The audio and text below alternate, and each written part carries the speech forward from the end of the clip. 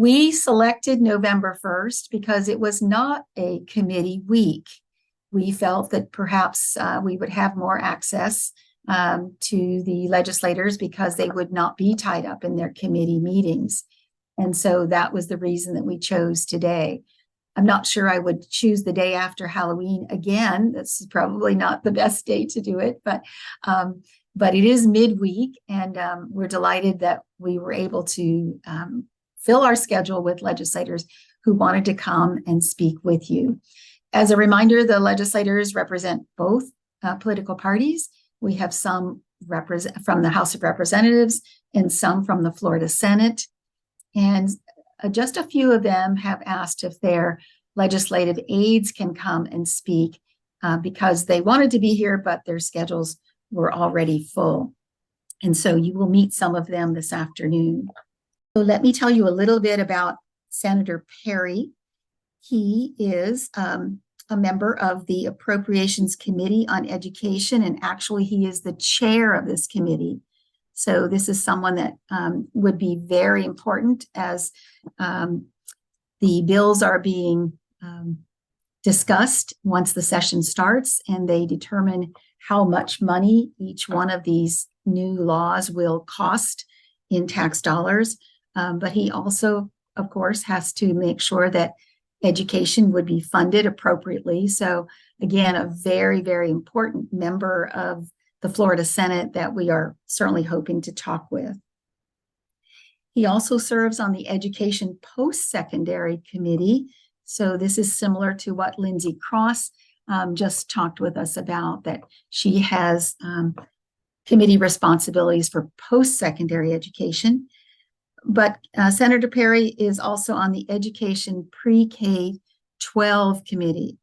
So he is very influential in determining those pieces of legislation which are going to be moving forward in the next legislative session. He is from District 9.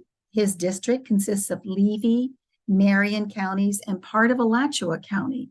So if you are a DKG member from any of those areas, perhaps Senator Perry is your senator, and again, would be someone that would be very interesting for you to schedule a visit with, either when he's home in his district office, or hopefully we will see him in Tallahassee when we go there in December. He does have several satellite offices, and those are in Levy County, in Bronson, Florida. He also has a satellite office in Ocala. So he's got a big, big district. And of course, he has his Tallahassee office. As many of you know, the governor has requested a special session, and that will be starting next week. So when the original calendar was filed, the legislators had their committee weeks scheduled, and the weeks they were visiting with their home delegations. But there are two, I believe now, special sessions that have been scheduled. And so that's going to consume a great deal of their time in preparation and then also in meeting for those special sessions.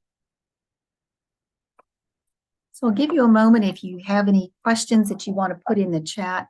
And Donna Heald will be monitoring that for us. And hopefully we'll have some time in a little bit to be able to discuss those questions. So let me turn it back to Carrie. And Carrie, do you have any updates on Senator Perry for us?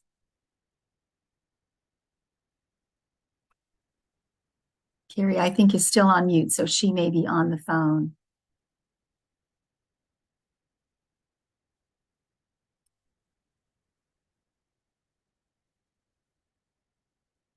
After Senator Perry, we are expecting Representative Patricia Williams. If someone wants to, let me see, if a committee member, Ruth, do you have a moment to just call her office and see if maybe she's available and would like to join us early? Vivian, hello. Yes.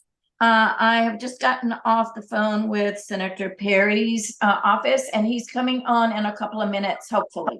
They'll call me right back. He's trying he ran over in his meeting, so he's trying his best to make it for a little while Okay, this time slot. Yes. Can you hear me? I can. Yes, thank you so much. You're welcome. So I should be getting a call momentarily as to whether or not he's going to be able to slip in. We just appreciate everybody's patience. We work really hard on scheduling these individuals. It takes consumes a lot of all of our time in making sure that the schedule meets everybody's needs. And unfortunately, things happen. We know how meetings run over, and that's what's happened to Senator Perry here. He's gotten a little tied up. So we just appreciate your understanding. I have been in touch with Missy, and as you can see, we are recording this meeting. And Ruth was absolutely correct that we ask the speaker to enlarge the screen so that we can see them as they're speaking, Vivian. Great, wonderful. And we can always go back to sharing the slides when we need to a little bit later. Absolutely. Absolutely. So we'll give him another couple of minutes. I'm waiting for this call. And then we'll carry on. I do want to, in the meantime, let everybody know that we have a slot this morning that it appears is not filled. There's a possibility someone will be joining us. But during that time, we're going to have some interesting information given to us by someone from the Florida Retired Educators Association. Their goals are pretty much aligned with those of DKG in that they work very hard for educators and any legislation that would improve the lives of particularly retired educators. I feel that most probably the majority of you are retired simply from the fact that you're here on the Zoom meeting today and not at work. Some of you may be at work and just taking a few moments during the planning time to join us. But they're working on some incredible bills. We have I'm a member of the Legislative Committee of FREA also, and we have a lot of contact with legislators as we strive to work with legislators on their bills that will improve all aspects of retired educators' lives. So we'll hear from someone named Linda Edson a little later, who is the co-chair of the FREA legislative team. So you'll want to be sure to be on at 10:20 if we do not have a legislator. She will share what's happening there.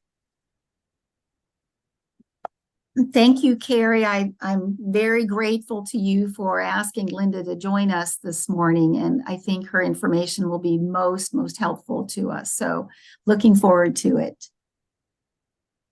Good deal. My phone is not ringing just yet, so I know this young man is trying really hard to reach the senator and to get him on. So yes. One thing I want to go back to what Representative Lindsay Cross shared with us, and just want to let you know that she is an environmental scientist by career, by profession, and but yet I think she really has her pulse on what's happening with education statewide. So I think she's going to be a good ally, and she certainly was supportive of our issues, and that's good to know. So we'll continue to stay in touch with her. One of the things that I want to recommend, if you, in your home districts, if you get knowledge of a town hall meeting with your individual legislator or with the legislative delegation, really encourage you to attend those. It's not only informative, but it certainly helps you to develop that personal relationship with a legislator. Representative Cross, her district is near where I live. She is not my representative, but I did attend her town hall just last week because I was very curious. Obviously, I knew we had invited her, and I was curious about what the content of the town hall was going to be. And it really was eye-opening in terms of the scope of her responsibilities. We are focused on education and women and children as a result of being a member of this organization. But the legislator has to be aware of so many different concerns of her constituents. So one of the most important things that she's working on, obviously, is they're still struggling with the result of the Hurricane Idalia. And so she responded to that conversation, and it was very, very informative for me. So I'm going to stop there. Vivian, Senator Perry is waiting. I do see him. Thank you very much. Yeah, good morning. Sorry, I was on another Zoom call that went a little longer than I thought. That's quite all right, Senator Perry. Thank you so much. We certainly do appreciate that you have joined us this morning to meet with members of Delta Kappa Gamma. And we're delighted that you are finding this time in your very, very busy schedule. We know that. I'm Vivian Posey. I'm chair of the State Legislative Committee. My co-moderator this morning is Carrie Fry, who's the executive director of Delta Kappa Gamma. And we are anxious to hear from you about your plans for the 2024 legislative session. We've invited you because you have committee responsibilities on a number of committees, and including being chair of the Appropriations Committee on Education. So we know that you have a great deal of influence in these areas that our members are most concerned about, and that is women, children, and education. So I'm going to open the floor to you. Our time, we're going to try to stay on schedule, but we want you to have plenty of time to talk to us about what you are proposing and what you expect from the upcoming legislative session. So good morning. Good morning. Well, good. We're going over what we file as bills. We're kind of reviewing all of that now. So we're looking at stuff that we've done the last couple of years that have not succeeded, and finding out if we want to refile those bills and then go back into new stuff that comes every year from different groups and organizations that want to get stuff done. So, we do a lot of work. Most of the stuff that we file is not bills that we think about. It's that someone brings to us and said, hey, here's an issue. Obviously, we're not, I'm in the construction world, so I know what issues affect me in the construction world, but I don't know what issues affect other people in their profession. So really try to have a listening time and information gathering to find out what are the issues and then how can we help with policy. Certainly from an appropriations standpoint is always about funding. Well, I represent the University of Florida in this area and Santa Fe College and another state college, Central Florida State College. Higher education takes a big chunk of money, but my goal has always been investment in early childhood education. And if we don't invest in early childhood education, there's hardly enough money to try to make up for that for certain individuals who just get left behind. So having an increase in funding for those kind of programs. We were yesterday at a meeting for a program. It's not affiliated with the school board, but it's indirectly affiliated with the school board, dealing with kids from 6 weeks to 4 years of age, trying to give them a chance at growth, both in social growth and certainly academic growth. So my biggest policy in the past has been music in elementary education, where we've got I did a 3-year pilot program.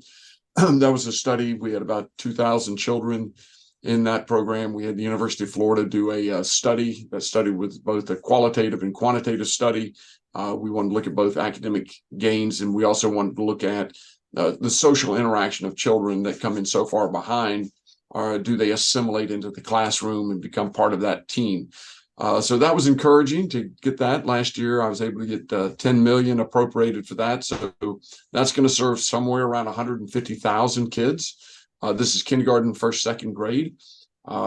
which is a great step. Although my goal is to have that statewide, so every child in the state of Florida in the public education system has an opportunity to have music and then in other forms of art involved, integrated into their education. So I think those are critically important for long-term success. We tend not to think about long-term success or not success. We tend to think in yearly budget cycles or 2-year election cycles. And so I think it's really important that we look 5, 10, 15, 20 years down the road. What are we doing today? So those have been the things that we've worked on with my staff and had pretty good success, but we're going to keep pushing the envelope and try to get some more funding and more success in those kind of areas. So those are the main things. Obviously, I've seen your list of stuff that you have, and kind of want to talk to you about your issues and how can we work with you on some of these issues that you have before you. So I'm gonna let you guys kind of take it from there. Thank you, Senator Perry. And you have spoken with us, I believe, when we visited Tallahassee and talked a little bit about the music program. And yeah, we really are so pleased that you are providing resources in that area, and especially for your support of the pre-K student population, which, as we know, is critical to success. Mm-hmm. So maybe you can talk with us a little bit about school safety, since that is an issue that seems to be coming back year after year from teachers. We are concerned. We want the schools, obviously, to be as safe as possible without being off-putting to parents and members of the community that are coming to volunteer. Do you know if there are some any movement this year into making the schools even safer than they have been in the past? And again, we're concerned about firearms and do not, of course, want any serious tragedies to ever occur again in the state of Florida. So if you can speak to that a little bit, that is one of our issues, and we would appreciate that. Thank you. Yeah. And one of the things we also did last year, and I think you're going to see a lot more of it this year, is one of the things we had pretty major changes to the FEFP on how schools could spend their resources and their money. So we took a lot of the categoricals and collapsed those and said, hey, schools, here's the money that we're going to give you, and you can have more flexibility to spend that money how you see fit. Now, on the school safety and school hardening, that was not a categorical that we wanted to shrink or to collapse. We want to say we want to give you money, and we increased that funding by quite a bit on the school safety issues. And but we wanted to make sure that schools were spending that money on school hardening and school safety issues. So we increased that quite a bit, and we said no, we're as much flexibility and freedom we want to give the schools. We still wanted the school safety and school hardening to be kind of have some oversight from the state. Not directly related, but on the categoricals and shrinking that, again, this year, you're going to see some pretty major legislation. I believe we're going to get some stuff done that's going to say, look, we want the teachers and the schools to be creative and use their skills and talents in the education of children. So we need to be a little bit flexible and let them. It's hard for us to say, hey, make the kids creative, but we're going to restrict you on how you do everything. So I think you're going to see a lot more moving down to a local level on some of the responsibilities and some of the rules and stuff that we've imposed in the past, that we're going to be removing that. School safety, we're going to continue to fund that, but that's probably one that we're going to keep a lot of oversight as well. And there's some rationale behind that as well, not just spending the money, but having oversight on how do you have a state system that's consistent, but also there's some economies of scale in design and procurement and some of the other issues that we think could probably be a little bit more helpful for the entire state of Florida. So allowing the school districts to have the flexibility, I think, is that what I'm hearing you say, that with some of this funding, because the districts often are very different in their needs, in terms of school districts in North Florida and school districts in perhaps in Miami-Dade have different needs. Is that what you're hoping to see?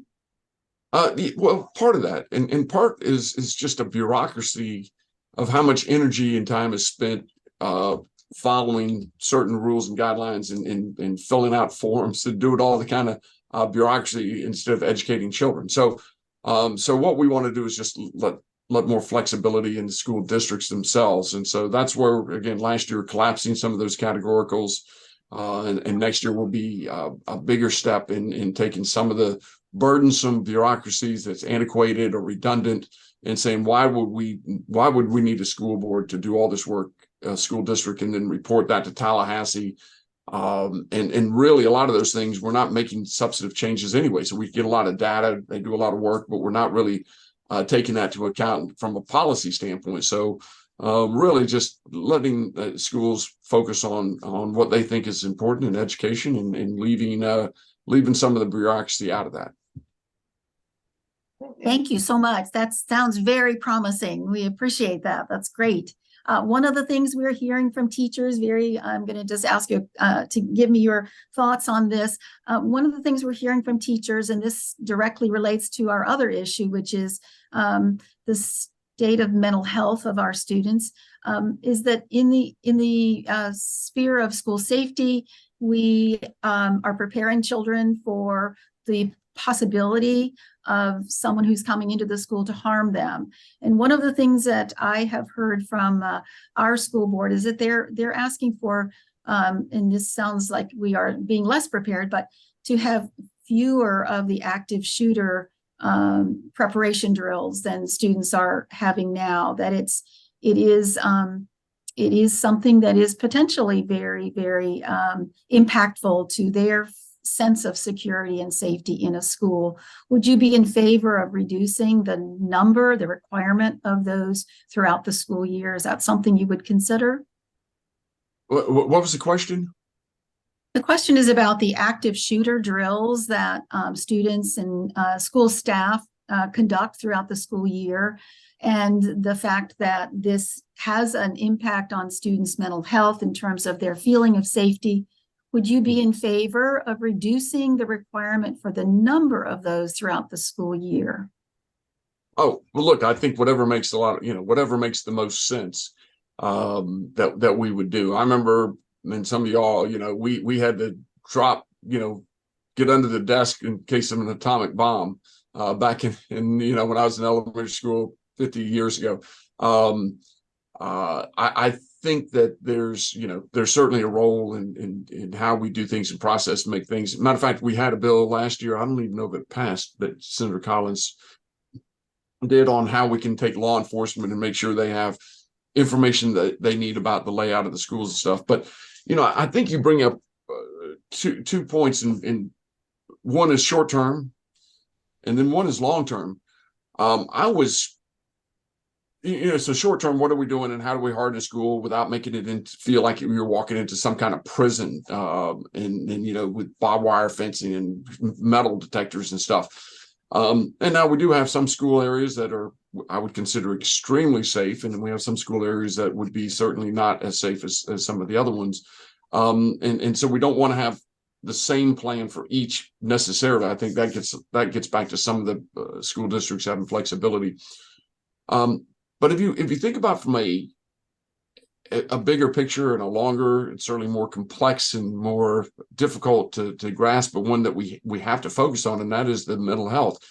When I was first elected, I think it was my second year or third year, I served as vice chair of children and families, and watching the rise in Baker Acts and Marchman Acts of children being committed involuntarily into psychiatric treatment was astounding. If you look at this trend line, it's a pretty appalling data point that we have, that so many children are suffering these issues, and we got to look at what's changed and what is changing. Matter of fact, a separate issue, I think, and I'm hoping people get on board. We've had medical marijuana in a while. You have recreational marijuana, you're going to see a rise in mental health problems that we can't even, that are going to be pretty draconian, in my opinion, that we're not going to have the resources to deal with. And I'm hoping that we defeat that in the ballot. I don't believe people realize if you look at these other states that have implemented, you look at youth, the rise in mental health problems, it's pretty clear in some of the states that have already legalized it as recreational, not supposed to be used by minors, but it is and will be, and it will be abused by minors. And that's I tell people, where I grew up, my mom still lives in the same house. We are on the corner of Terwilliger Elementary School, where I went to elementary school. And in the fall festivals, we would carry, we didn't have any guns in our house, but we had a neighbor with shotguns. They hunted all the time. We would go to their house, which was right next to the school, and we would take their shotguns and we'd walk across the school property to the fall festival and do a turkey shoot on the school property. You can imagine that's something that would never be thought of today, but that was a normal thing, and we didn't have these problems. So we have an immediate issue of how do we protect children, their mental health, their physical health.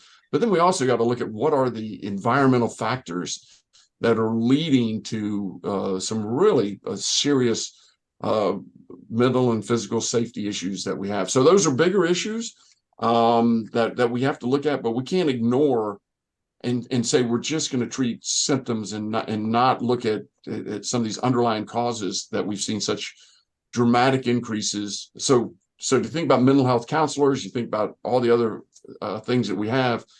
The best thing for a child is never to be in that situation where we have to provide that, especially a Baker Act, which is about the most serious thing that we can do to a child, is to involuntarily force them into psychiatric treatment. So those are bigger issues that we're looking at, I think, but we absolutely owe it to these kids that we look at these environmental factors that are contributing.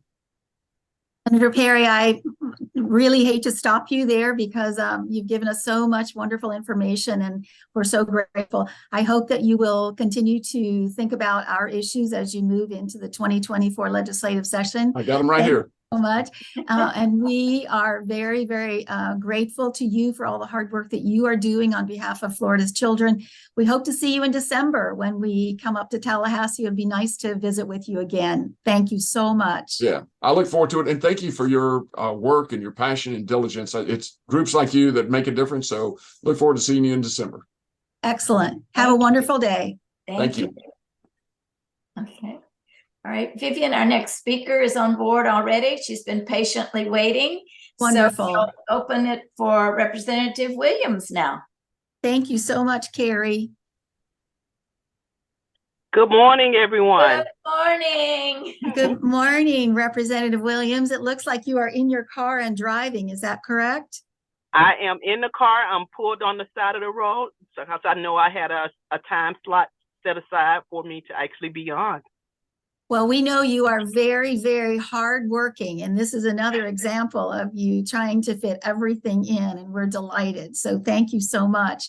We have an audience waiting to hear from you, but let me just say to everyone as we introduce Representative Patricia Williams from District 98, that she is on the Education and Employment Committee. She is actually the ranking member on that committee. And she is also on the Pre-K-12 Appropriations Subcommittee, another important committee, and she serves on the Children, Families, and Seniors Subcommittee. So, wow, we need lots of time to talk with you this morning, but we want to keep on schedule too. But I'm going to turn it over to you to talk a little bit about the legislation that you are considering to push forward during this upcoming session, which we know doesn't start till January, but you're on the job already. And again, just thank you for joining us this morning. Thank you for having me, and I appreciate you giving me this opportunity to just give general information. I am pushing the legislation we just passed the year-round schooling, which is optional for the schools that's going to be chosen. According to the layout, it will be 5 schools that will be a pilot program for 3 years. I spoke to the Department of Education about the bill itself, and they just sent out surveys to each one of the counties to try to find out who is actually interested in that. I really don't know exactly what it's going to look like, but I am pushing to enhance the year-round schooling. For teachers that would like to take advantage of that so they don't have to go out and get an additional job during the summertime, this will give them additional time to spend with those students that's struggling. Currently, less than 40% of our students are on grade level by the time they reach third grade. So those children that's actually struggling, the year-round schooling will give additional time for assistance that may be needed. Excuse me. I would like to put in place additional incentives for those teachers. For an example, we know there's a struggle right now for housing projects. People are struggling to make sure be able to have a place to live. They're struggling to pay their bills. The program I would like to push forth is additional incentives that will help our teachers. We talk about mental health. Some of our teachers need additional services in place also. Our students right now is at the point where they don't feel they don't listen to the parents, they don't want to listen to the teachers, and they're taking over. We need to put things in place for our teachers to help them in any way that needs help to educate our children. I spoke to the Department of Education, and I'm waiting to hear back from them on how we're going to actually enhance this, the bill that was passed. Working hard with the Department of Education, working with my school board. We have several problems in our educational systems right now. And being able to be a voice at the table for each one of the committees is very important for me. So at this time, I'm going to stop and see if you have any questions for me. Well, of course I do. But thank you. I'm excited about that proposition of year-round schooling, and delighted to hear that it's going to be put forward for several or for all counties to be able to apply for this. I know that we've had opportunities to have year-round schooling in certain districts over the years, but it's nice to know that the Department of Education and the legislature are really looking at that as one solution to the problem of helping our students catch up with their education. I also appreciate your emphasis with the mental health of teachers and educational staff. The staff members often get overlooked in these areas, and as we know, they are the boots on the ground in making sure that the wheels on the educational train stay on. So we don't want to leave them out of consideration for mental health services. We know that mental health clinicians are hard to find and also very expensive, I understand. So what can we do as a state to increase access to mental health services that do not stigmatize our educators and our school staff, and to make this seem as something that is easy to access, that isn't out-of-pocket expenses for them, which sometimes is a barrier to requesting. The mental health issue comes up over and over, year after year, among our teachers that we poll to pull our issues together. So can you speak about that and whether you think the legislature will be expanding mental health services for educators and staff this year? Well, I also have the pleasure of serving on our Health Innovation Committee. So my discussion will be with the chair, how can we actually put something together that will actually recognize the problem that our teachers are having?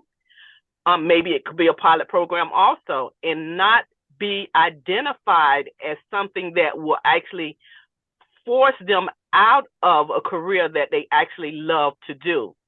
A lot of times we have problems that we can prevent from escalating if we step in and give help that's actually needed beforehand, but we don't have anything in place right now.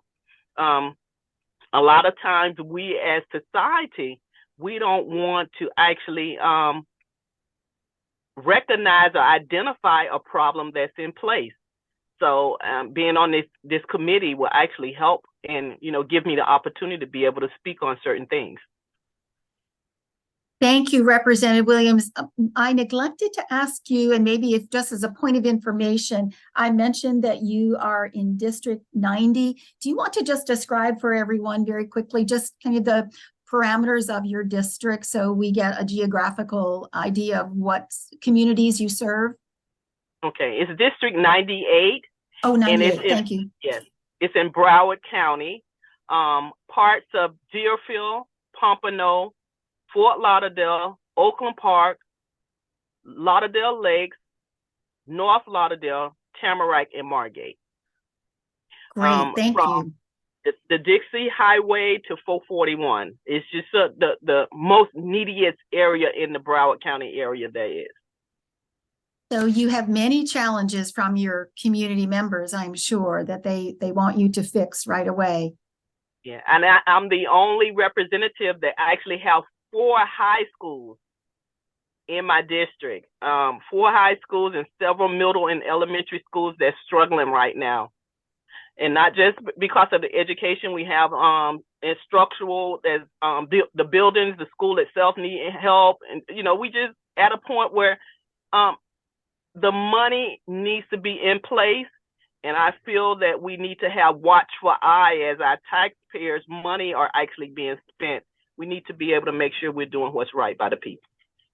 Thank you so much. And just a quick question, did you receive our 4 issues that have come from our members this year? Didn't hear you, did I? So we sent a 1-pager to you, but then we also sent documents that are a little bit more specific with our recommendations. Yes. I did receive that. Yes, I did. Great. We're not going to ask you to respond to each one individually, but just so you know, these are the types of things that teachers are telling us that are certainly most critical to them, and they're looking for assistance from the legislature and also from their local school boards as well. So thank you for all you've done in the past to help the local school districts have the flexibility and the funding to provide the services that teachers are asking for. And we hope that it will continue. I think the need is expanding rather than declining. And so we are going to need to see this level of funding for educational projects to address mental health and student behavior needs and their academic needs as well. So I'm going to turn it over to you for maybe just a closing statement that you'd like to provide, and then to let you know that we'll be in Tallahassee in December. And we certainly hope that you would meet with our DKG members then, so that we can, as we get a little closer to session, it'll be a wonderful thing for us to get to meet with you again. Well, I want you to know my office doors are always open for us to have a discussion. Anything I can actually do to help our school system, help our teachers, to help our students, I'm open-minded and willing to do. So thank you for giving me this opportunity to be a part of this discussion. We appreciate you, Representative Williams. Keep up the good work for us. And please feel free to reach out to Delta Kappa Gamma if you need additional information, or if there's anything that we can do to support the initiatives that you're currently working on. Thank you again. Have a pleasant day, and we look forward to seeing you in December. Okay, bye-bye. Bye now. All right, so I hope everyone enjoyed hearing from Senator Perry and from Representative Williams. I very much appreciate the specificity with which they addressed some of our issues. It's great to know where they currently are standing on some of these important issues that teachers have brought forward. And it appears that we have some good supporters in our corner, and that's great to know. Very comforting. Carrie, I'm going to turn it over to you now. The schedule is showing that we have a time that we were going to provide some information to our members about FREA. And are you going to introduce Linda Edson to us, or are you going to be speaking about this yourself? No, I'm going to introduce Linda. There she We're is. delighted that Linda is on this morning, and to be here to speak with us. I'm going to get a big groan on this because Linda is as big a talker as Carrie almost. So so we'll have to hold up the stop sign to Linda, but she knows that already. So she has a lot to say. Linda Edson is, as I said a little earlier to those of you who are on, co-chair of the Florida Retired Educators Association Legislative Committee. And I did not see that George Ellis was on this morning because I was going to ask him to say a few words as well, as he's the co-chair of this committee. Interestingly, Linda is in the Tallahassee area and George is down in the Miami area. So they cover the state as far as locale of their representation up and down. Linda, we heard that term a little while ago of boots on the ground. And I'm telling you, she is our boots on the ground in Tallahassee. She lives in Tallahassee. And as a result, I'm pretty sure practically every senator and every representative knows Linda Edson. She is at that Capitol more days of the week than she's at home. And she's in and out of those offices fighting for all that she can to make our lives as retired educators better. So with that, Ms. Linda, I turn it over to you. And Linda, what we would like to hear from you today is our list of issues. And then if you would expound a little bit more on especially the COLA one. Got you. Thank you, first of all, for inviting me. And I love being on your videos and listening to everything that everyone is saying. I'm impressed you got to speak to Senator Perry because he's one with a lot of influence at the Capitol. So if you'll look in your chat, I put our 4 major issues that we're dealing with this year. I put them in the chat. It wouldn't take all 4 at once. So you'll see 2 chat things. And what we do with FREA is more of a retirees and things to help, issues that will help education through the retirees. We're focusing on retention of teachers and recruiting teachers. 10 years ago, I spoke in front of the House and the Senate, and I told them they are getting ready for the perfect storm in education. It's here. I said when I went to school, women could be secretaries, nurses, or teachers. That was our choice. So you had a large pool of teachers. And I'm sure a lot of you that are retired were also in that same situation. You had 3 choices of a job. Well, now women, thank heavens, have the world open to them, and they don't have to go into education, nursing, or secretarial work.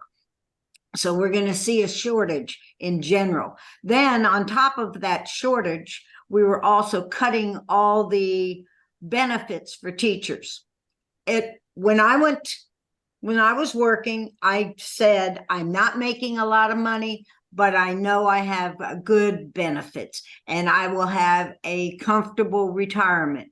Well, they can't say that anymore. So why? I asked a lot of the legislators, I go in and I say, if I graduated tomorrow with a degree in education, give me 3 reasons I should teach in Florida. I'm not getting any answers from them. Therefore, there's a problem because they should be the ones to come up with the answers. So we came up with a few solutions to help improve the quality of teaching in Florida. And if you check your chat, number 1, reinstate the COLA, the cost of living.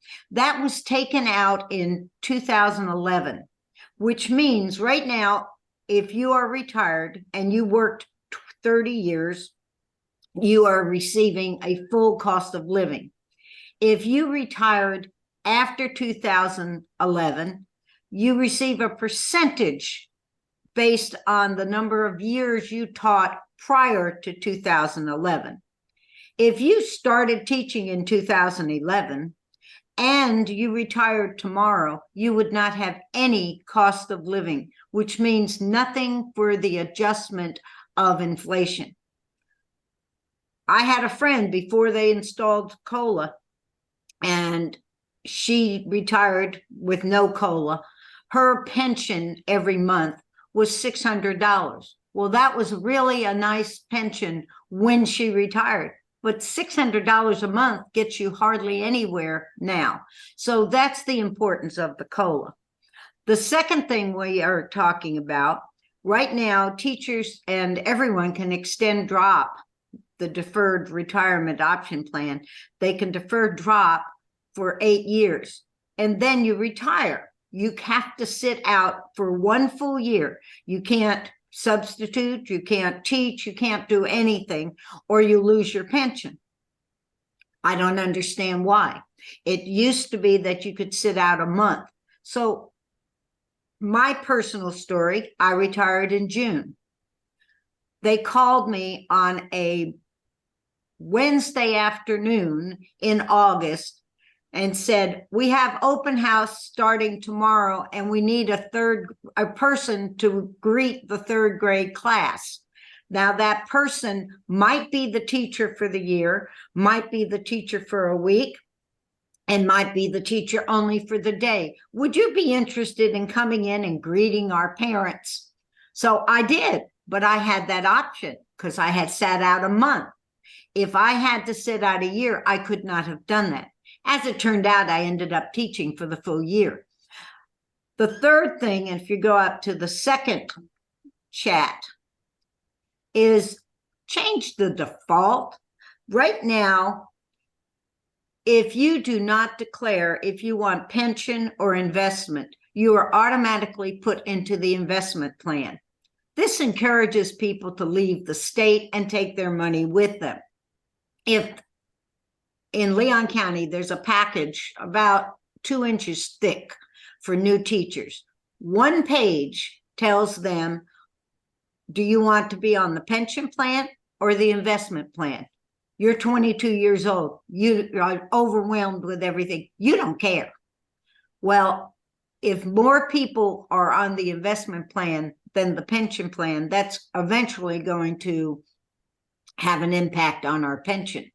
Plus, a lot of people stay in teaching just to be vested and keep the pension plan because we have one of the best pension plans in the US. So my encouragement is to go back to the default, which means if you don't say I want pension or investment, you automatically get put back into the pension plan. That would encourage people to stay in the state and not to leave the state and take their money with them. If you're in the pension plan and after 3 years you decide to move to another state, your money stays with the state of Florida. I don't see where that hurts the state of Florida, but some investors make money on our pension plan and investment plan, so we'll leave it at follow the money. Another issue that we're coming up with is the new teacher salaries are well needed and high, but some of the teachers have been teaching 15 years and they're at the same salary level as the brand new teacher that came in. We need some way of compensating the teachers who are veterans. So I came up with the idea, let's pay everybody $500 for each year of service, in addition and included in their salary. So it's not a bonus. And it's to be paid for by the state. And if I'm correct, Senator Perry said he had received $10 million for a program in his little area. Well, we could use that $10 million to help pay teachers. And my theory is give teachers $500 for each year of service. So if you work 5 years, you get a pay increase of $2,500. If you've worked 10 years, you get a pay increase of $5,000. If you worked 20 years, you get a $10,000 pay increase. This will put you above the brand new teacher. So those are some of the issues that the Florida retired educators are working with. Jan Bennett, she's somewhere on this group.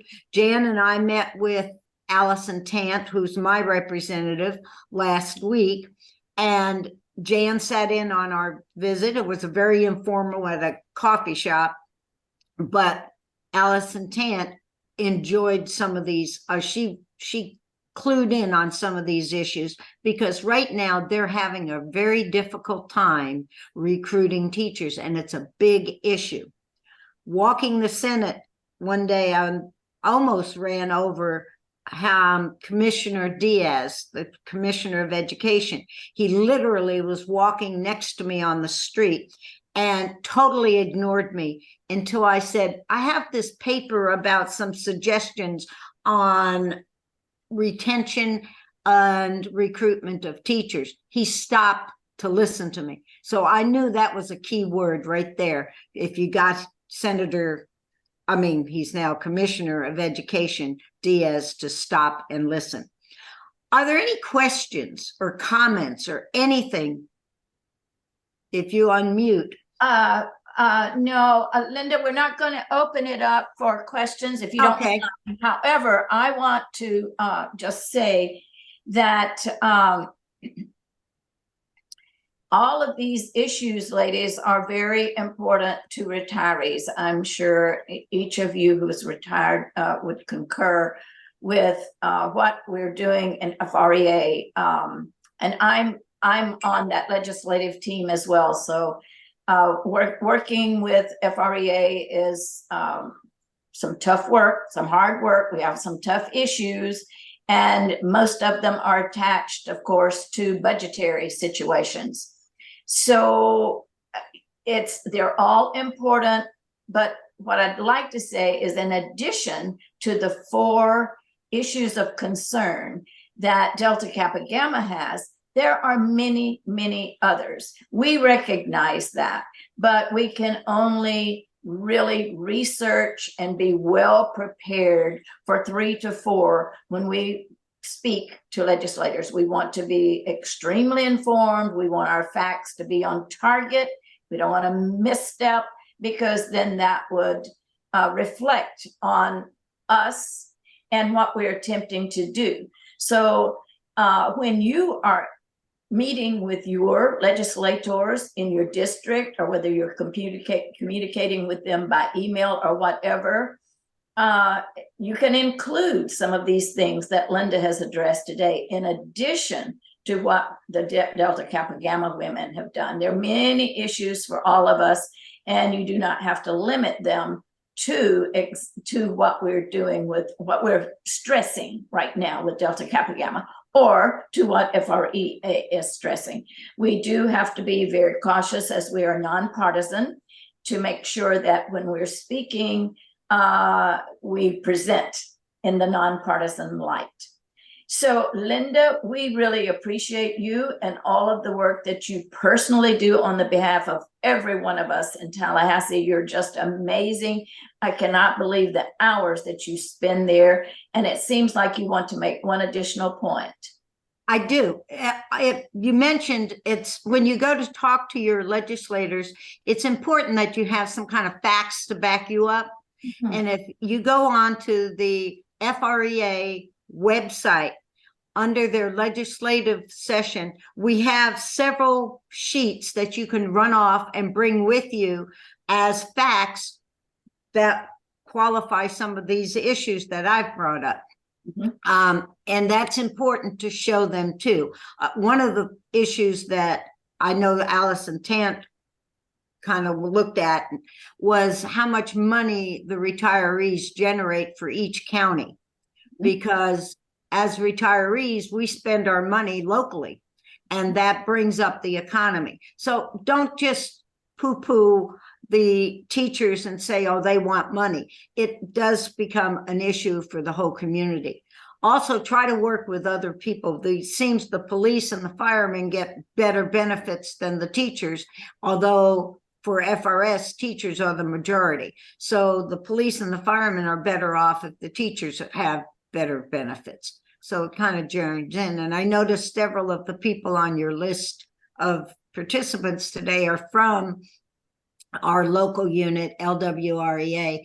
And this week we're hearing from our superintendent of schools.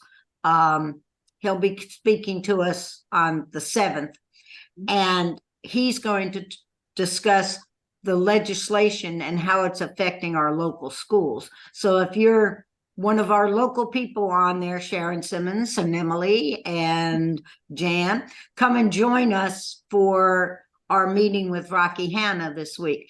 Also, try to keep in touch with your local people as much as you can. That's very important to whatever your issues are. Your local legislators are important. They want to hear from their constituents, which is every one of you has somebody that you vote for.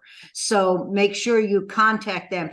I know Carrie has stories she can tell about people who don't want to talk to people who can't vote for them, but they do want to talk to people if they do vote. That is exactly right. Linda, thank you for everything today. Thank you. Being a constituent of a legislator bears more weight, definitely. But let's get our thoughts out there, ladies. I do. Thank you again, Linda. We appreciate you. Thank you. I did not see Representative Franklin on just yet. Vivian, I'm looking and I do not see anybody from that office. So I'll turn it back to you now, and I'll keep looking for somebody from that office. Okay, very good. And if we need to, we've been reassured that Representative Franklin has a legislative aide that is very influential and very important. So, and we might be able to contact her if we need to. I just want to follow up for a moment on Linda's presentation to us. Her work directly relates to one of our 4 issues, and that is teacher recruitment, but also retention. And so we can't just think of this as just, I do see Representative Franklin here now. Oh, he's there. Yes, he is. Just one final thing, and then we'll welcome him. But I do want to kind of make a point that there are many of us here today and in our organization who are retired. But many of us are practicing educators too. Even though we're eligible for retirement, we continue to want to do the work that we love. But also we need to think about our own children and perhaps grandchildren who are in the field of education. And Linda's work is going to make their futures even better. So we need to support FREA as much as we can and stay in touch. She's a font of information for us. Thank you for that, Vivian. Thank you. We would really appreciate it. Become a member if you're not. We need the help too. So we want to say good morning to Representative Franklin. Can you hear me? Good morning. Good morning. Good morning. Good morning. Thank you for spending part of your very, very busy day with us. Let me just make a few words of introduction. My name is Vivian Posey. I'm chair of the State Legislative Committee for Delta Kappa Gamma. I think this might be the first time we're meeting with you. We hope it will not be the last. My co-moderator is Carrie Fry. You will see her and hear from her as well. And she is the executive director of the Florida Delta Kappa Gamma State Organization. I know that you may have received some of our background information, so you know that we're an organization that's nationwide and even international. But we have many, many Florida chapters and from all around the state. So let me introduce, this is Representative Gallup Franklin. He is from District 8. And perhaps you can tell us a little bit about the parameters of your district in just a moment. But he is on the Education and Employment Committee. He is on the Education Quality Subcommittee, another reason why we invited you today. So thank you. But he also serves as a member of the Higher Education Appropriations Subcommittee. So we have many, many questions for you, but we want to turn the floor over to you first. to tell us a little bit about what you are thinking about and proposing for the upcoming legislative session, and a little bit more about your district. So thanks for joining us today. Yeah, thanks so much for the invite. It's a pleasure to be here. Always enjoy opportunities to talk to folks from across the entire country about issues that are challenging, our state and how we can help move the education needle forward just a little bit. I'm Gallup Franklin. I'm a pharmacist by trade. So went to pharmacy school. I actually worked as a pharmacist and still do now, up to date. I'm involved in higher education a little bit. I've been a college professor now, been teaching classes for about 4 years. We're also oversee the curriculum committee at the College of Pharmacy at FAMU here in Tallahassee. My district is really anchored in Tallahassee, but we also have one county west of us, which is called Gadsden County. And so that's each rep, as you guys know, we represent about 175,000 people. And so our district, luckily, there's such a large population in Tallahassee that we don't have a lot of different counties, where I know there's reps in this process that have sometimes nine counties, and that's got to be difficult to manage and serve such a large geographic difference. So naturally in Tallahassee, I'm sure you guys know, we have two large universities, FAMU and Florida State. We also have a fantastic community college infrastructure here at Tallahassee Community College, which ranks very, very high. And like I said before, FSU does really, really well in the rankings, and now FAMU is doing well in rankings as well as the #1 public HBCU, and also now ranked 91st of all public universities in the entire country. My background is really healthcare, education, real estate, business is kind of where my interests have been so far, and where I have, I would say, professional experience in. But I've really enjoyed learning a lot about environmental issues so far in the process, as well as, of course, judicial issues so far in the process. And so it's been a great experience for me. We had a good first session. We actually brought home record funding for our district in our very first session. And so that was something that I was excited about. And that was just based off of even previous relationships we had built before serving, luckily. And then also the way that we worked on building relationships so we can be effective in the process. As you know, I am a Democrat. And so currently we're considered the super minority. But what I've learned is relationships really drive the process. And so even though you might not can get everything that you want out of something, at least oftentimes you can have some sort of a input in when it comes to policy that's being crafted within the process. And so that's kind of a little bit about myself and what we've been focusing on this upcoming session. We have quite a few things in bill drafting. We have two bills filed so far, but the space that we're looking at is healthcare, education, of course, a little bit of the property insurance. As you know, property insurance impacts small businesses, everyday folks who have homes, and even impacts our education system, because as you know, every school district and every school also has property insurance that is increasing in costs, 2 to 3 times what they paid just a few years ago. And so that impacts the bottom line.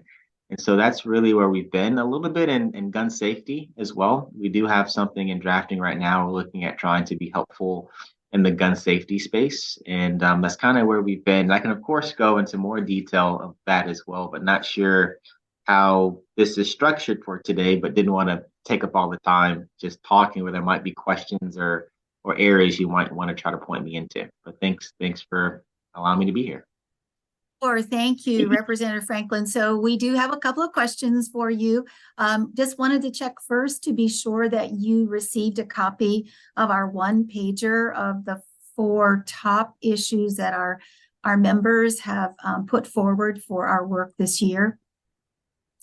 And also, we did send those issues in a separate document with some of our recommendations. So we want you to know that collectively, our legislative committee works with their chapters throughout the state to try to bring some recommendations for addressing the issues that our teachers have brought to our attention. So we'll just I want to just be sure before I ask you any questions, I don't want to put you on the spot with anything specific, but just so you know that what we bring forward is the collective views of the members of our organization throughout the state. But I like that you did mention that you're working in the area of school safety, because this is something that obviously we are concerned about. We hope that there will never be another tragic incident in Florida in a school setting. And so we know that there has been funding for hardening the schools, but we're also concerned that the safety issue and the mental health issues really do go hand in hand.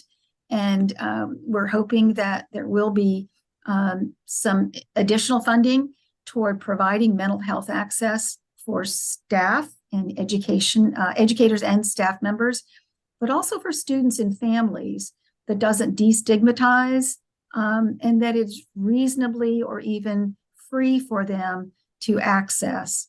So if you have any specific thoughts on that you want to share with us about mental health and improving what we're doing here in Florida, not only for educators, but for students and their families.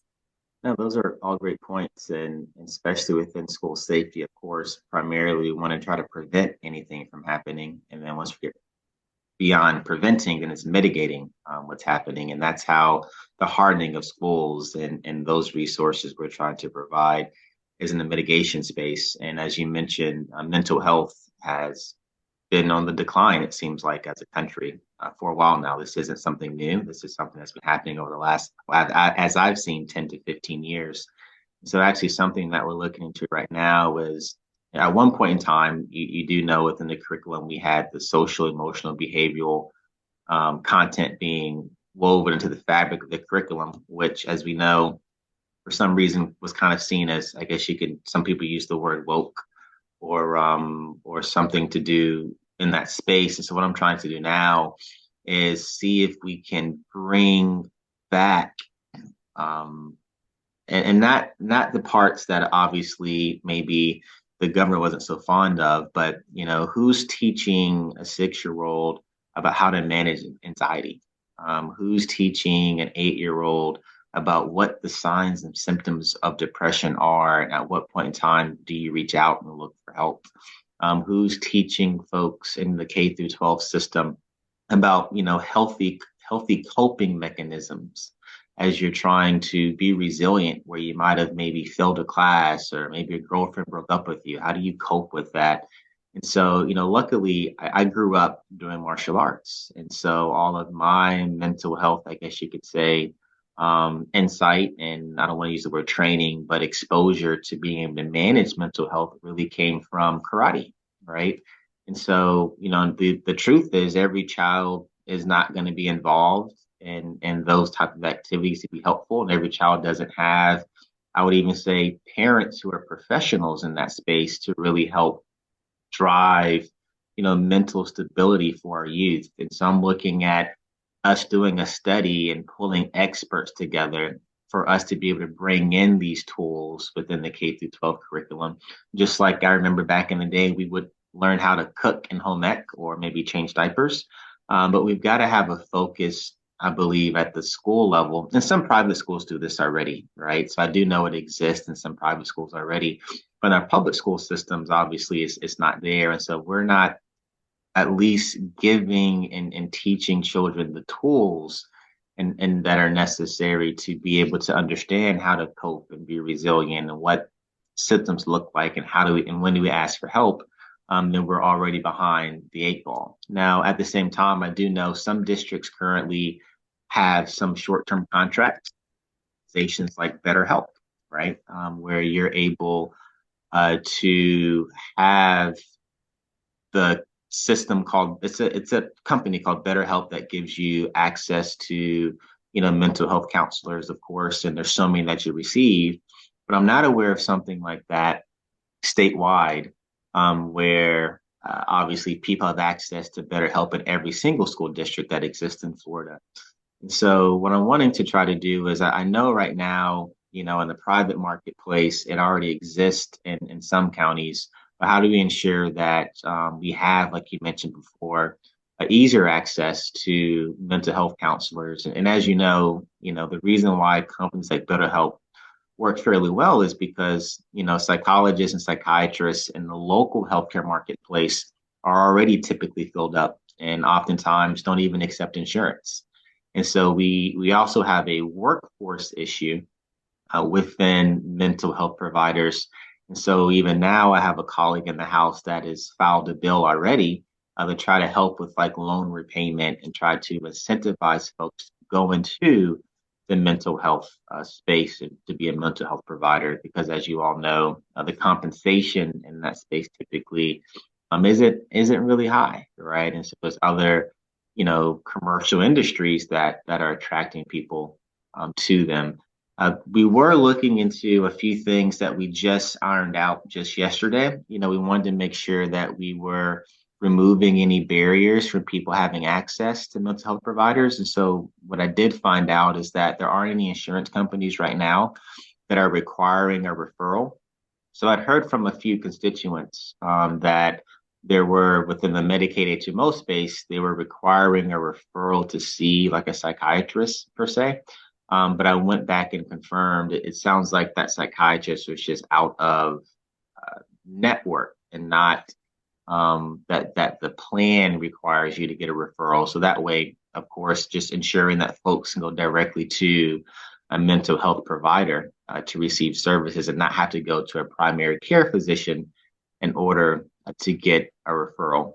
So those are some of the things and conversations that I've been having and am also working on to try to help us within this mental health space, which I think is going to take, all of us working together. And of course, it's going to take a while for it to, have the impact that we're looking for. But obviously, our biggest threats, I believe, is social media is one of them. And the way that children obviously are being engaged in social media is causing some mental health issues, and even adults. I mean, I have adult friends that because of social media might get depressed, right? Back in the day, you weren't able to know or see maybe how good, I'll use the word, someone else's life might be. And one thing that social media does really well is people are able to act, right? And to promote all the great things in their lives, which oftentimes can make other people feel like, their life might not be as good, or their relationship might not be as strong, or their marriage might not be as healthy.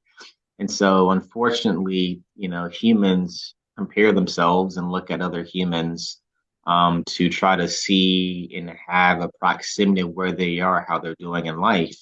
And what social media has done is really exploited that competition that people naturally have in life. And so when someone buys a new car, now someone's asking, well, am I doing the things I'm supposed to do to kind of keep up with, friends from college? And so social media has truly been a cause, I believe, to our decline and our exposure, and the reason why I realized that is I've traveled some, and I've been across the entire world, and I've been to areas and regions where kids barely have clean water and are just dirt poor, and they're still running around happy, right? And the reason why they're still running around happy is because that's all they know, and they still have love from their parents and their community, and they don't know that they're poor. They don't know that they're living without, and because of that lack of knowledge, that lack of exposure, they're happy, kicking rocks and doing cartwheels. And so even though I think it's fantastic, for our society, which is considered a first world society, to have access and exposure, oftentimes it creates, doubt and depression and lower self-esteem, because we're always wondering should we be in life, and what should we be accomplishing, and things that we should be doing. And so I think we have a lot of work to do to try to protect the youth as well from social media in a way, to make sure that the brain is fully developed. Because there's studies that show the amount of dopamine and serotonin, which are chemicals in the brain that fire off based off of things that are seen and experienced through social media or YouTube. And so we have a lot of work to do.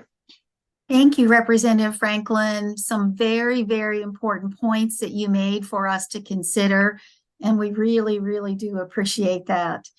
We want to be very conscious of our schedule and of your schedule for the day. So I don't want to take more time than you've been so kind to give us. So I'm just going to remind you that we will be sending some members to Tallahassee in December, and hopefully we can continue this conversation with you then. Just a final request for you as you are really delving into this important need of mental health services for our families and our educators is to protect the role of the guidance counselor in our schools, and to make sure that that person is not expected to be a mental health clinician, but the guidance counselor has a very, very critical role as a first responder to children and families that are in need of further services.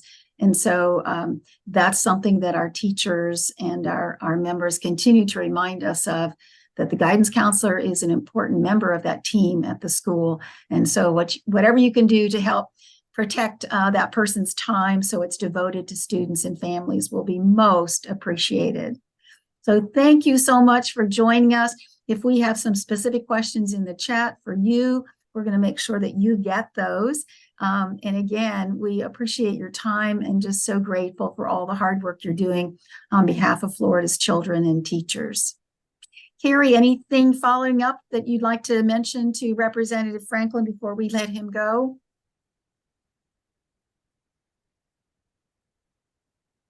I think you're still muted, Carrie.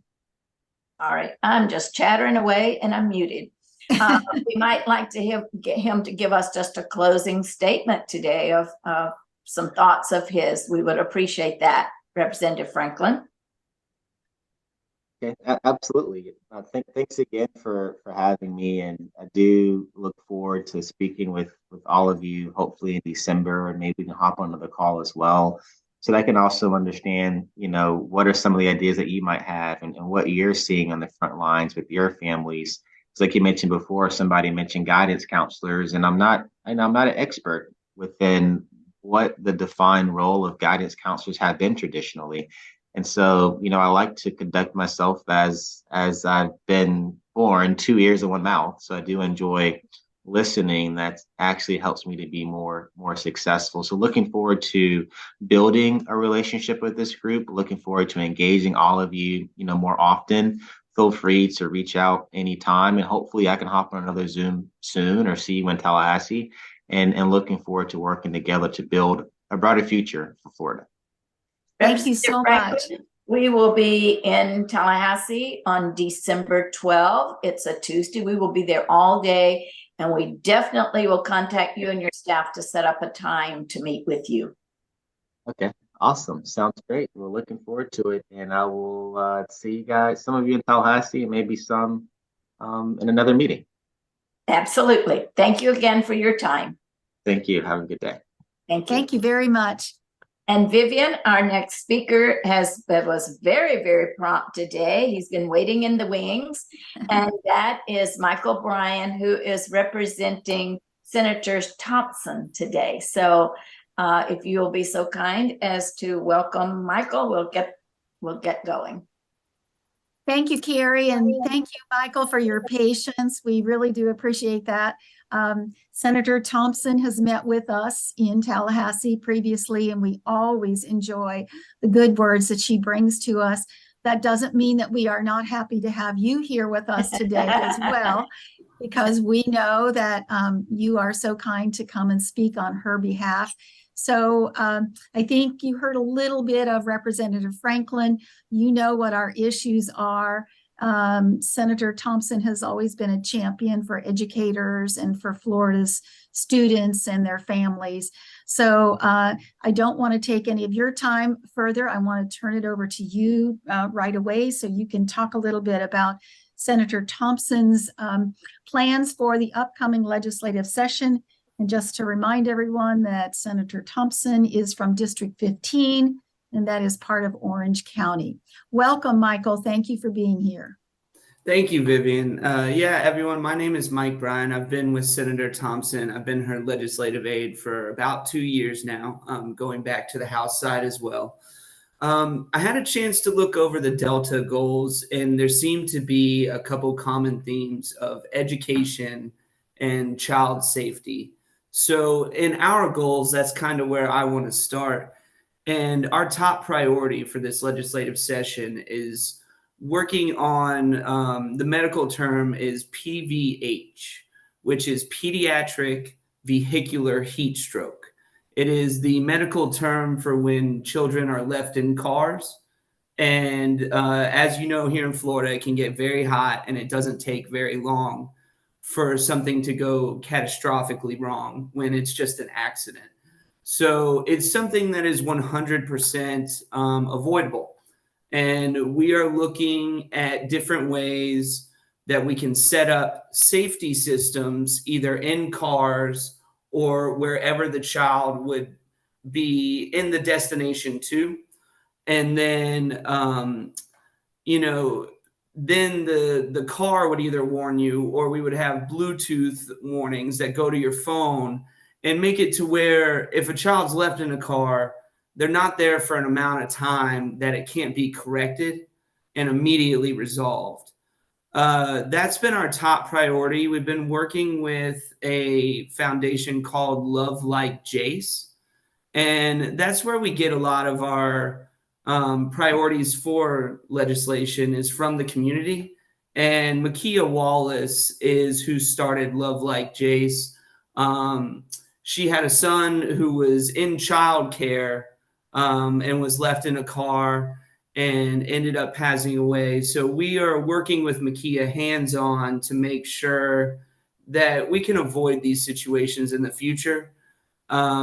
Secondly, on our list this has been going on for a while, but really all summer, and I'm sure everyone in here is familiar with the Board of Education standards for African American history. We've been making as much publicity about this as we can, that we sit on the African American Task Force, African American History Task Force, but the teaching standards we were not aware of until they were being voted on. So we are trying everything we can, and we have a petition going around right now that we have a couple thousand that have already come back that we are going to deliver to the Board of Education, and we're going to try and get those. We can't be taking steps back when it comes to history and, you know, making history comfortable just for the sake of being comfortable. You know, if we don't follow history, we're bound to repeat it. And from there, a new task force that we've been on is the African American History Museum Task Force. And we were lucky enough that Senator Thompson was voted the chair of that task force. And it has been, it was quite the surprise at first. And we were very happy to be there and very honored that, you know, that everybody looked at Senator Thompson and said, you know, she's got what it takes to get this museum going the way it needs to go, especially with the Wells built here in Orlando, which is the museum that she founded on African American history and culture. And then another bill that we're working on that we've worked on the past few years, but we're really excited about this one because we have some new players on board that we think we might be able to get it to go farther than it has before. And that's our elections bill. The elections bill gives equal access to elections. It makes it to where election day would be a holiday. So that, you know, right now I believe it falls on a Tuesday every year. And a lot of people, especially in Orlando, in the hospitality industry and everything like that, they're working. And, you know, it's hard to get a day off in that industry to go vote. It directly affects your income.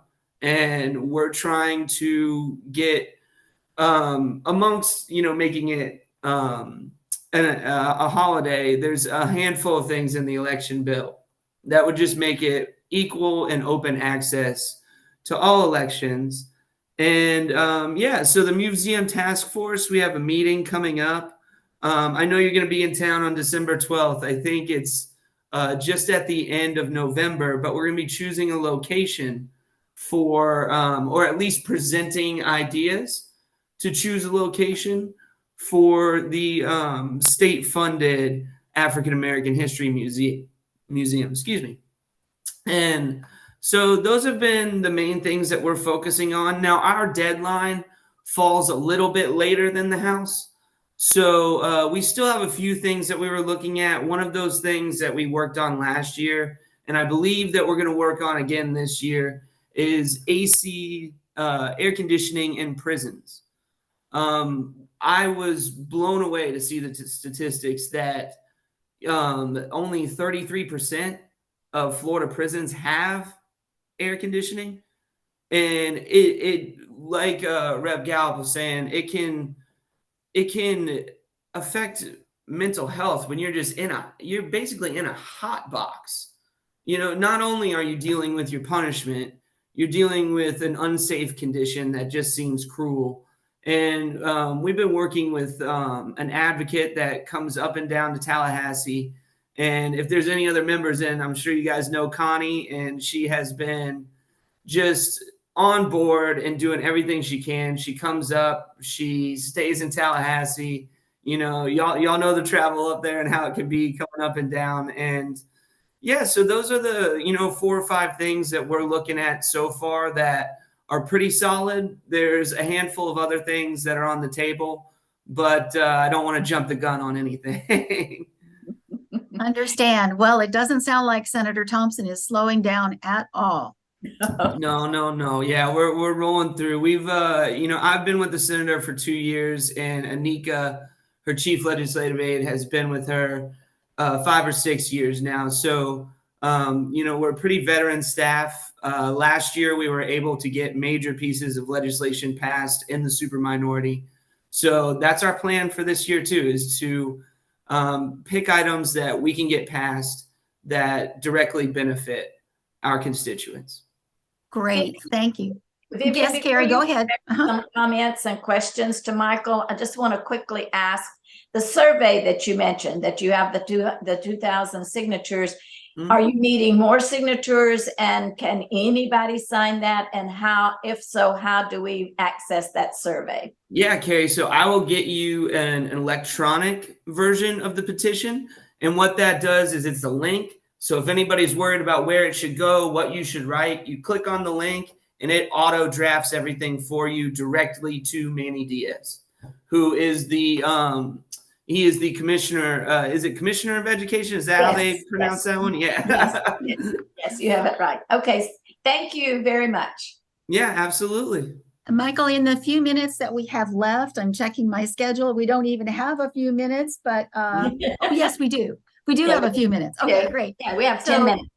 Yeah, if anybody has good. any questions, I'm here. I got a few minutes afterwards too. If we run over, it's okay. Yeah. Michael, we're asking our participants to put their questions in the chat, Mhm. and then we're going to try to address some general questions. If there are specific legislator questions that they're asking, we're going to make sure that those get forwarded to you and a contact person to reach. But I want to just kind of go back to something that you did not mention, but something that we'd like you to keep in mind for us as you're going into this next session. We did some surveying of our own members very recently. And when we were putting our issues together, of course, because we want it to be representative of what our practicing educators, our retired educators, our future educators are all what is uppermost in their minds.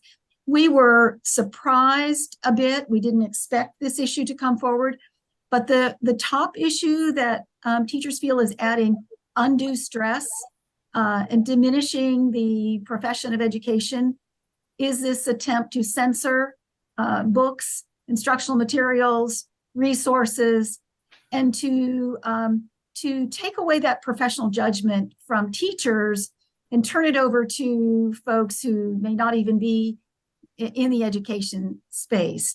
And I know that may not be in Senator Thompson's particular realm of things she's moving forward this year, but can you speak a little bit to how she can perhaps be an influence in dampening down some of this, turning down the rhetoric on this so that it's not a distraction to teachers? I overheard teachers in a session we were giving not too long ago discussing whether or not it was a third-degree felony or it was a misdemeanor.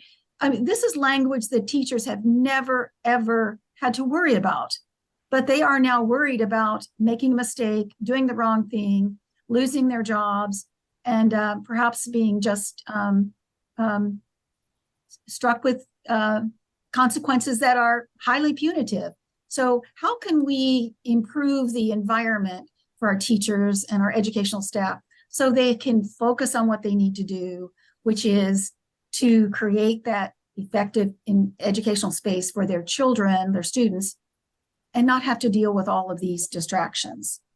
Yeah, that's a great question. It's so I know one thing that you can do is you can use your local legislators, and definitely the Democratic caucus as a resource.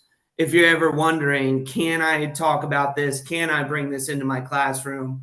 Can I teach about these things? What am I allowed to say? What am I not allowed to say? And something similar that I just worked on yesterday. The CBD industry was hit pretty hard with a bill this last session, and we had a business owner reach out, curious, hey, I don't understand the law. Can you explain it to me? And we took his questions, took them to the Democratic office, and they sent us back a list of answers. Here's how you become in compliance. So, using that frame to the teachers of, if you're worried about anything in your classroom, if you're worried about getting in trouble in your classroom, which shouldn't be a worry, but unfortunately that is the realistic situation that we're dealing with until we can get a shift in numbers in the legislature to make more of a difference, to bring it more back to an education side rather than whatever it is right now. And so you can always use our office as a resource if you have questions, if you're worried about something. Now, we can't be legal representation, but what we can do is, before you get to that point, if you have a question that you're worried about, or you think it's going to be controversial, or you think it's going to get you in trouble, call our office and we'll run it past our legal counsel. We'll run it past the Democratic office and all the researchers. And I'll ask everybody I can to make sure that you're going in with a safe answer from the legislature, from the people that are responsible for making the language for the law.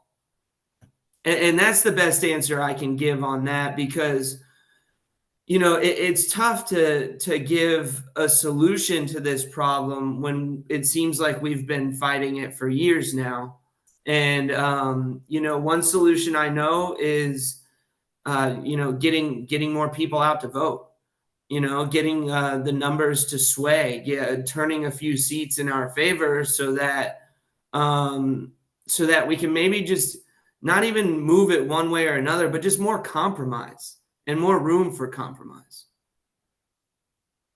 Thank you, Michael. That's great. And we will continue to try to promote awareness of this issue among legislators from both sides of the aisle, to make sure that they understand that this is a real concern for teachers, and it is impacting morale and job satisfaction, and unfortunately the retention of our very best teachers too, which is something we certainly don't want to see impacted. I appreciate so much the work of Senator Thompson in protecting Florida's children, and I hope that you will convey our very best wishes to her when you see her, and tell her that we hope to visit with maybe you or her when we are in Tallahassee. We plan to be up there in December, some of our members that can come. And absolutely, December 12th. I got it down, so I'm going ahead and putting a hold on the calendar. Thank you very much, Michael. And so just in the minute and a half or so that we have left, anything in closing that you'd like to share with everyone from our group today? Yeah, we're doing so just something, in our district that makes us a little unique. Senator Thompson's big into history. Our office is the only African American hotel listed in the Green Book in Orlando. And she saved that building. And coming up, we have a few events. This Friday, we have the African American Chamber of Commerce. We'll be hosting, I believe it's their 100th year anniversary. And that will be at the Wells Built Museum. And then we also have a marker designation for a handful of people that will be going at the Wells Built as well. And that is December 6th.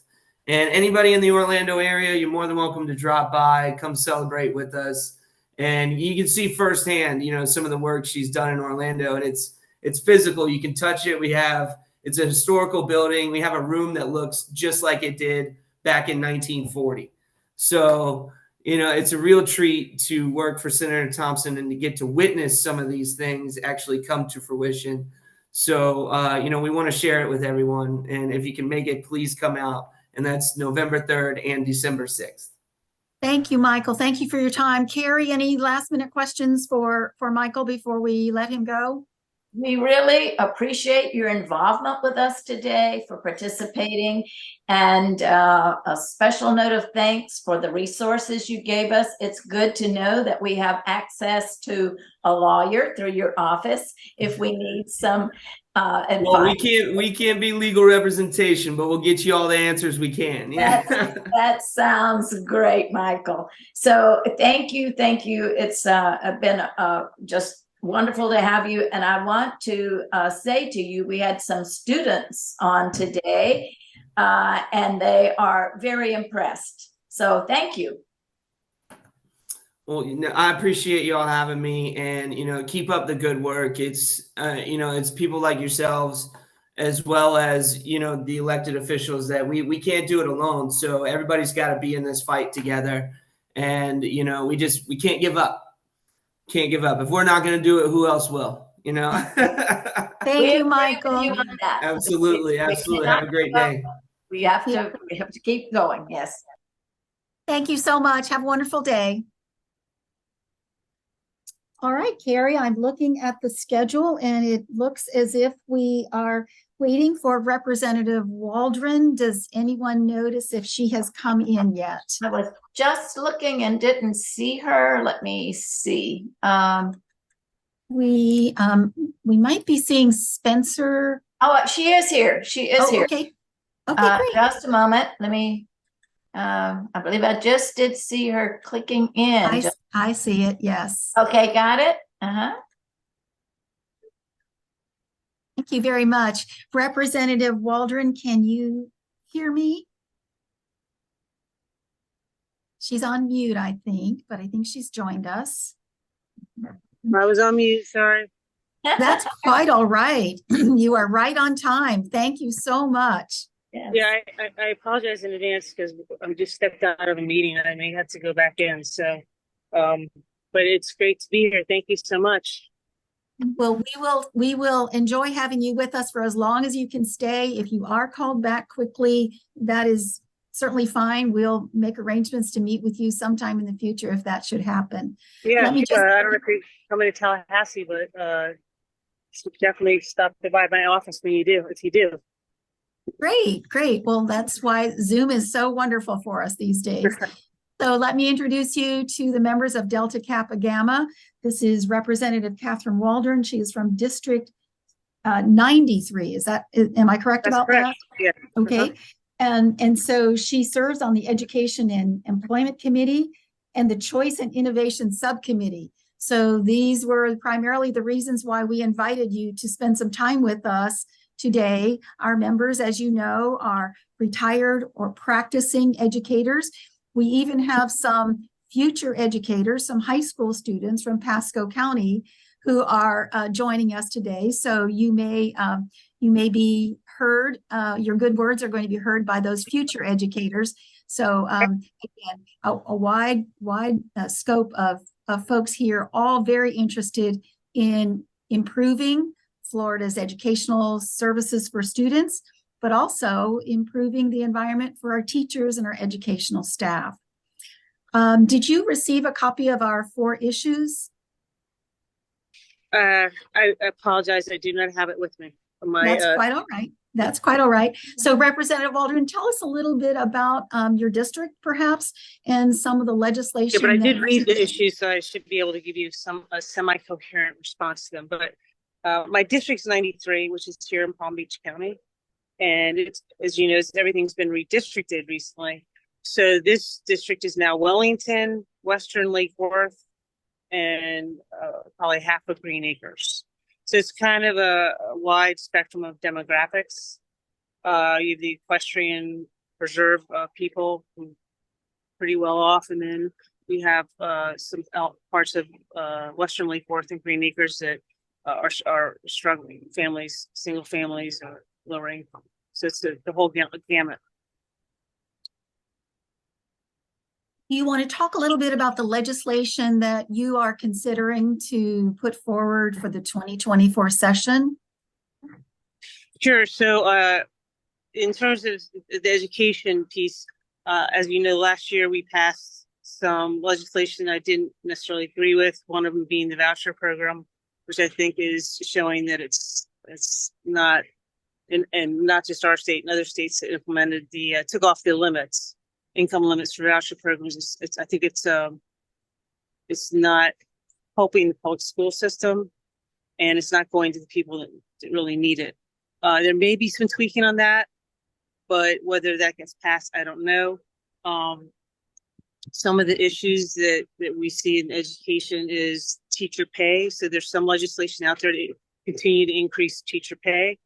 Here in Palm Beach County, we're fortunate to have been able to increase teacher salaries by about 7% over the last year, so that's good. But you have, some compression issues that I can tell you that some of the older teachers who've been there longer aren't happy with. So we'll see if we can kind of mitigate that. Then you have the impact of the union bill. I did speak to some union people yesterday, and the union bill that passed last year requires unions to have 60% participation. My understanding is in Palm Beach County, we may be able to hit that. We have a deadline, I think, of sometime next year. So we're hoping, knock on wood, that we can get to that percentage. Then in terms of some other things that were discussed, mental health is a big issue, a very big issue here in this county. I'm sure it's true in other counties. So we're debating types of bills that might be able to help with that, maybe increased funding, increased staffing, more proactive approach, things like that. Helping students that have parents that are ill or parents who are incarcerated, helping with funding of the oldest sibling who's, has to take care of the younger kids, trying to help with that. And then, of course, the homeless issue. I think we have probably 6,000 homeless students here in the county. And that's 6,000 too many in my mind. But so we're trying to help assist them with that. We're fortunate that we're able to give free meals, free breakfast to every student that wants it in this county. So we're hoping to be able to continue with that. But that, of course, requires grant money and funding. So those are some of the issues that we're looking at. It sounds like you have a great deal on your plate this upcoming session, and that so many things you'd like to change, and yet we know that sometimes it's a slow process, isn't it, to make those changes? Yes, a lot of bills that come before the legislature. Sometimes it's 2 or 3 years before they pass, but in a super minority situations, such as the Democrats are, it's hard for us to pass our legislation, but I try to, as much as possible, work across the aisle to try to mitigate some of the bills that I don't agree with, and see if they'll agree with some of our bills.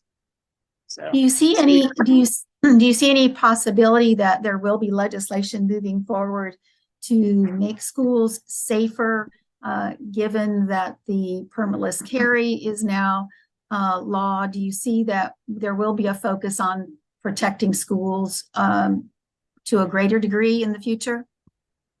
Yes, absolutely. And in fact, we just had this discussion. We've put guardhouses in every high school in our county. But one of the things, the law of unintended consequences that has come up is it's sort of a single sanction kind of thing. So if you're caught with a taser, if you're a student and you're caught with a taser, that's an immediate expulsion. But that's not the case if you bring, say, brass knuckles. And so the problem becomes if you're a student who's coming from not such a nice area and you have to walk home at night, so maybe you're a girl and you're bringing a taser to school, because of that, there's an instance where an A student, a great student, that was her case, she got caught, she was expelled, it ruined her life. Whereas a student who's bringing brass knuckles, and you can't argue that that's for defense at all, that's obviously for something nefarious. That same does not hold true for that person. So I think there needs to be some tweaking of that so that kind of thing doesn't happen. But there is a great deal of attention on keeping schools safe. And so we're trying to do that. Thank you so much. That is an interesting story. And as you said, the unintended consequences sometimes really make us rethink what we're asking for. So we appreciate that perspective. One of the other things that continues to be an issue that we are trying to gather even more support for is that area of mental health. And when you spoke about the students, I hope that there's some effort to destigmatize requesting assistance, especially among our young adults, and to make it more a system that is more accessible for them to reach out when they are having extreme issues. But we're also hearing that it's something that's impacting our educators and educational staff, and that need for mental health services, and people are reluctant sometimes to ask for that assistance. Can you speak to us at all about what might be done in those areas? Yes, it's a real problem, and it's not getting better. It seems to be getting worse across all demographics, all age groups. Social media seems to be a problem that it's causing some of that. And that one of the bills last session was to ban TikTok from government buildings. So hopefully that'll have an impact. And I think as a result of the Maine shooting, our governor came out and basically asked the legislator to put forth some strong mental health bills as a way to kind of help prevent these shootings. I think the statistic, it's not a good statistic. It's like 40% of students have some sort of mental health issues. And that's a huge, huge number if you think about it in this county. And then the teachers who kind of feel besieged because there's the things they can and can't say, the books that they should and shouldn't read, and some other things that, over the years that have been put on teachers, and the pay hasn't been that great. I think that's taken a toll, and they've been asked to do more and more things. And I have a lot of friends who are teachers, and they just feel very unappreciated, underpaid, and they're just, it's not a good situation for them. And it has long-term consequences, unfortunately, that we are very, very concerned about, obviously. What about legislation that you filed last year, but that you're maybe bringing back this year? Is there any of that you are highly invested in and really wanted to see move forward that you can comment about at this time? One of the bills, it's related to education somewhat, was the Medicaid food is medicine bill. That's the idea that if you eat healthy food, you're physically more healthy and mentally more healthy. And as you see, more and more studies kind of have recognized the mental health consequences of eating healthy food. So there's a federal program that if the state gets a waiver, that they can kind of start implementing that program. And I introduced that last year. I'm working across the aisle to try to get at least a pilot program to be introduced here in the state. My son, up until recently, worked for American Psychiatric Association. So he was constantly telling me about the impact of food on a person's mental mental health. And I think I'd like to see that, that implemented, and hopefully it'll go forward this year. Great, thank you. Yes, that's an innovative kind of take on the causes of some mental health issues too. That's great. Do you, as a state, does Florida, do we take advantage of the federal resources that are being directed through the substance abuse and mental health agencies? They are putting out great. Me. Sorry. Yes, That's I got okay. your question. Yeah. Do we receive federal resources because mental health services are expensive? Well, we have been fortunate. We work pretty closely with our Congress people. Lois Frankel has been a great supporter of public schools and mental health. We got a grant recently, $1 million, and I apologize because I cannot remember what it was for, but I do believe it was for the underserved. It was an education grant for underserved. And I think there'll be more, I think there's more and more attention being paid to mental health, not just in here, but nationwide. And so I think we'll see more money coming out of Congress once they get their act together. And hopefully we'll be able to get some of those funds, because mental health is increasingly being seen as something that's very important to take care of. So to your earlier question about the stigma of mental health, I think that's going away more and more. Certainly when I was, 20 years ago, it was certainly different than it is now. And I think people are more and more willing to talk about it. And I think that's a very important advance for us to help us. Great. I've read of states where a mental health clinician was part of every school's team. So you have a social worker, a psychologist, a guidance counselor, a nurse, and you have a mental health clinician that's part of the team too. And I think that we are at a point in our education where we need that kind of really strong support in every school, probably especially at the high school level. But these issues can begin with our very youngest students, as you know, and it impacts them academically and emotionally. So whatever we can do for these students and their teachers and staff, we really do appreciate your work in this area. Thank you, Representative Waldron. The background noise and stuff here. I'm outside. I thought it would be quiet, but yes, I think that there's so much that we can be doing to help improve our schools. And I'm a big believer also in public education, because that's what we founded our country on: free public school for everybody, and paying attention to the needs, the mental health needs, and the security needs are just very important. We have to pay attention to it. Well, excellent. Thank you. We are going to let you just maybe give us a closing statement, because we know we want to keep you on your schedule for today. And sounds like you've really gone to great lengths to provide this time with us. And so we're very appreciative. Some of our members will be in Tallahassee in December. If you don't mind, we'd like to contact your staff and see if maybe there's a chance we could extend this conversation at some point when we're there in December, if that's all right with you. You have, I think, Spencer, my LA, and Roselle, my district aide. Feel free to call them. They'll squeeze you in. We don't really know about the committee meetings until like a few days before working committee starts. So we will try to schedule you, and hopefully that will be a good, we won't have to reschedule it. So great. Thank you. Anything you'd like to say in closing to our audience of educators and dedicated members of the education profession across the state? It's great to meet you virtually. I hope to meet each of you personally. And what you do is great. And thank you for your focus on something that's very important to everybody.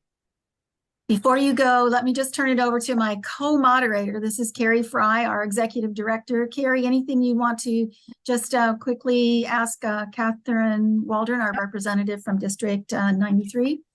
No questions, Vivian, but just a big note of appreciation for the links you've gone to today to join us. I can see it's very windy. What's the temperature there? Well, fortunately, it's not like it was a month ago. It's actually pretty decent. It's like probably 80, no humidity. It is pretty windy, so I apologize for the wind noise. No. Inside would have been much noisier. So it did not impact us. Don't worry about that. We're just really grateful that you went to these links to join us today. And thank Thank you for fighting for children. We and educators. We really, really appreciate your work. Well, thank you. I appreciate it. Thank you, Take care. Representative Waldron. Have a great Thank day. you. Bye now. You too. Thank Bye-bye. you. I'm looking at our schedule, Carrie, and just wondering if we have Representative Escamani with us. This will be our last. We do not have her yet. I know it will probably be kind of last minute because he's had an unbelievably hectic schedule today. And she's squeezing us in right there at that 11. As a matter of fact, she may not be coming on until about 11:45. We shall see. She has it on her calendar. I know that because she put it on there when I was on the phone with her. So it didn't even go through her aides, but her aides could have pulled her in another direction, not knowing that she added it to her personal calendar. So we'll have to just see. So yes. So if you want to carry on for a bit, Vivian. Sure. This will give us a couple of minutes because we know some of our folks that are in the audience now will have to leave us for the afternoon. So we just want to thank you for coming in for the morning session. Don't go away just yet. We really do hope that we all get a chance to hear from Representative Escamani. As you know, she's a great friend of Delta Kappa Gamma. She's been honored by Delta Kappa Gamma in the past as our Friend of Education award winner. So we always like to hear from her. She is extremely busy, as they all are. You can see the lengths to which these representatives and senators have gone today to find the 20 minutes that we have provided to them to visit with us today. So as an organization, we do send them an official thank you. So you can be assured of that. But if any of these folks are your representatives, please drop them a note and thank them for their time for visiting with us today. I know that you heard it in several of their remarks that they do want to hear from you, in spite of what you might think. Some want to hear from you more than others, though I will say it's sometimes it can be challenging. But please know that this is your right and your responsibility as a citizen to be in touch with the legislators, and they're gearing up for a very, very busy season, busy session. You know that they're starting early in January this year because this is an election year. Normally, the legislative session doesn't get going till March, and so this gives us a lot more time to meet with them in Tallahassee. But everything's a little crunched this year because of the elections in 2024. So that's why we're meeting so early this year, because they'll be back in session right after the holidays. And we want to get our issues out in front of them, because this is the time when they're putting their bills together, when they're deciding what's going to move in which direction. So this is why I know it seems very early, but this is important for us. And Carrie always mentions that we want to be there before the session starts. Yes. So there were some questions about December. Yes. And how do I get to be there? So Carrie, I'm going to turn that over to you. Okay. All right. Some good advice on that. Thank you very much, Vivian. Tuesday, let's put it on our calendars, ladies. Tuesday, December 12th. We will be in Tallahassee all day. We start out early. We usually arrive just as the Capitol is opening around 8, between 8:15, and get started to roll at 8:30. And we don't have it just yet. I'm sorry, I can't give you that information today, but we usually have a conference room. We're quite certain that we will, but we don't have it booked just yet. We will send out to all of you the information about where we will be located. We'll be in that conference room all day on that Tuesday, right up until like 4 o'clock. And we will once again be inviting these legislators in to visit with us into that conference room every 20 minutes. They'll be in person with us. There will be some that we will need to go to their offices because they request that we visit them in their office. So maybe not the entire group, but a smaller delegation. of those participating will then go to those legislators' offices during that 20-minute period. We encourage every one of you to join us. We will send, we actually start on Monday evening with a planning session. That is to be determined yet. We have several options. We make it as convenient for everyone as possible. You're welcome to join us on that Monday evening. It's usually from like 4 to 6. It may be a little later, 5 to 7. And we plan, we've not discussed this in great deal, but we plan to provide dinner for you. So feel free to join us for that Monday planning session, and then be ready Tuesday to roll. We're there all day. Wear your red. It gets attention. And then we will be finishing up ourselves on that Wednesday. Many of us will be there Wednesday morning finishing up, and maybe make some visits to the Capitol in smaller groups. Please, we encourage you to be there with us. Every voice counts. And one thing I want to add to the notes that Vivian was just giving is contacting your legislators. If you live anywhere near your legislator's district office, please stop in. They want to see you. They want to hear from you. You've heard several of the legislators today mention that getting information from people like us helps them be stronger in their presentation of materials in the committee meetings to get their bills pushed through. So they need facts from us. They need our stories. Something that goes a long way in these committee meetings, ladies, is I saw one gentleman on earlier. I'm hesitant to say ladies, but Gary, I don't want to interrupt you, but I know Anna is here. Okay. And let's hold on that, and we'll go back to that later. All right. But I saw her just come on, and I know she's in her car. So yes. we want to make sure that she has plenty of time. So I know the lengths that she's gone to be with us today too. So yes. So everyone, we're in for a treat. This is Representative Anna Escamani, and Anna is District 42. I hope I got that right. I know it has changed. Perfect. District 42 in Orlando, one of the busiest ladies in the Florida legislature, and probably in the whole state. I'm not even going to ask you any questions. I'm just going to turn it over to you, because you have very few moments that you can spend with us. Tell us what you're working on and what you expect from this 2024 legislative session, Anna. Well, thank you so much, Vivian, and thank you, Carrie, for, of course, your incredible leadership and advocacy. Carrie and I spoke last night about this amazing group of advocates for education, and of course, I'm just so grateful to always share space with you. As was noted, my name is Anna Escamani, and I'm proud to serve District 42 in the Florida legislature, which encompasses basically the heart of Orange County. So we have Orlando, Winter Park, Belle Isle, Edgewood, Maitland, and the historic town of Eatonville. I'm a public school graduate myself. I went to Orange County Public Schools K-12, went to public university at the University of Central Florida, go Knights, and have really committed my life's work to advocating for everyday people, for really focusing on those who don't have the means to navigate life on their own. And of course, it is the responsibility of public servants, of government, to lift up all people, to ensure the safety and security of every Floridian. I also consider economic security as one of those standards that we need to uphold. So I do a lot of work in anti-poverty initiatives. I focus on ensuring that we are putting money back in the pockets of our communities while corporations pay their share that they owe.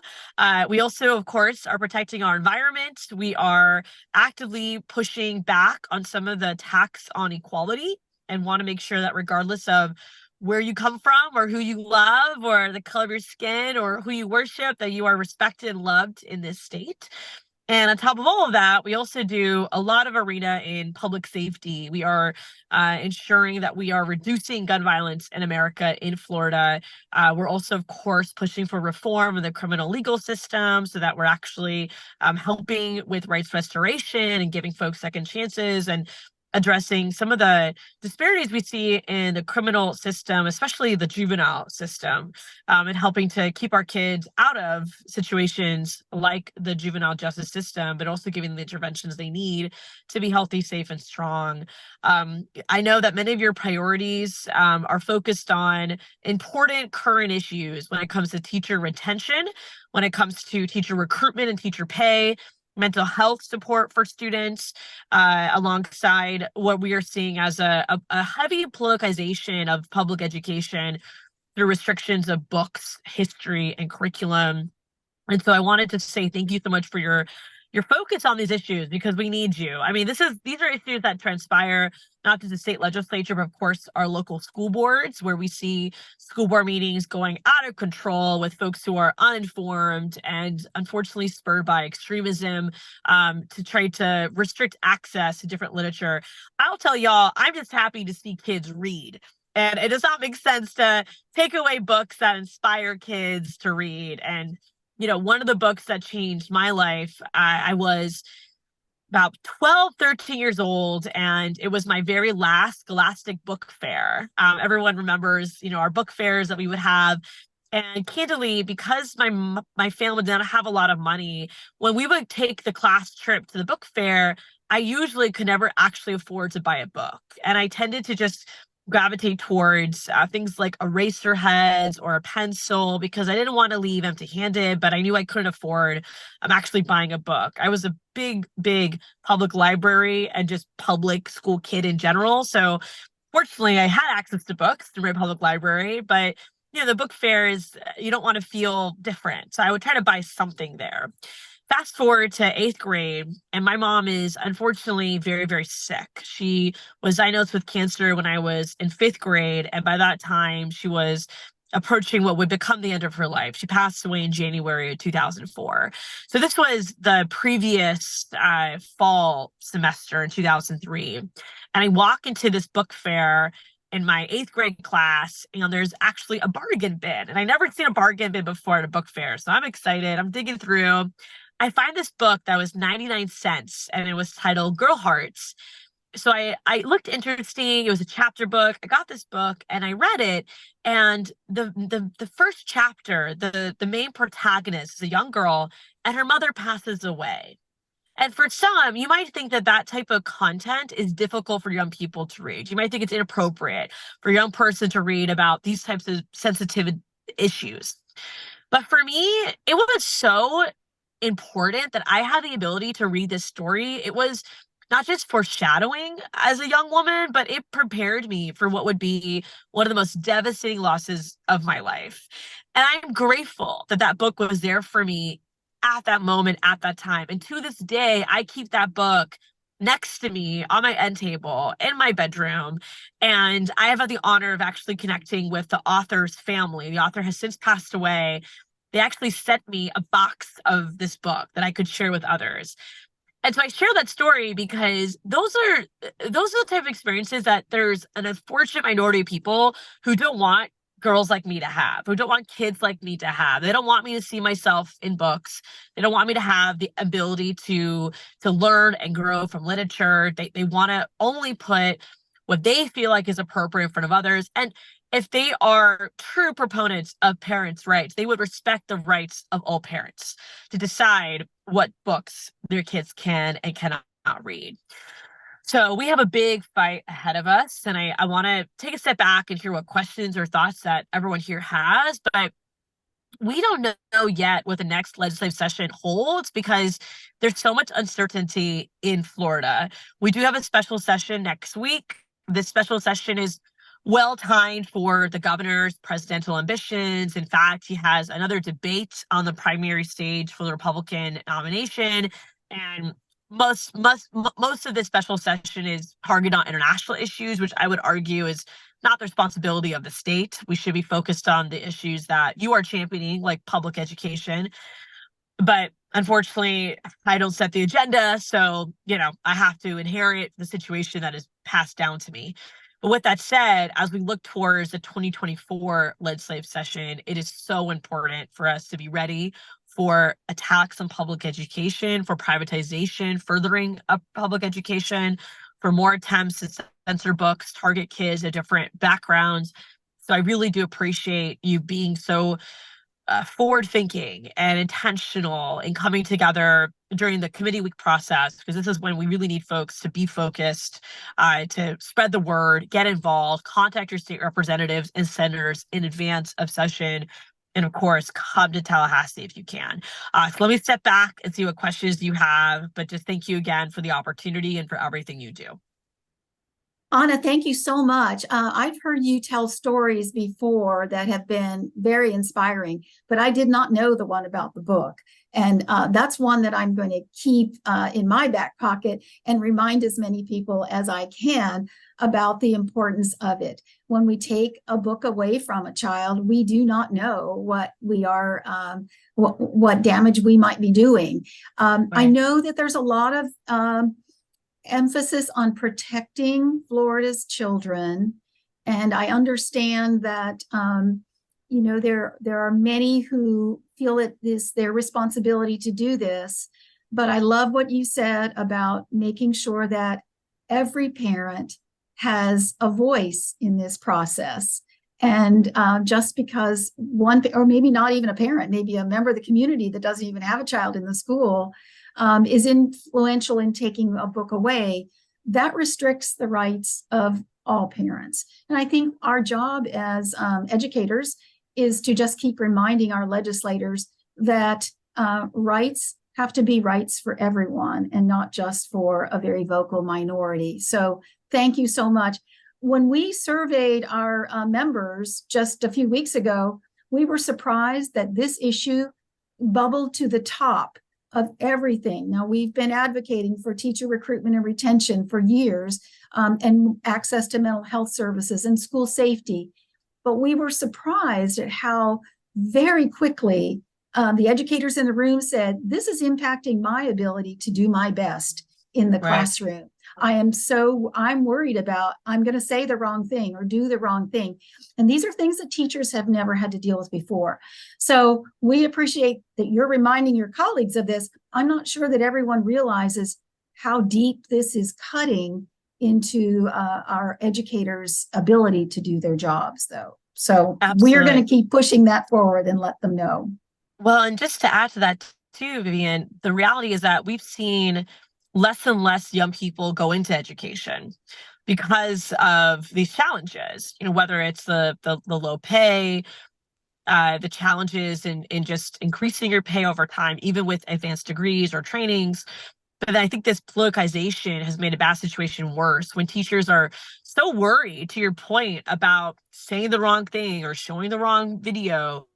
And unfortunately, there is no type of, judicial type of system, right? Like you have teachers who are getting attacked, not by their school board, by those on the internet, right? That one parent, goes on some Facebook group and creates this sensational concern, and then before you know it, it's on the front page of all these conservative blogs. This teacher is getting doxxed, and for those who know what dox is when you intentionally release someone's private contact information to cause harm. So it's like posting someone's cell phone number or home address online to cause harm towards them. What teacher wants to put up with that, right? What person wants to put up with that? And we already expect so much from teachers to be the nurse in the classroom, the counselor in the classroom, and the educator in the classroom, alongside everything else. And then we make this environment incredibly difficult and toxic. And so it is very, very challenging. And we do need administrators and school board members that are committed to order, who are committed to protecting educators. This is why teachers' unions are so important. It's also why unions are under attack right now. With this new legislation that requires 60% membership threshold, many of our larger districts are struggling to meet that number. And so these are not easy fights. They are intersectional. And I do want to highlight, a point that I try to stress, especially to folks who care about education and access to books. So many of these fights, they're branded as culture wars. And, we can unpack what that means if we have time. I really see a lot of these fights as also impacting the economic mobility of our children.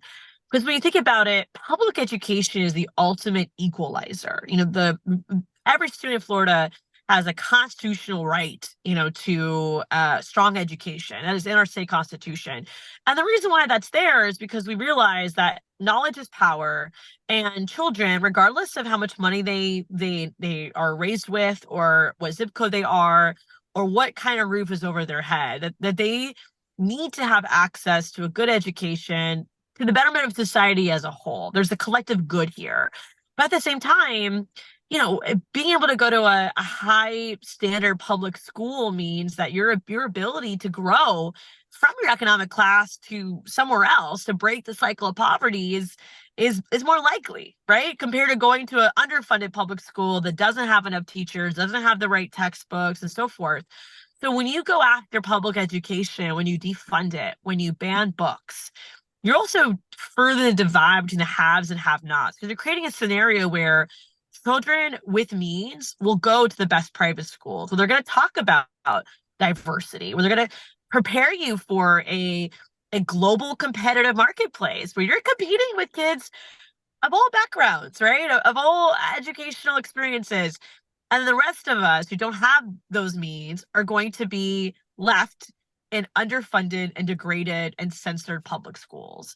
And so that's why I always try to explain to folks that every culture war really is a class war. It's actually more about trying to eliminate the next pipeline of leaders and advocates and critical thinkers, because if you do that, then those in power stay in power. So I think it's much more nuanced in how we paint it to be. It's not necessarily that people are scared about literature that focuses on Rosa Parks. I think people are scared that young kids of color will feel empowered by Rosa Parks and then realize that they deserve a lot better than what society has handed them. And I don't find that threatening. I find that exciting. I find that promising. That is a world that I want us to be in. But unfortunately for some, they find that type of youth empowerment among diverse populations to be a threat. So I want to paint that picture because I think it is much deeper and even more insidious. I think a lot of us look at it as. I would definitely agree, Anna. Thank you so much.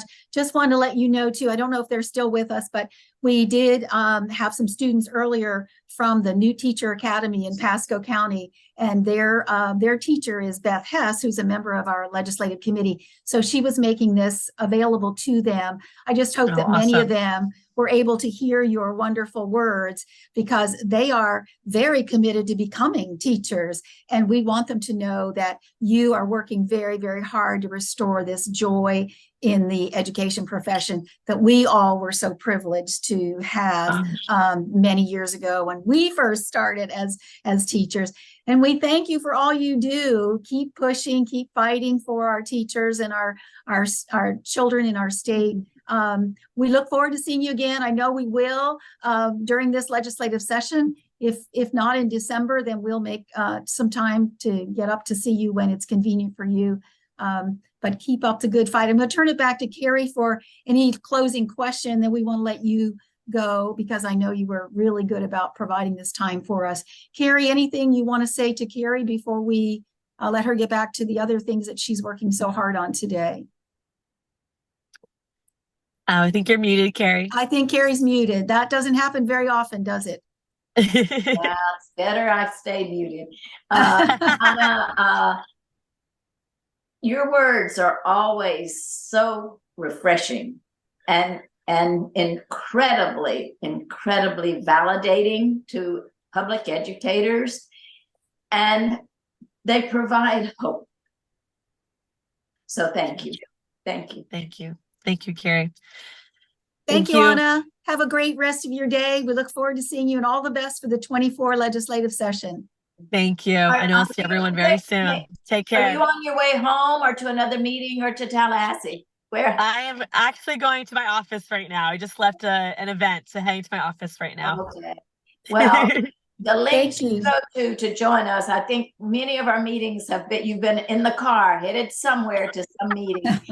So anyway, I know about how your meetings go. So from the depths of our heart, thank you for taking the time to be with us today. And if I don't see you at some of your functions in December, we'll see you in Tallahassee on the 12th. Awesome. Looking forward to it. Thank you so much, y'all. Thank you. Bye. Bye, Anna. Okay, Carrie, do you want to send us off to lunch right now? Oh, ladies, one beauty of being in a meeting like this and being muted, you could move around and you could snack all morning, and maybe some of you have had an early lunch. But for those of us who've been steadfast right here on this screen, we are ready for lunch. So we're going to leave you now until 12:45. We will be back on, and Vivian will have some words for you then. We have one cancellation this afternoon, but ladies, we are booked. We have 1, 2, 3, 4, 5, at least 5 legislators that we're going to hear from this afternoon. So please return, join us, and hear the words of others from our out of Tallahassee. And so we'll find some time, Carrie, to follow up on your conversation about Tallahassee, which we know will be cut short. So Okay. we'll provide some more details then. Absolutely. So don't forget, you can use the same link to rejoin at 12:45. And we hope that you're able to come back with us. If not, we'll do what we can to get as much information out everyone. To you through your chapters, had a delicious lunch, little time what other wonderful words we were able to hear this afternoon. We're happy to have you back. Thank you, everyone, for joining us. Thank you to the team of the Legislative Committee for their support too. And we'll see you all at 12:45. Our full attention to him. But just as a reminder, we're asking you to remain on mute, so that the time can be for the presenter. We want the presenter to be not muted and the presenter's video to be on. But for everyone else, if you would kindly turn off your video and stay on mute. The other thing to remember is that we are recording this session. So that is important for everyone to know. If you have individual questions, if you're just joining us, you didn't come for the morning session, but you're here for the afternoon, please use the chat to type your questions in. If they're for a specific legislator that you hear today, make sure you put that person's name in so we can make sure that your questions are addressed by that person. You can, of course, come in now, and if you need to leave early, that is absolutely fine. We hope that doesn't happen, but we appreciate any time that you can spend with us. And we hope that you learn a great deal about these hardworking folks who represent us in Tallahassee. Finally, we will hope to wrap up by 3. I think we're planning to do that, and we're on track for that. And an evaluation will be sent to you for feedback to help us improve what we're doing in the future. If you want to see the speaker, we're having our first speaker is a gentleman by the name of Mitchell Allen. He is here on behalf of Representative Allison Tant. If you are looking at gallery view right now and you want the speaker to be large, look up in the top right-hand corner. You'll see a little word view and a series of boxes. If you hit on that word view and go to speaker and click that, you will see the speaker. Actually, I'm seeing Carrie, so I'm going to close that a little bit for myself, but that is a way that you can see the speaker view and know who is talking with us. So given that, we want to open Mitchell Allen, if you would open your mic for us, Mitchell, so we can say good afternoon. Thank you for joining us. My name is Vivian Posey. I'm the chair of the State Legislative Committee. You've probably been contacted by a number of people this week, including Donna Heald, that you know well. But my co-moderator is Carrie Fry. So you may I think you probably have met Carrie once or twice previously, so you know her well. So either one of us will be asking you questions or responding to what you have to say. But we want to thank you for being here. We know Representative Tant is a busy, busy lady, and she's doing great work. So we have sent our issues of Delta Kappa Gamma to you. Before we get to those, though, we'd like you, if you would, to tell us a little bit about the work that Representative Tant is doing now and preparing for the 2024 legislative session, and what you have in terms of what's going to be filed coming up. Yeah, absolutely. First off, thank you so much. To- Whoops. While we're getting Mitchell back, let me just tell you that really appreciate there the you opportunity. are. Now you're back. We just lost you for a minute, Mitchell. So Okay, sorry about that. I'm here in the Capitol. I thought my Wi-Fi would be a little bit more stable, but if I go out again, please just let me know. will do. But thank you all for allowing me to be here on behalf of Representative Tant. For anybody who isn't aware of her or her district, we're up here in Tallahassee, which is why I'm here at the Capitol, kind of our district office. She covers the eastern half of Tallahassee, as well as 90% of Jefferson County and all of Madison County. Um, a large focus of Representative Tant typically deals with disability rights issues, and because the reason for that is because one of her sons, Jeremy, has a couple of disabilities himself. And so he just turned 25 a few months back, and kind of, having lived with him for so long and helping him with different obstacles that he's encountered, that's kind of what led Representative Tant to run and walk. Mitchell, I think it's fading again, so we'll give you a minute maybe to come back to us. Okay.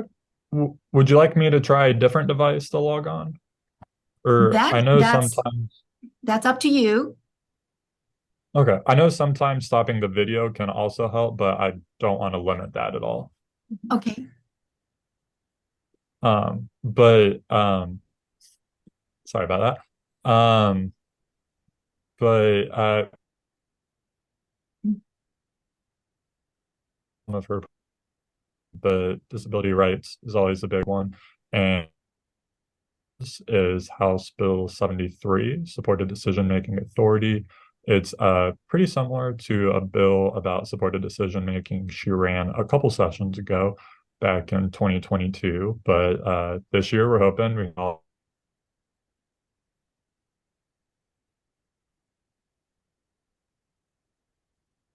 spent a couple minutes with some of these technical issues. So I'm not sure if Vivian and Carrie, if y'all had any questions or anything.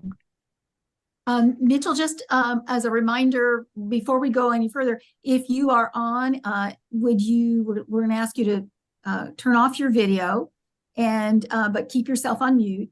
That might help us a little bit. I think we lost some of your remarks, Mitchell, but we do know that Representative Tant is from District 9. She has a huge area. Her district is quite large, so she covers a good bit of ground up there. And you did talk to us about the fact that she works a great deal in the area of disability rights. And we did hear that. And she has a family member that certainly is a personal reason for her interest, but she's done some great work in this area. She's a member of the Post-Secondary Education Workforce Subcommittee. So one of the reasons why we're very happy to have you speaking on her behalf. So let's try that again, Mitchell. Let's see if you can unmute and maybe share with us any of the legislation that you think she's going to move forward for the 2024 session. Yeah, absolutely. Sorry again about the Wi-Fi issues I've been having. Hopefully this should be a lot better.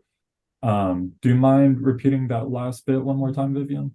No, one of the things that we are interested in knowing about is what she and her staff, including you, are working on now as bills that you want to bring forward in the 2024 session. Yeah, absolutely. So one of her priority bills is House Bill 73, Supported Decision Making. And kind of with what I was talking about earlier, I think I went out around this time though, with disability rights being one of Representative Tant's biggest policy issues. This bill will certainly help that, to help make sure that the families of people with disabilities are continuing to stay involved in different matters of their lives. Representative Tant actually ran a bill similar to this one 2 sessions ago back in 2022, but it didn't make it all the way. So we're hoping this year that we're able to get it across the finish line in the House and in the Senate to be able to send it to the governor for his signature. And then another one is actually 2 bills that are linked together, but they have to do with ad valorem property tax exemptions for quadriplegic people. Currently, what happens is there is that exemption for quadriplegic people, but it doesn't carry over when that individual passes on. It doesn't carry over to their spouse, which is something we're trying to change, because that spouse, after that unfortunately happens, they are then having this exemption go completely away and are having to go back to paying all this money that many people are not prepared for, unfortunately. So that idea was actually brought to us by a constituent of Representative Tant's, who just happened to be putting some of his affairs in order, and then thought, well, what the heck's going to happen when I pass away? And if I pass away before my wife, she's now going to have this mountain of debts to pay, all because of the way that the laws are written. So hopefully, if that bill passes, it's a bill and then also a joint resolution. It will then be on the ballot for 2024. So hopefully we can get it passed, and then also it can get passed on the ballot, which would be great. That's so nice to hear, though, that she is responding to those needs that she finds in the community. That's always what we love to hear. Thank you so much for sharing that. I appreciate it. Yeah.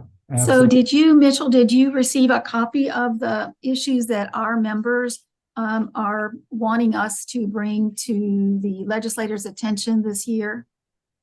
Yes, ma'am, I did. And I think they're all really great. I know we've already wrapped up our delegation meetings, but we had one for Leon, one for Jefferson, and one for Madison. And in each county, kind of what some of y'all concerns are things that popped up in each county.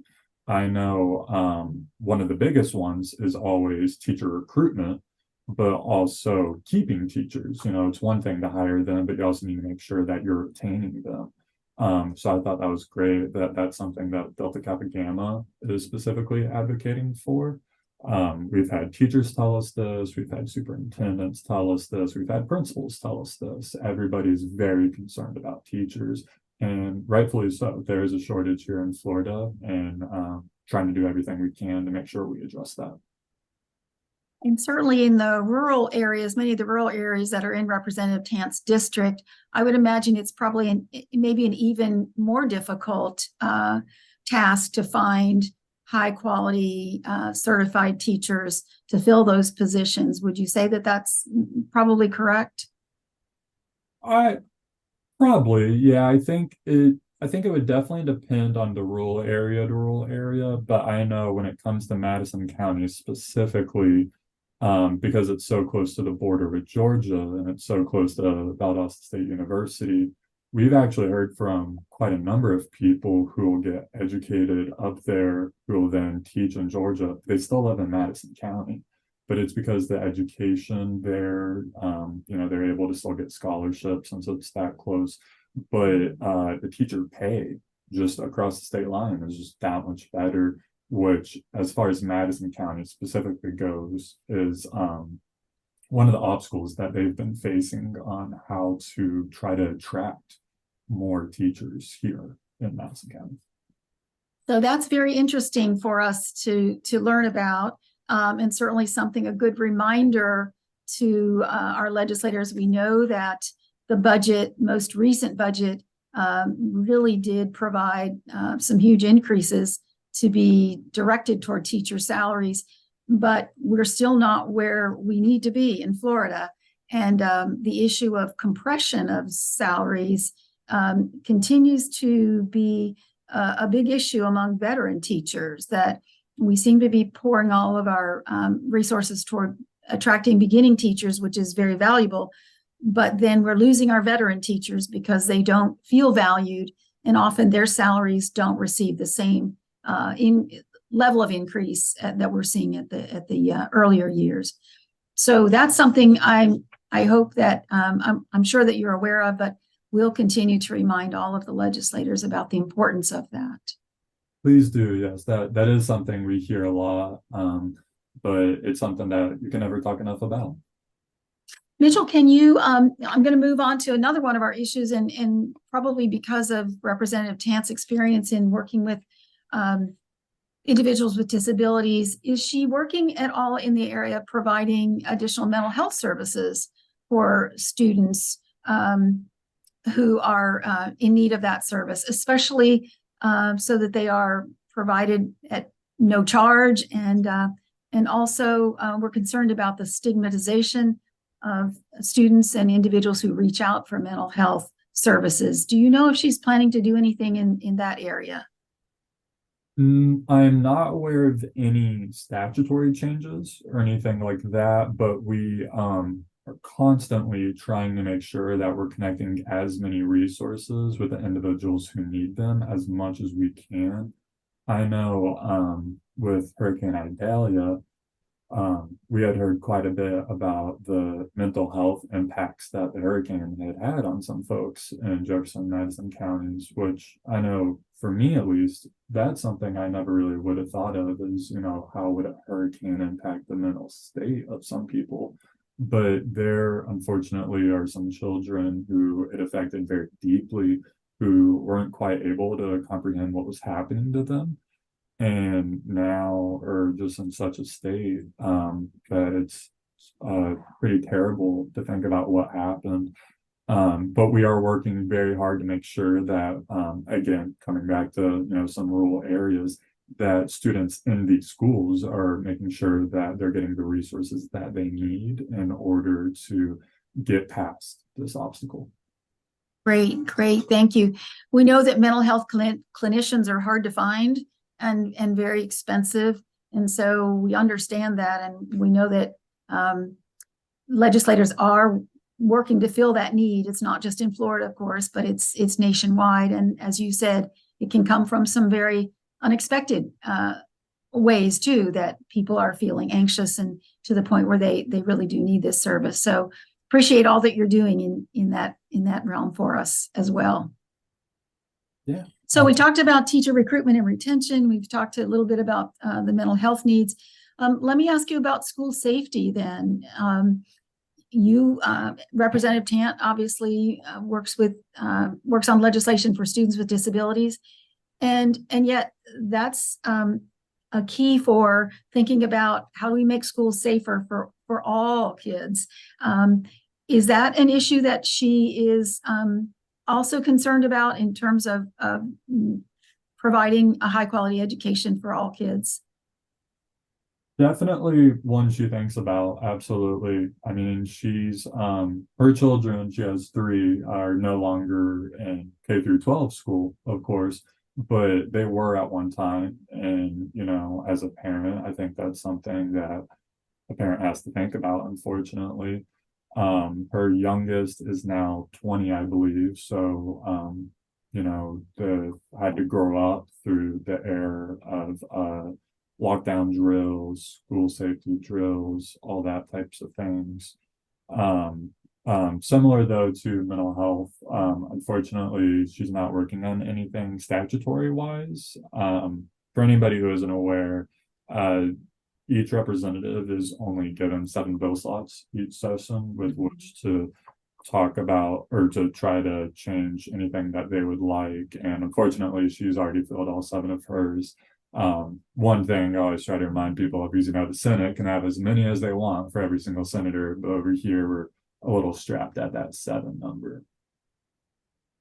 So that's a really good thing for us to know. 7 bill slots for the representatives. That's because there are so many of you.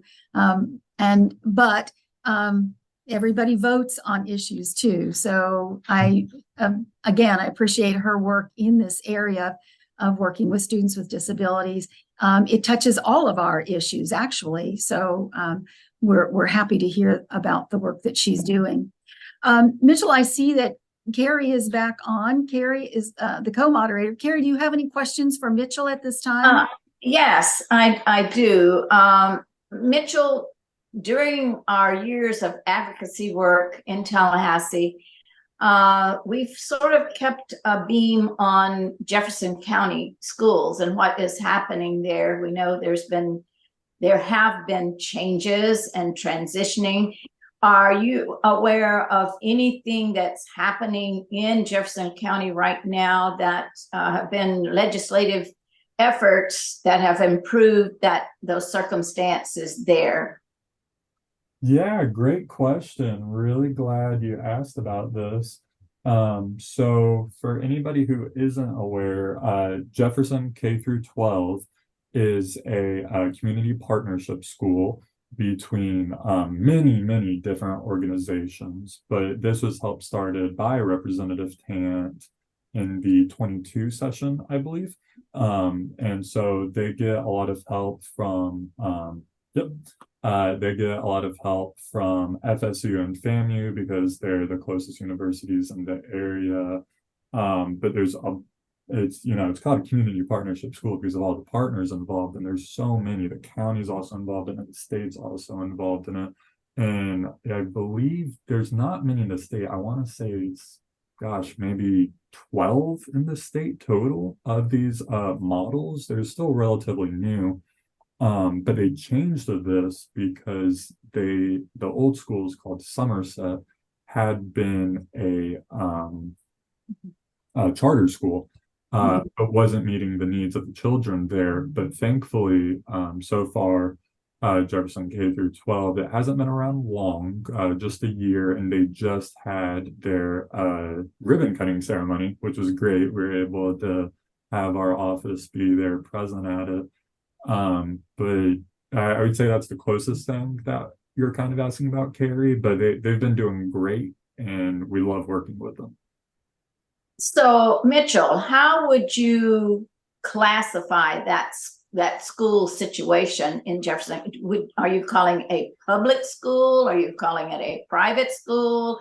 What terminology is being used for that to describe that school? Sure. So definitely community partnership school, but it is a public school. It's not private. You're not having to pay to go to it, but it's not a charter school. There's no businesses involved in that side of it. Okay. All right. Well, thank you. That's very helpful and a step in I think a positive direction for that situation in that county. Absolutely. Okay. And you did say that Representative Tant has been one of the initiators of all that? Yes, ma'am. So Representative Schoaf was also involved in it a little bit. Okay. At the time, this was actually Representative Schoaf's district when it started. Representative Tant did not represent Jefferson County. Right. She could see the needs of the people just right next door to her, a half-hour drive and seeing what they needed, which is why she got involved in the first place. Okay. Well, we really appreciate your time. I see our next speaker is available, and you've been very informative. And thank you, and give our best to Representative Tance. I sure will. Thank you all for having me. Yes. Thank you, Mitchell. Thank you very much. Have a good rest of your day. We appreciate you being here.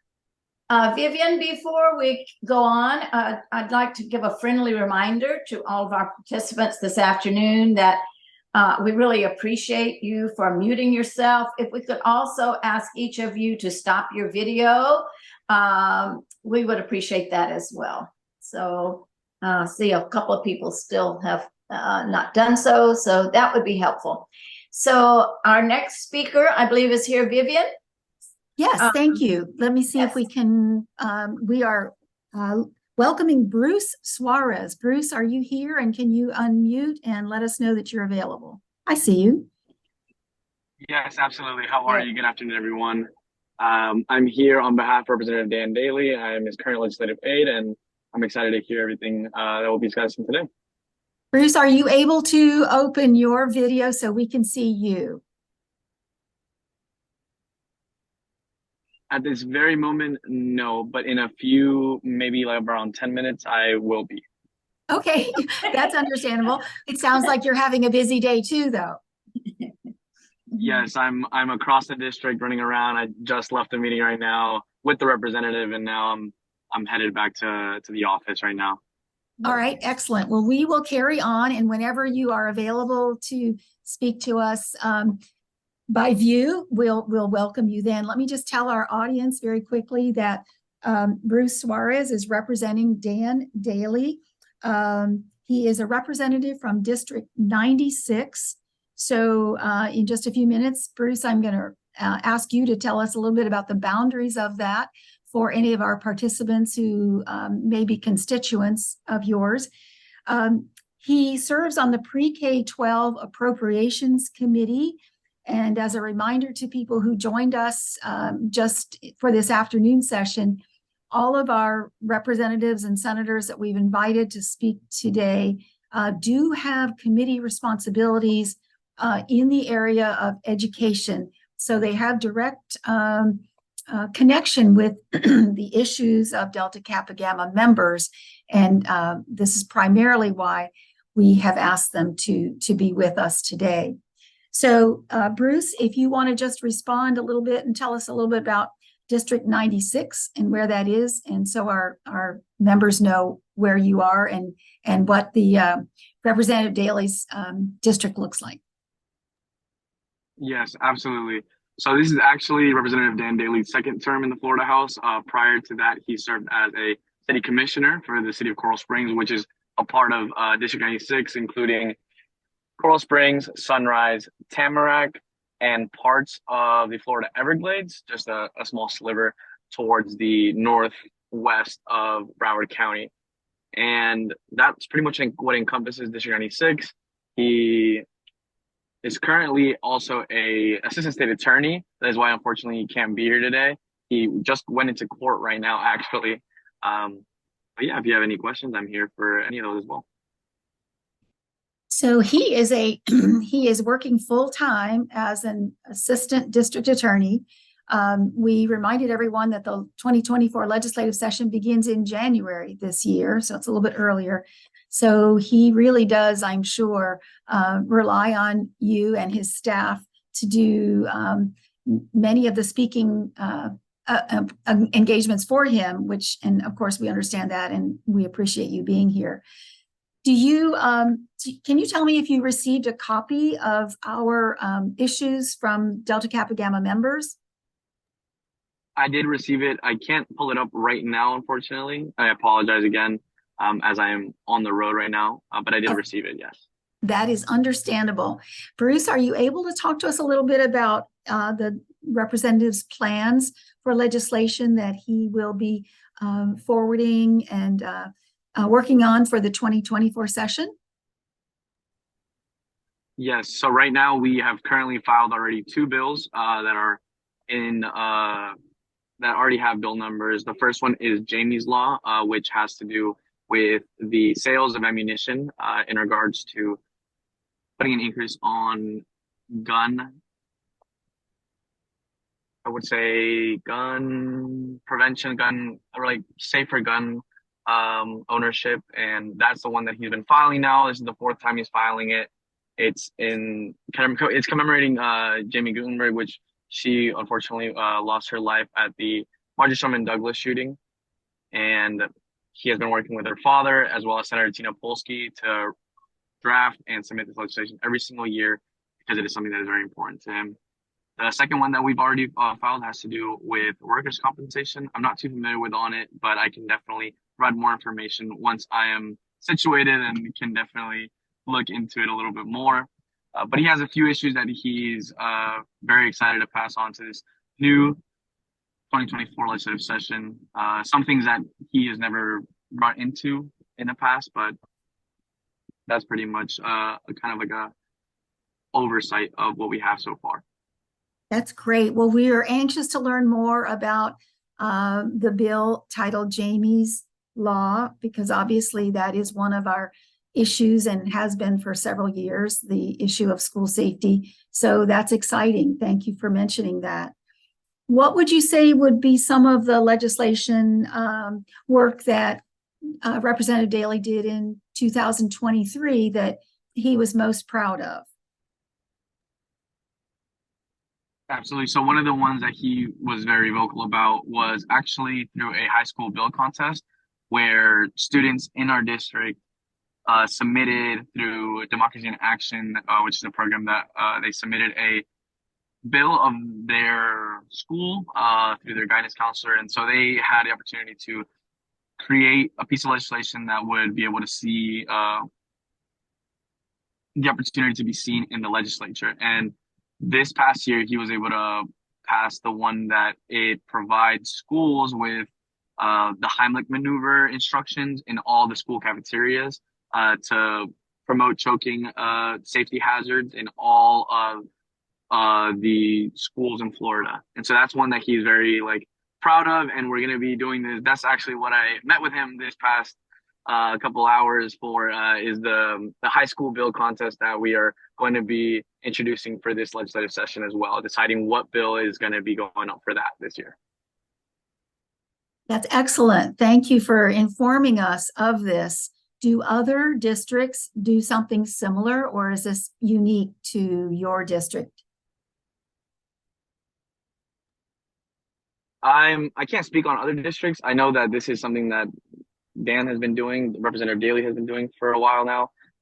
But I'm sure that other counties have, bill contests in place for their public education schools throughout Florida. Great. Well, it's a wonderful opportunity for high school young adults to get involved in the work of legislative action. And I congratulate you for doing that. Thank you so much for telling us about this. What are some of the things that educators in your district who might be contacting Representative Daly, what are they asking for? Can you tell us anything that seems to be issues that maybe they continue to bring up in terms of action that they're looking for in this next session? I'm sorry, you broke up a little there for me. Could you repeat that again? Sure. So in District 96, what are some of the issues that you are hearing from educators in your area? What is it that they want the Florida legislative session 2024 to be working on that will improve what we are able to do for students, not only pre-K-12, but also post-secondary? I personally haven't received too much from educators, too much requests. However, I do know that there are some bills currently right now that other legislatures are passing that have submitted to be passed for this upcoming session. One I know is a big one, which is increasing the minimum salary for teachers in the state of Florida, which I know is something that a lot of educators have been pushing for years now, and I know it holds a great importance throughout the state.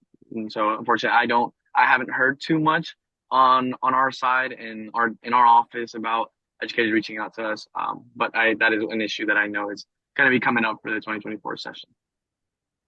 You're right, and educators are having a difficult time managing given inflation rates and the expectations of owning a home and property taxes. Yes, so it is a struggle for many educators. So I'm grateful that you're thinking about that.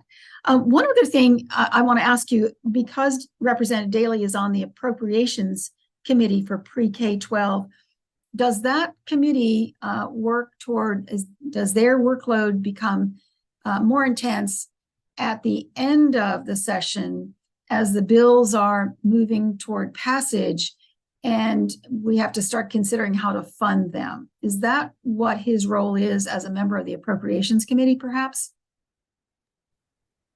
Yes, so towards the end of session is when they go into appropriations as a whole. And that's more so after they've seen the majority of all of the bills that they, submit on the House side, and they all congregate into different committee assignments for different appropriation subcommittees. And so appropriations oversees all of them. Pre-K through 12 happens to be a subcommittee that oversees just from preschool to pre-K through 12 funding appropriation project requests. And so his role in that is basically they hear the appropriation request that comes through different legislatures, and then they vote on it whether or not it is being able to be funded for the upcoming year. So as an organization that advocates on behalf of women, children, and education, would it be wise then for us to focus our efforts on members of the Appropriations Committee that we should contact if we feel toward the end of the session that it would be a good time to get in touch with them to voice our concerns and to make recommendations for the projects that should be funded? Would that be good advice for an advocacy group such as ours? Yes, and I do know that the deadline for appropriations is coming up in the next 2 weeks.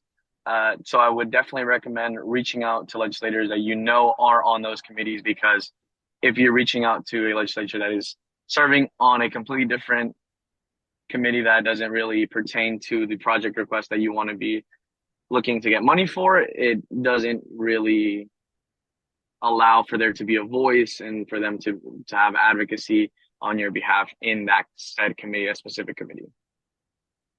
Okay, great. Well, that's good for us to know. Thank you very much.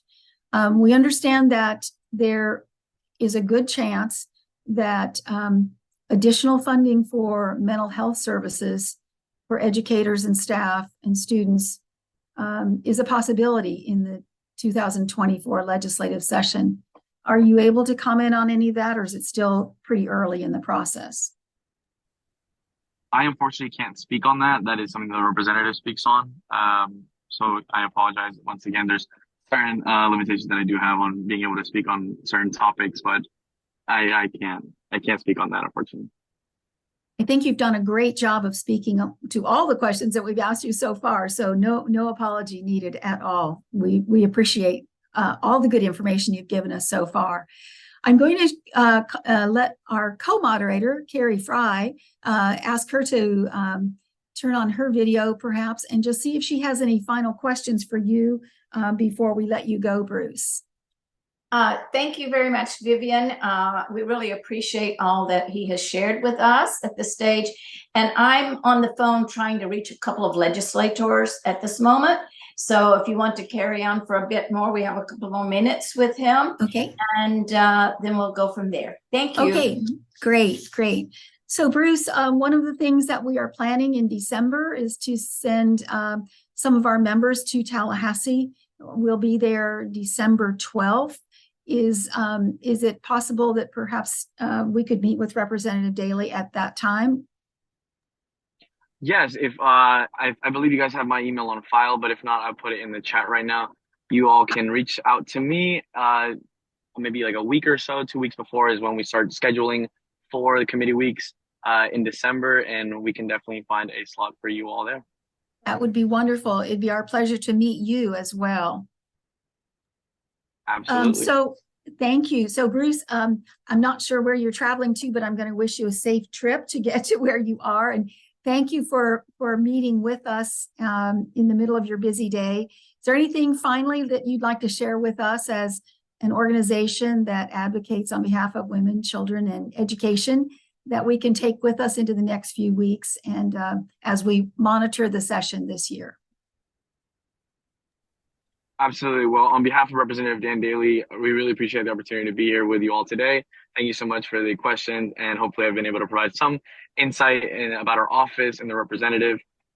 I would say that it is going to become very fast-paced now that we are hitting on our double committee weeks, and we're right there. We're about to begin session, and so definitely, if you have your priorities, if you have your issues, make sure that you're meeting with legislators, and that you're able to have a specific ask. That is something that I would recommend as a legislative aide, that I hear from a lot of advocacy groups. I hear from a lot of different organizations that come to the representative with, ideas and their priorities. But what I would recommend as a legislative aide is to have a specific ask for the representative or for the senator, so that they know exactly what you're there for. And with that, I once again thank you so much for the opportunity to be here in front of you all, and y'all have a great rest of your afternoon. Thank you, Bruce. And if you have any questions about the documents that we did send to you regarding our issues, We did send some recommendations, but please feel free to reach out to us. DKG can be a great resource. We have educators throughout the state who are always willing to help. So if you need any other information from us or any help, we would be very, very glad to provide that. So we wish you well for a good legislative session. And thanks again for reaching out. We do appreciate this so much. Absolutely. Thank you so much. And y'all have a good one. Thank you, Bruce. Bye-bye now. Thank you so much. Bye-bye. I do want to say that Representative Dan Daly's office, through Bruce, was one of the very first legislators to contact us when we sent out those initial invitations. It's always nice to hear from a representative that we haven't spoken to before. So this is, again, another opportunity to develop that relationship with a legislator in Tallahassee that is key to providing the funding for the bills that will match our issues. So always nice to meet some new folks. We're waiting for our representative legislative aide. Go ahead, Carrie. Do you have a change in this?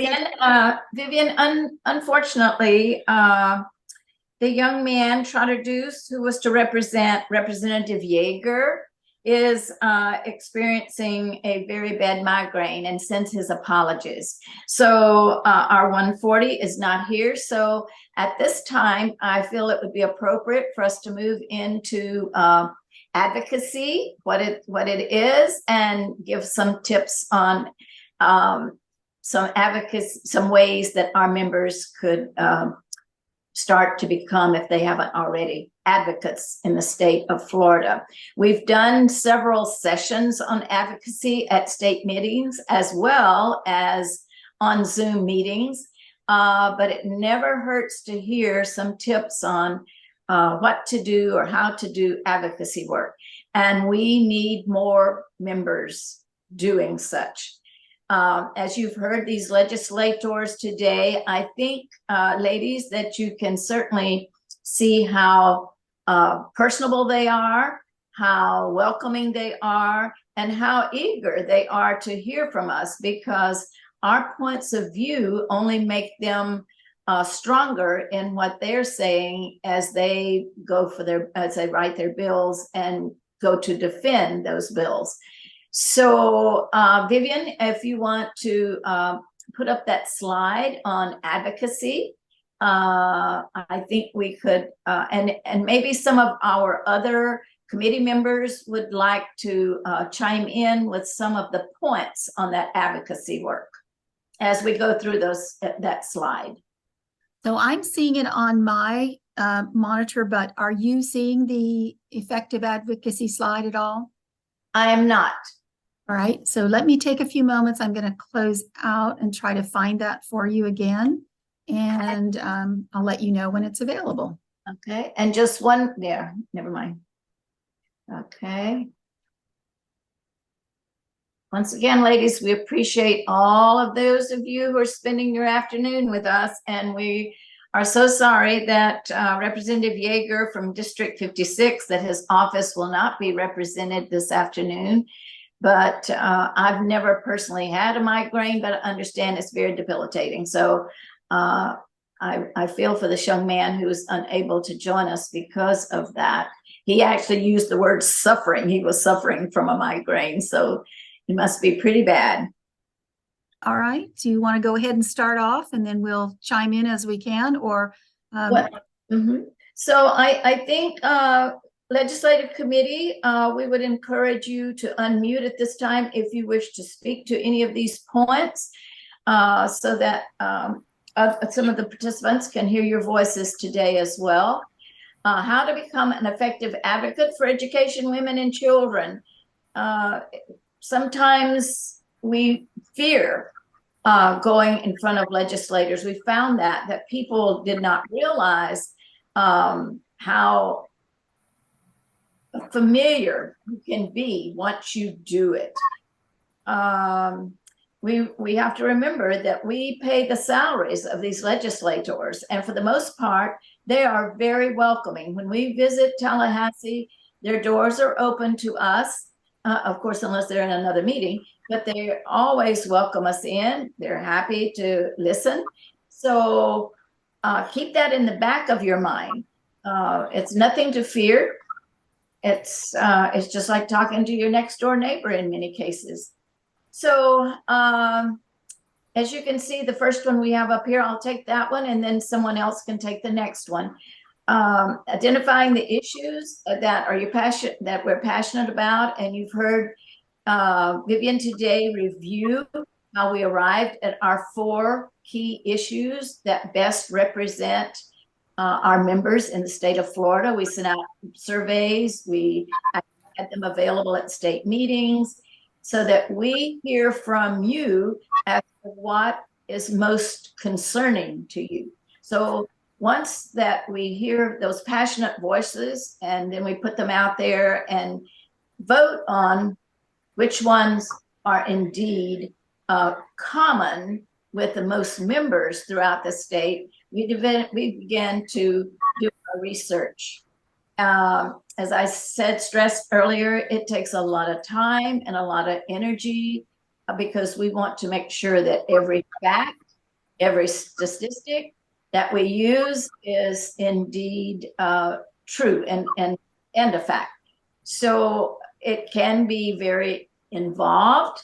However, being a part of the team that does this is also supportive. If you're not on the team and not wanting to on the committee and wanting to do all that research, just having you alongside us in Tallahassee or here today on this Zoom to hear these points of view, it is very validating for us that do all of this work.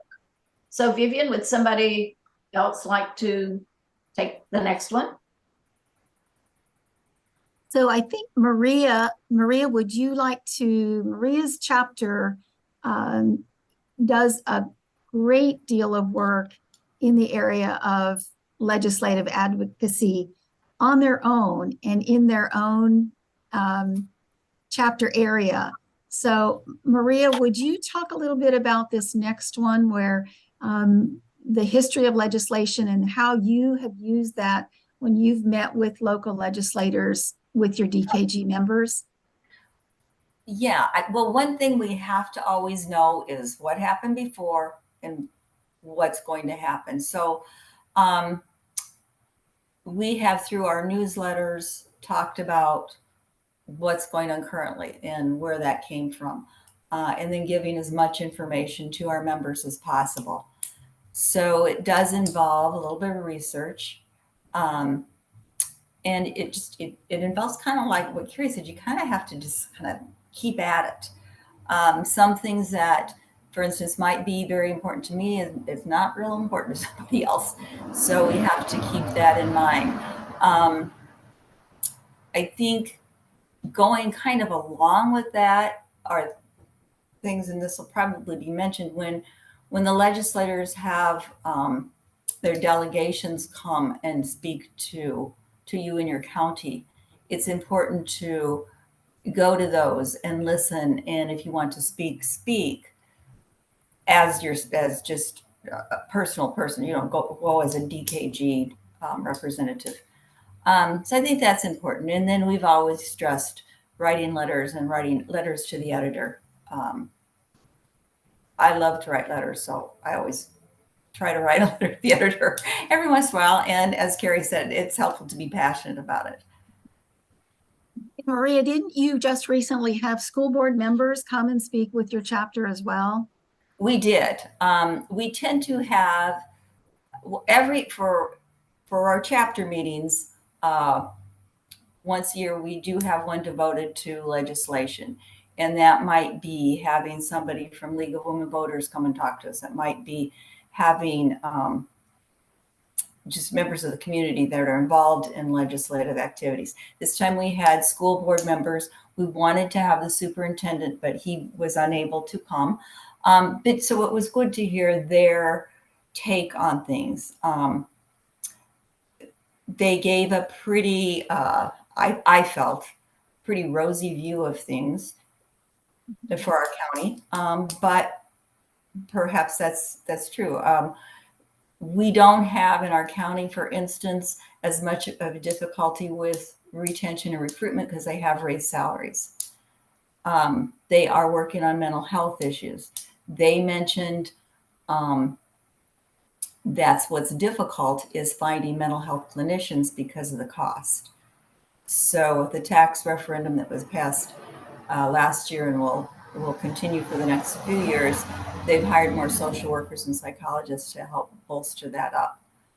But it's always interesting, and they have been a good vehicle for us to gain information because they've been very forthcoming with us about things. Maria, thank you very, very much. And for those of you who are wondering, so where is this wonderful place that Maria is speaking from? She is in Charlotte County. She did mention that her county has a referendum that they have passed. I don't know how many years, but this adds an additional mill or portion of a mill to the property taxes, and it's dedicated to supplementing salaries, I'm guessing. Is that right, Maria, in Charlotte County? It's salaries, it's extracurricular because they kind of had before pay for play.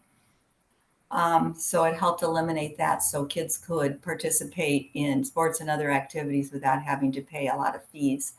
It has helped with hiring more social workers for the whole mental health part. So it's been very helpful. And it's been kind of nice to see members of the community get behind it and support it. Because sometimes we do have a very, our community is very much retirement aged. So sometimes it's felt that how can they kind of act like they don't really care that much about schools, but they always support that. Barb Davis and Sue Seifert, who are both chapter members, have been very, very instrumental in helping those get passed. So great. Thank you, Maria. So Maria is the person to reach out to if you have some ideas for your chapter that you'd like to see taking place around legislative advocacy. She would be a great person to ask about where you should start and what kinds of activities would be most informational and engaging for your members. So there's one on start by writing letters to your elected officials and editors of newspapers. This can be a scary thing unless you're like Maria and you love writing letters. But one of the things we've tried to do when we've met in our sessions, either at Lake Mary or at our district meetings, is to provide examples of letters to chapters and to members so you don't have to reinvent the wheel. You can take these good ideas and use those to write your letter. Make sure that they are, as Carrie mentioned, that your facts are true, that it's not entirely opinion, but that you do rely on data and some facts. They should be brief rather than lengthy. And in just a few minutes, we're going to show you another way that you can communicate with your elected officials that doesn't require you to sit down and write a 3 or 4 paragraph letter, which in many cases, the idea of adding one more task to your day can seem overwhelming. But there are other ways that you can get in touch with them. Is there anyone else on the committee that would like to add any information to this one about writing letters? We heard from Jan Bennett this morning that she just had a letter in the Tallahassee paper that was an editorial. And writing editorials are very key because you reach a very wide audience that way, or hopefully you do. And I think in many cases, our elected officials do pay attention to those editorials. So that's another way to get your voice out. I know with FREA, that's a big thing for us. We have 3 or 4 people that are very good at composing those messages. And sometimes we stress that starting with a positive can be very good. You know, that old slogan of you catch more flies with honey or ants with honey or whatever, if you want to, how you want to state it. So if we could say something positive about our legislator, and then go into what our concern is, it just helps us keep that rapport that we've worked so hard to establish with them in a positive light.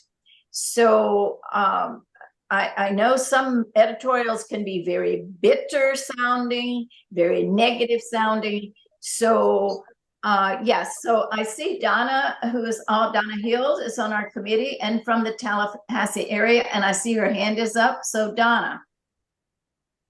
Okay, well, just really briefly, if it seems like a lot of work to write a letter, it's really easy to send an email. And sometimes I have, in going over a bill or reading an analysis, and I'll think, oh, I wonder if they thought about this. And so I will email my legislator, or sometimes I will email the the bill sponsor and say, I'm a teacher and I was reading through this, I read about your bill and I'm reading through it. And do you realize that it does this, this, and this that really isn't good for teachers? Or maybe you didn't think about how the impact that this is going to have. So sometimes you can do that in a really brief, concise 1, 2, 3, and they do read them, their aides read them. And so then that gives them, when you go to maybe have the opportunity to speak to them, they use oh, you're the one. Yeah, I would like to expand a little bit on that. And we've heard a lot from, like you said, from legislators who said, we want to hear from you. If you have an issue with things like the books in your classroom, or the things we were talking about with,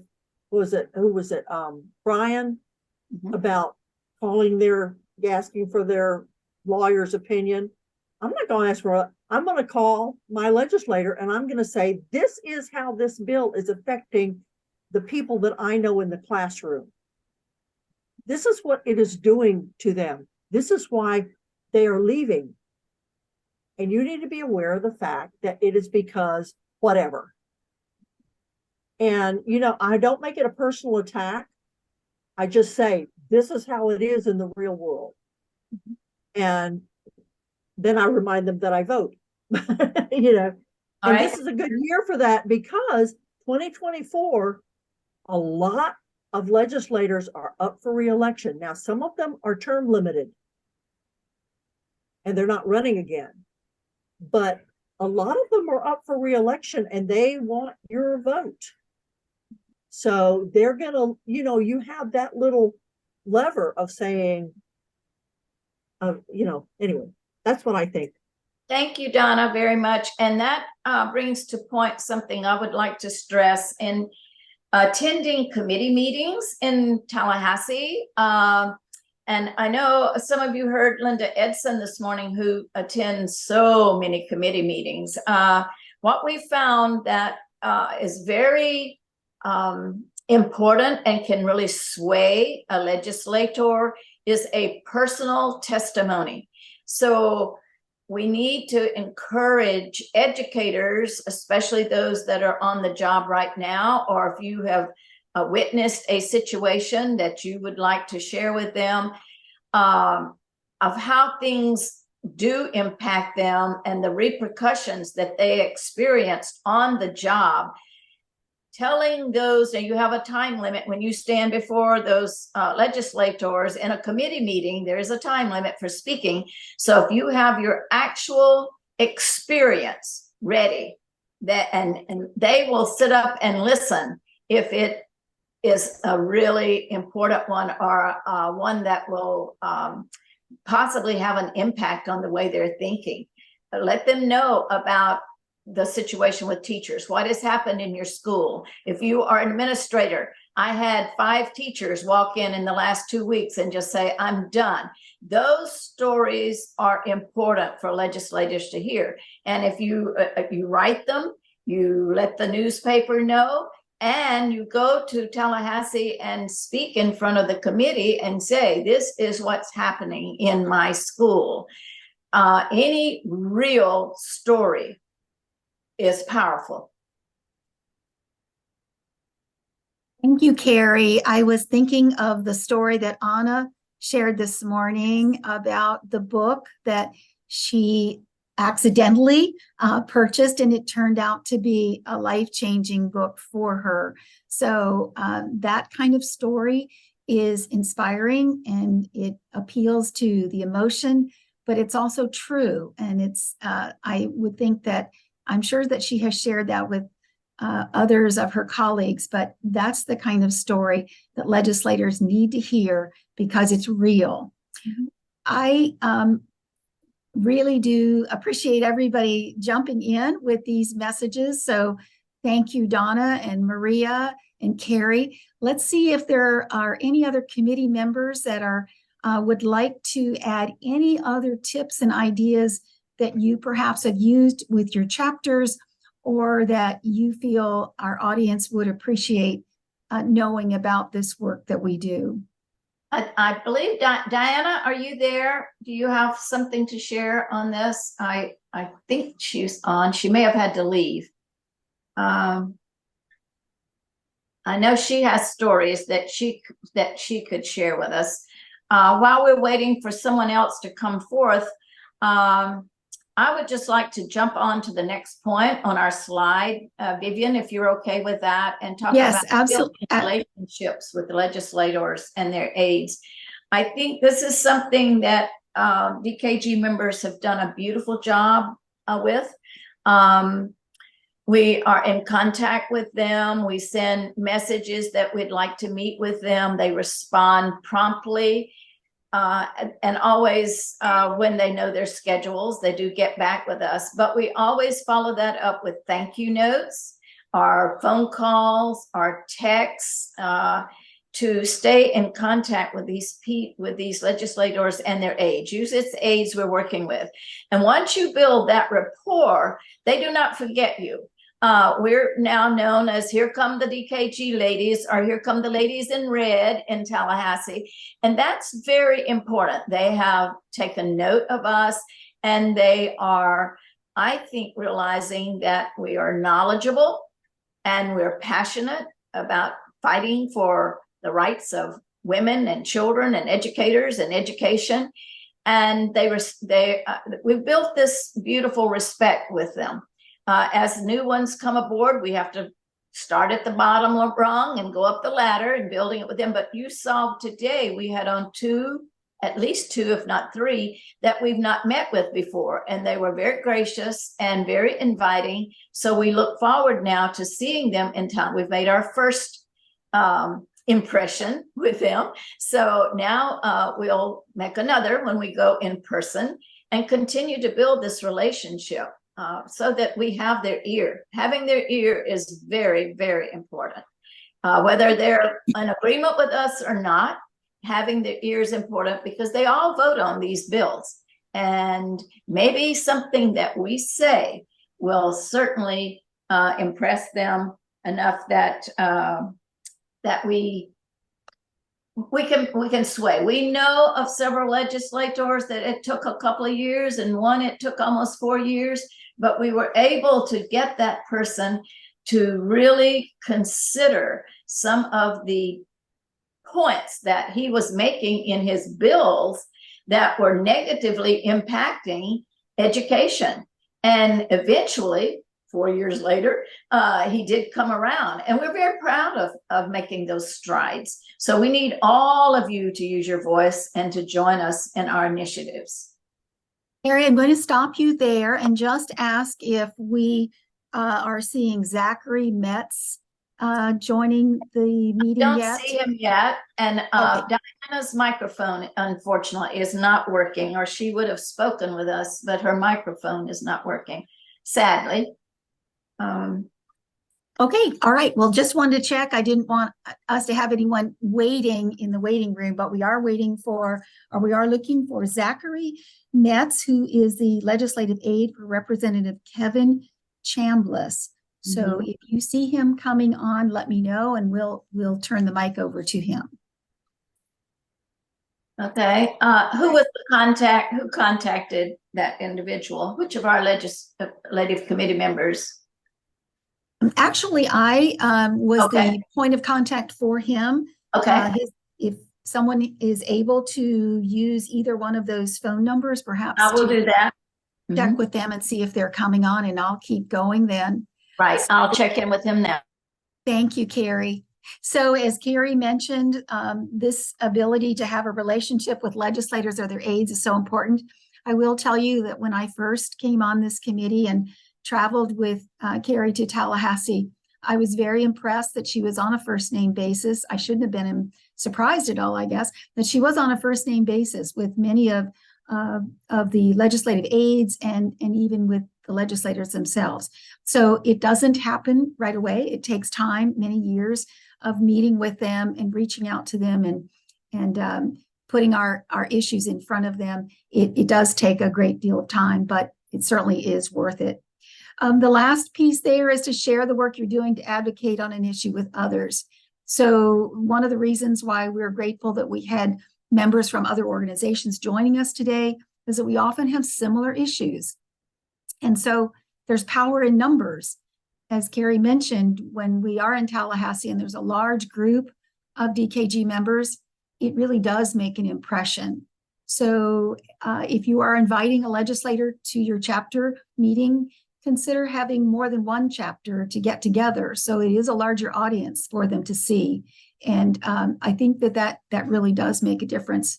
One other thing, as we mentioned when Maria was speaking, it's important to reach out to those school board members as well. Remember, that is the initial point of democratic contact between citizens and government, is the school board members. We want to keep school board members as nonpartisan. That's very, very important. The benefits of that for teachers and students and high quality education cannot be underestimated. So watch for efforts and push back against those efforts on requiring school board candidates to declare a political party. They are not required to do that now by Florida Constitution. And there are efforts to change that in the future and to make them partisan so they would accept funding for their political campaigns. They might be more dependent on those funds, so that might impact their decision making. And all of that does not bode well for students and teachers in education. So please watch for that. Try to inform your communities, your colleagues. We want to keep those school boards as nonpartisan, just the way the Florida voters voted for that initially to be a part of the Florida Constitution. All right. Vivian, Zach should be coming on momentarily. So there he is now, I believe. I think I just saw him. There he is. Yes. Let me see if I can pull that up and let's see if we can get him on. So I'm going to stop sharing then, Carrie. When we do the rest of that slide, I want to show the postcard before we finish the day. So Yes. make sure we have time for that. We have another slot this afternoon, Vivian. Okay, great. So let me see. Zachary, thank you for joining us this afternoon. Nice to see you. Nice to see everybody. Sorry for my tardiness. No, you're fine. You're fine. You know that with Zoom meetings, every minute counts, and you, I know, are very familiar with Zoom meetings and probably engage in more of them than you would like to admit to. So no, we certainly understand. So let me do a little quick introduction, and then we're going to go to some time for you to talk to us a little bit about Representative Chambliss.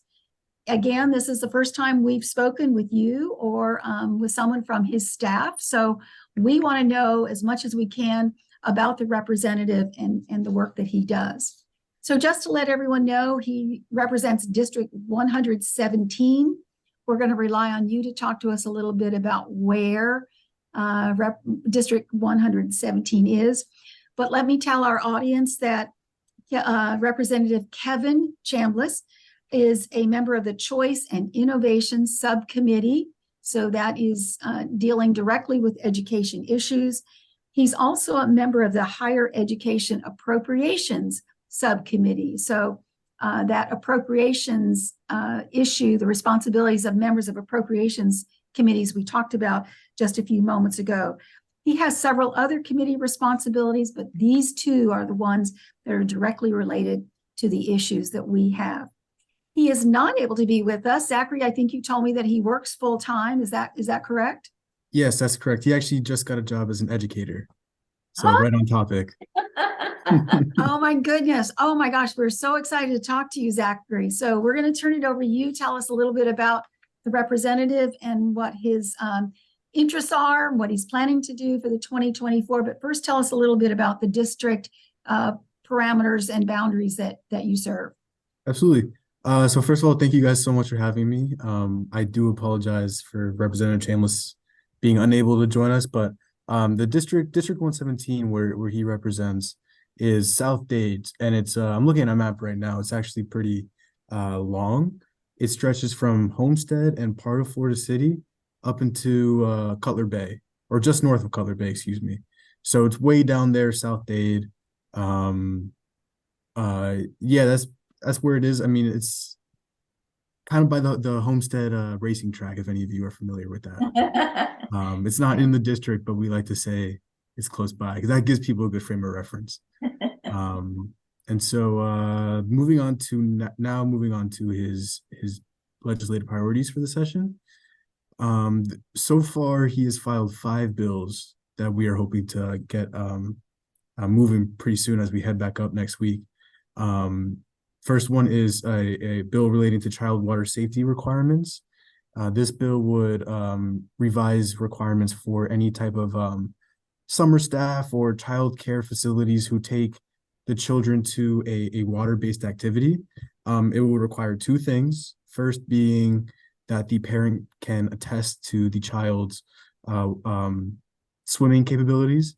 And if the parent says, hey, we're not comfortable with their ability to swim, then the facility or the camp or wherever the child is would have to provide some type of flotation requirement or a flotation device, excuse me. The next is probably the one that you guys are going to be most interested in. It is a bill relating to compulsory school attendance. Basically, all it would do is raise the age that children are allowed to drop out of school from 16, where it is now, to 18. As an educator himself, he is extremely aware of the benefits of staying and completing your high school education. And especially in the district, in District 117, unfortunately, there is a lot of crime. So one of the things that he's noticing is that this has the potential to kind of take out 2 birds with 1 stone. The first obviously being that children will complete their high school education, which would, 1, better set them up for the future, get them higher paying jobs, more credibility, all the great stuff that we know education can do. And the second thing would be to reduce crime. This is a more inadvertent effect of the bill that he likes to explain. It's more as like in his district, a lot of the times the criminals would use children to do their worst crimes, because the way our criminal justice system is set up is that, you know, if a child under the age of 18 carries out a robbery, murder, any type of violent crime, chances are they're going right to a juvie center and they'll be out in maybe a couple months, a year, which is only a fraction of the time that an adult offender would do. So he's very passionate about it. And as we go up next week and the week after, we're really going to get the ball moving on that. The third bill that he has filed so far is a bill relating to licensing requirements for barbers and cosmetologists. This is another anti-crime, reducing recidivism type of bill that we have been focusing on for the last couple years. This bill would require licensing boards for the barbers and cosmetologists to disregard any crime that happened 3 years prior to the application date. So if somebody comes out of jail, they complete their service to the Department of Corrections, and they haven't reoffended in the last 3 years, then they can't be denied a license based on a crime that they have already served their time for. And the hope with this is that, once it passes, the recidivism rate will drop, thereby reducing crime, not just in his district, but everywhere. The fourth bill that he has filed so far is a bill that is really aimed at stimulating Crime Stoppers. Now, as it stands, we are looking into ways to expand this.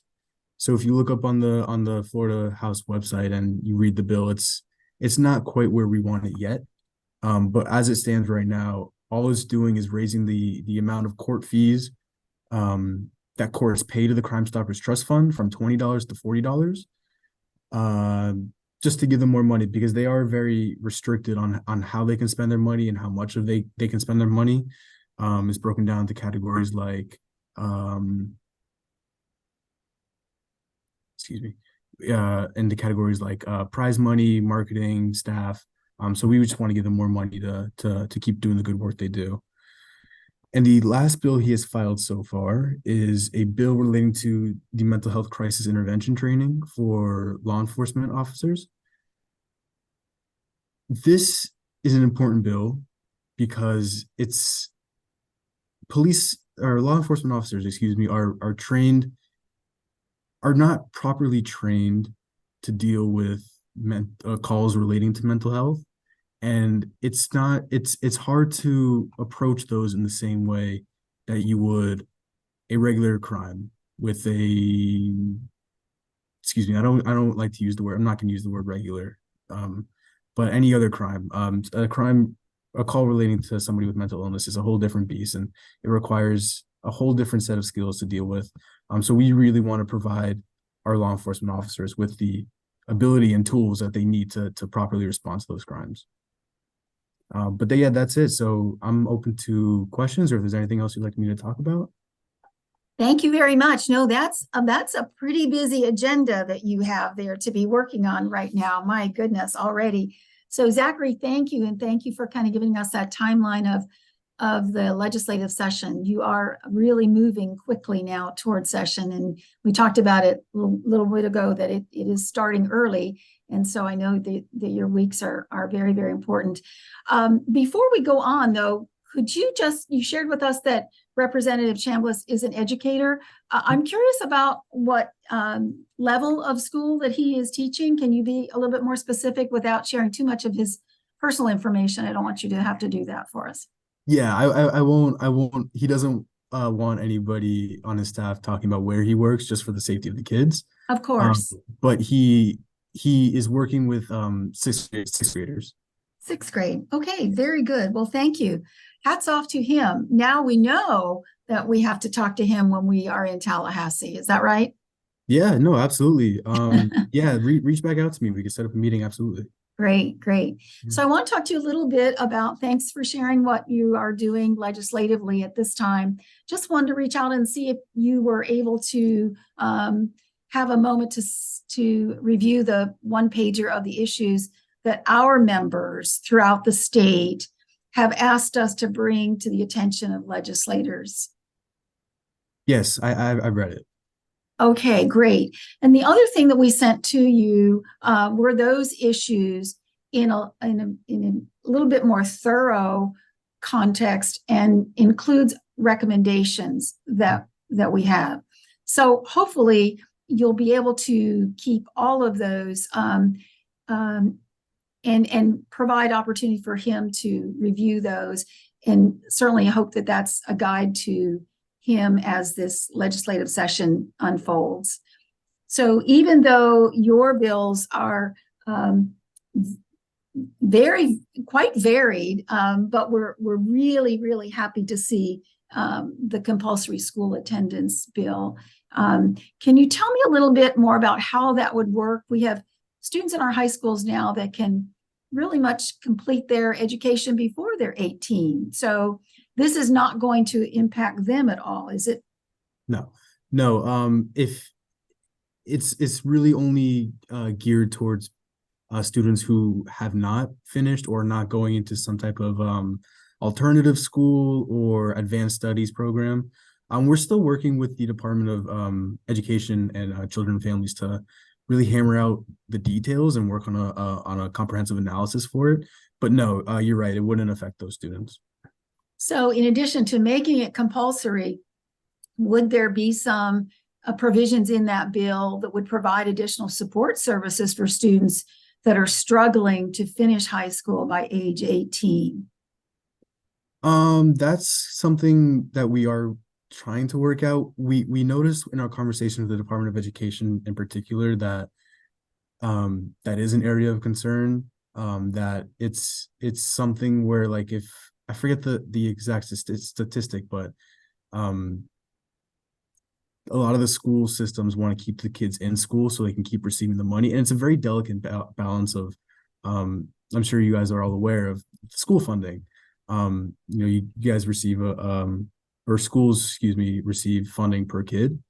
So our hope is that by keeping the kids in the school system, they can keep getting that money from the state, and they can spend it on the services, and like you said, like the services that they deem that they need. We are not really looking to mandate any specific service like that, but it's more on a school-to-school basis and what they determine for themselves.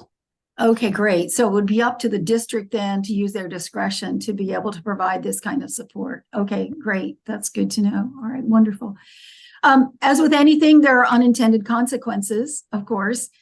So there might be some situations with this, but I think it's a really, really good first start. So thanks for bringing that forward to us. Yeah, absolutely.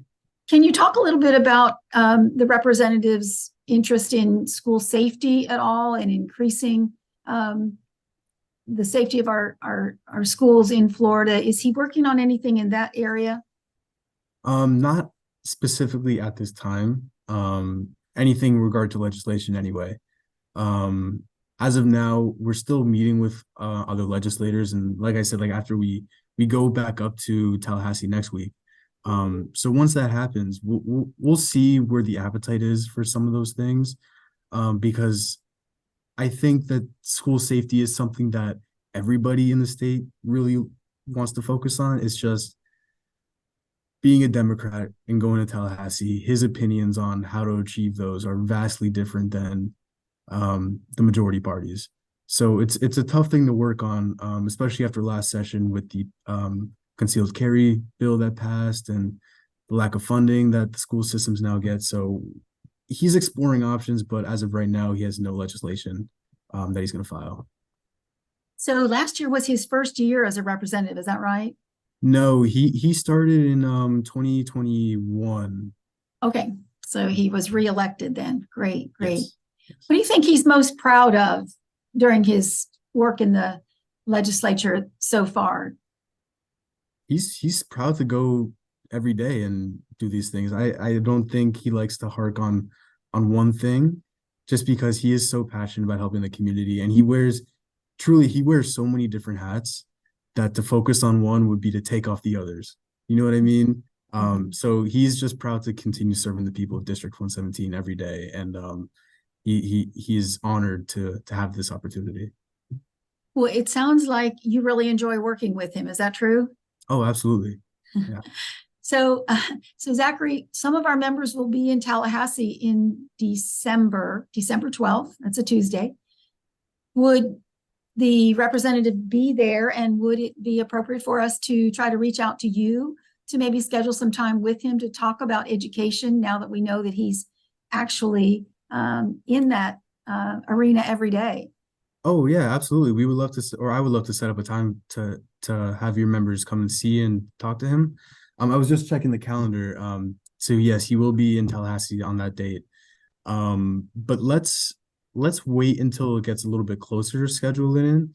Sure. Just because I don't want to put something on the calendar and then have a committee meeting during that time and being unable to reschedule. So we like to keep it open until the schedule gets released. But once the schedule gets released, yeah, we will definitely set something up.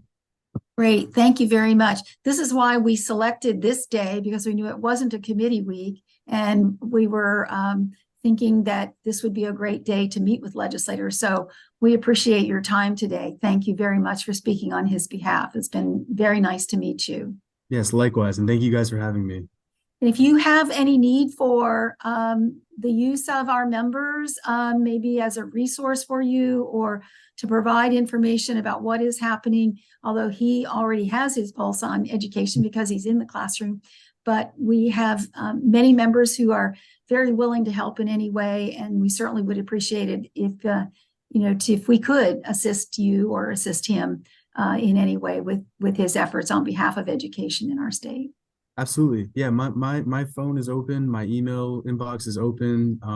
I can put my email in the chat, and if any of your members want to reach out to me, they are more than welcome to. Great. Well, thank you. And please give him our very best and hope he's having a great day at school. We had some students with us earlier this morning from the New Teacher Academy in Pasco County. And these are students, high school students that are aspiring educators. And so I know that they're probably not still with us today or this afternoon, but I do wish they had been here to hear you. And you obviously are very passionate about the work that you're doing as well. So thank you so much for joining us, Zachary. Wish you all the best and hope to see you in Tallahassee. Yes, likewise. I'm looking forward to it. Carrie, anything you want to add to our conversation with Zachary before we let him go?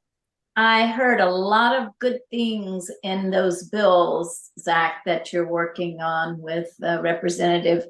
Very encouraging, very positive.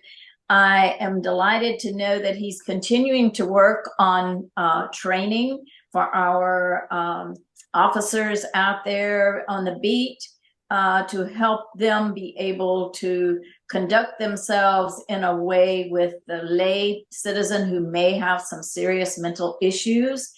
We see stories in the news all the time about somebody that's shot and maybe this person was autistic or had some other mental issues.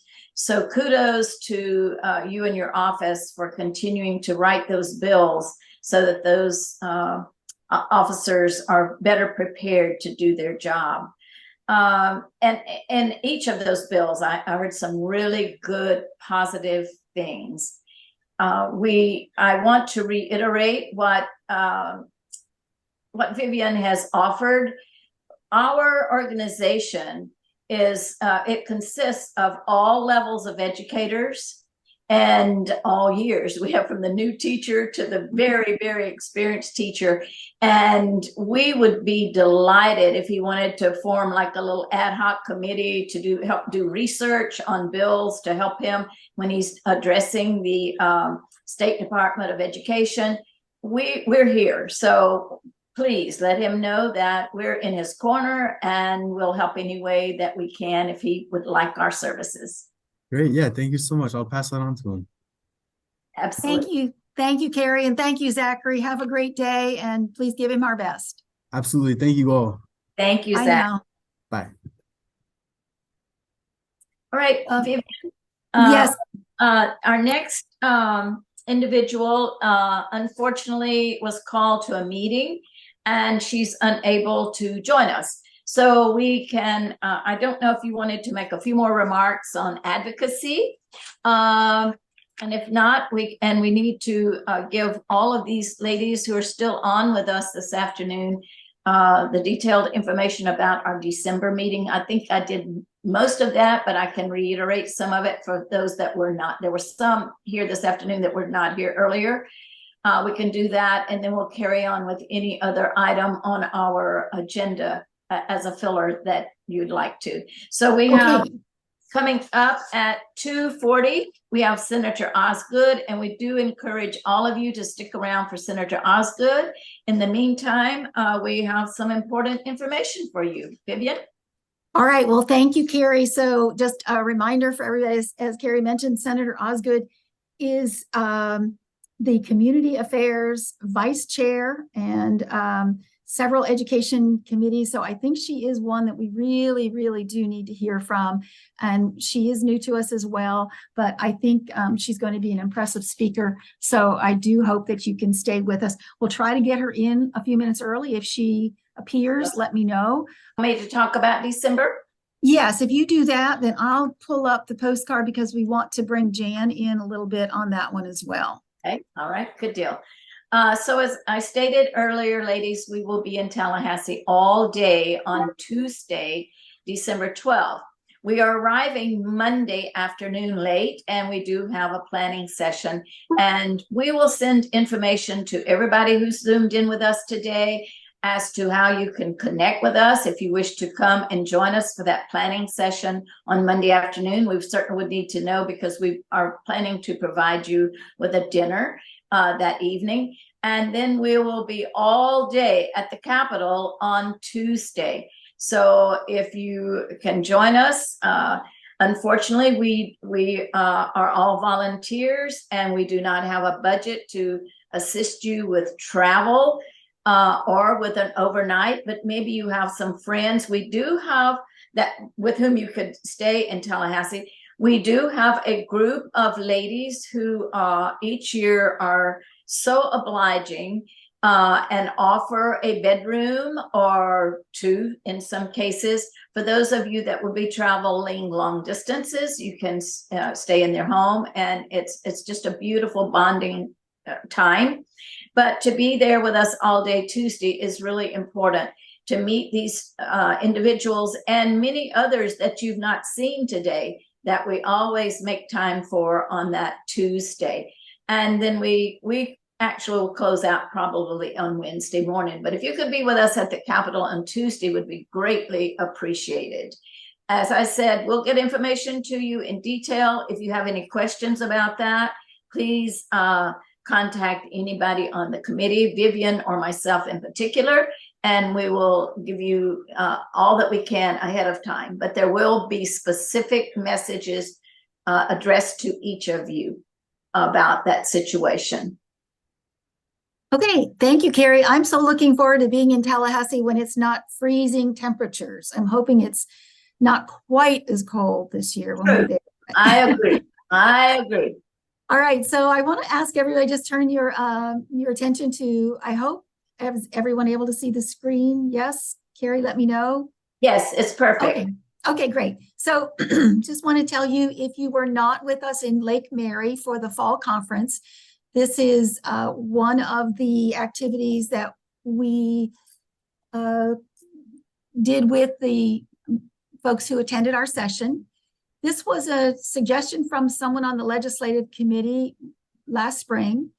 We wanted to find a way to contact legislators that we could offer to our members that would be part of our presentation in Lake Mary, but then also something that could be used by chapter members for an activity in their home districts or their home areas. So we reached out to Jan Bennett, actually through Donna Heald. And Donna said, you know, I know someone who might be able to create a postcard for us that we could use so that members could provide just a brief statement to their legislator, their elected representative. And Donna at the time graciously agreed to, because she lives in Tallahassee, to deliver those to the legislators, which we did. So we conducted this activity in Lake Mary with a group of attendees at our session. And then we started getting requests for distributing these to other chapter members around the state. So I'm going to ask Jan Bennett to unmute, and we haven't provided an opportunity for anyone else, but because Jan was instrumental in making it possible for us to have these postcards available for the presentation, I want to ask Jan to speak to this for a few moments, knowing that our next speaker is going to start at 2:40, Jan, so we have just a few minutes. But we want to congratulate your daughter, Amanda, for her fine work at getting this designed and ready to go. So, Jan, I'm going to turn it over to you with a great thank you for the work you've done to get this ready for us. Would you want to share a few comments about this? Surely, and I'll be brief. I'm fortunate that I have two daughters in my chapter that I can volunteer to do stuff all the time, which I do. And we created a postcard last year that we sent out to all of the Leon County School District Teachers of the Year, Employees of the Year, and Glen Howell Distinguished Educators to introduce them to DKG. So that's where the postcard idea, I think Donna saw those postcards, and some of you may use Canva. And I have I purchased the full subscription to Canva because I use it constantly. So we were able to my daughter created the postcard in Canva. And Beta-Phi is willing to facilitate you all ordering those postcards. I don't have all the costs memorized, but I think 100 postcards is $33. And 250 postcards is $55. And the only thing you would have to do is send a check or Venmo to me. The money would go through Beta-Phi. I've got a set aside for it on our spreadsheet. And then I could have it delivered to you at your home or to a pickup. It's if you have time and can wait 10 to 14 days, shipping is free. If it's delivered to a location near you, like a FedEx or a Staples, it's also free. So free dollars is good. I've also modified the postcard this afternoon to eliminate the from section, drop the to section lower on the postcard so that will be easier for you guys to have that space that fits under the postage stamp. So that's it. That's all I can tell you.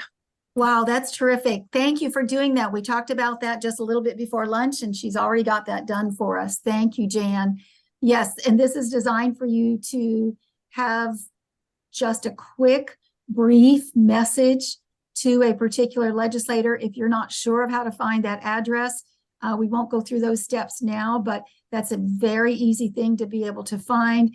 And your committee, state legislative committee person can help you with that.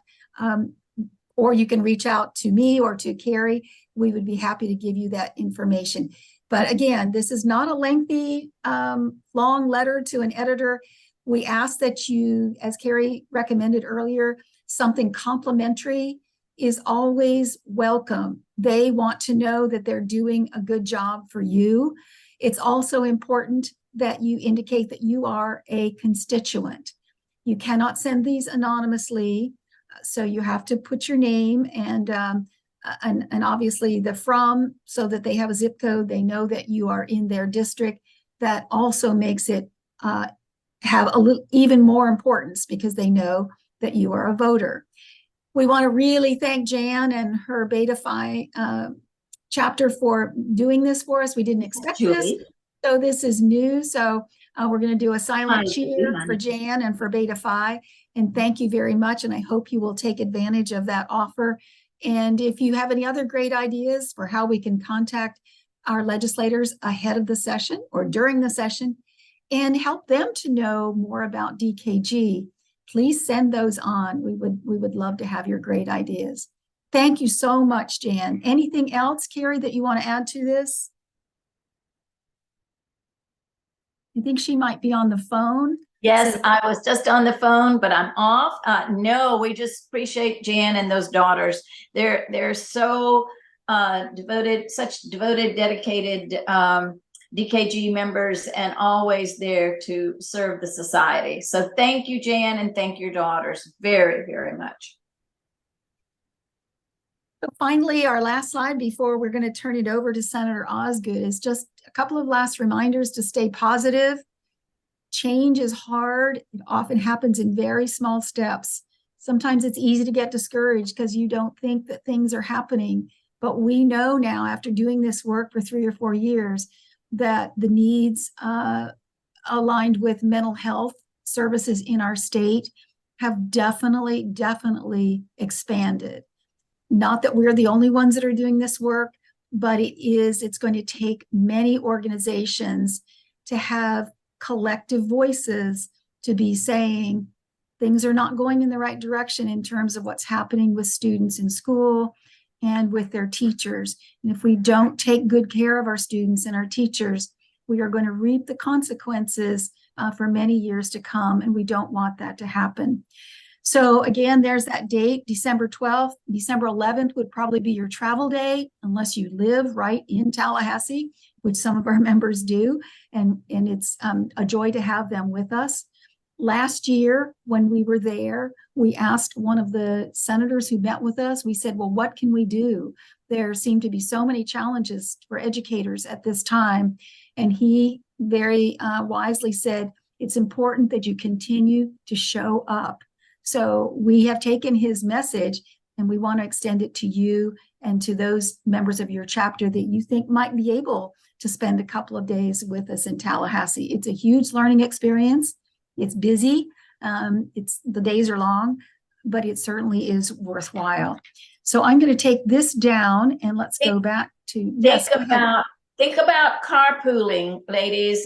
We have a number of ladies from chapters around the state who have done a beautiful job of carpooling, and they have a wonderful time. They get a room with a couple of beds in Tallahassee so they can share the expenses, and it's much less.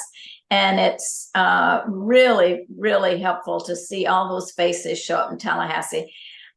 Joyce, can you put your question in the chat, or I think we're going to have to, because we'll be looking for Senator Osgood, and I just spoke with her office and she is on time. So okay, great. As a matter of fact, she's here now. And then following Senator Osgood's presentation and our time with her, we're going to see if Donna Heald has a couple of general questions, Carrie, that we could address before we sign off for today. Would that be all right? Absolutely. Okay. There all right. Good afternoon, Senator Osgood. Thank you for joining us. There you are. Thank you very, very much. I'm not sure I heard you. Can you welcome Senator Osgood? Can you speak with us? I just want to make sure that the volume is where it needs to be. Certainly, and thank you for having me this afternoon. Of course, of course. We know that the session has not started yet, but for you, it must seem like it already has because it's been so busy. Is that right? Of course, yes, never stops. So, Senator Osgood, thank you for joining us. We want to let the members of our organization know that you are part of several committees that have to do with education. And Delta Kappa Gamma, as you know from reading our invitation, is an organization of women educators from throughout the state, some retired, some practicing, and we even have some future educators that joined us this morning. So we try to certainly have everyone's voice in this process of advocating on behalf of educators and women and children. This organization was founded in 1929, so we've been advocates for a long, long time, and we appreciate the work that you've done. We've been reading up on what you've been doing in the area of preserving education, and we want to hear from you today a little bit more about that work. Senator Osgood serves on the Education Pre-K-12 committee, which is an extremely important committee. If you would describe for us a little bit about your district, maybe the geographic parameters of your district, and then we'll ask you a few questions about the work that you're planning to do in the upcoming session. Thank you, certainly. So I represent Florida Senate District 32, which is parts of Fort Lauderdale, North Lauderdale, Lauderhill, Lauderdale Lakes, Sunrise, and Plantation, and a part of Tamarack. Great, thank you. And we're really grateful that you accepted our invitation to be with us. We hope it's the first of many times that we can meet with you to discuss the challenges for education in our state at this time.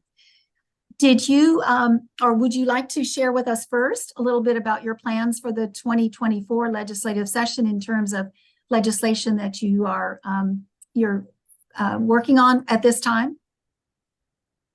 Legislation that I'm engaged in right now at the moment is centered around resolving cold cases. There are about 20,000 cold cases that are just left open. I'm working with the Davie Police Department to try to get those resolved. I'm also working on legislation to ban electroshock activity for children, which is an old practice that's still being used. As it relates to specifically to education, of course, having 9.5 years of serving on the Broward County School Board, I'm certainly not for additional unfunded mandates. I'm looking very closely to see what the thought's going to be in Tallahassee as it relates to addressing the 7,000 teacher shortage that we have, and trying to engage in conversations about increasing teacher pay, but in two ways.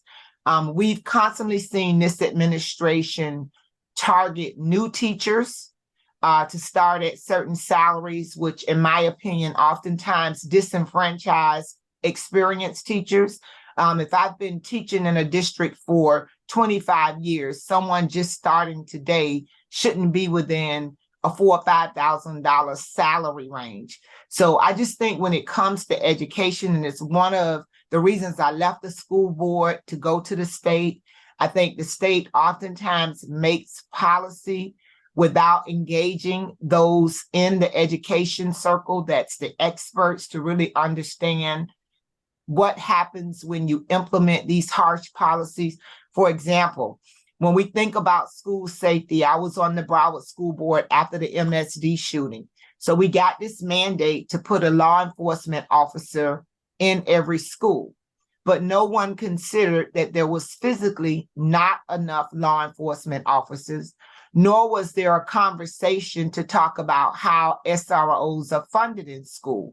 What normally happens is the district at that time would allocate about $45,000 toward that salary, and the city would come up with the other part. The district had to increase and contribute around $51,000, but based on which city, because as Broward County is made up of like 31 cities in a county government. So depending on who has jurisdiction over the school, that's how the salary of the officer is determined.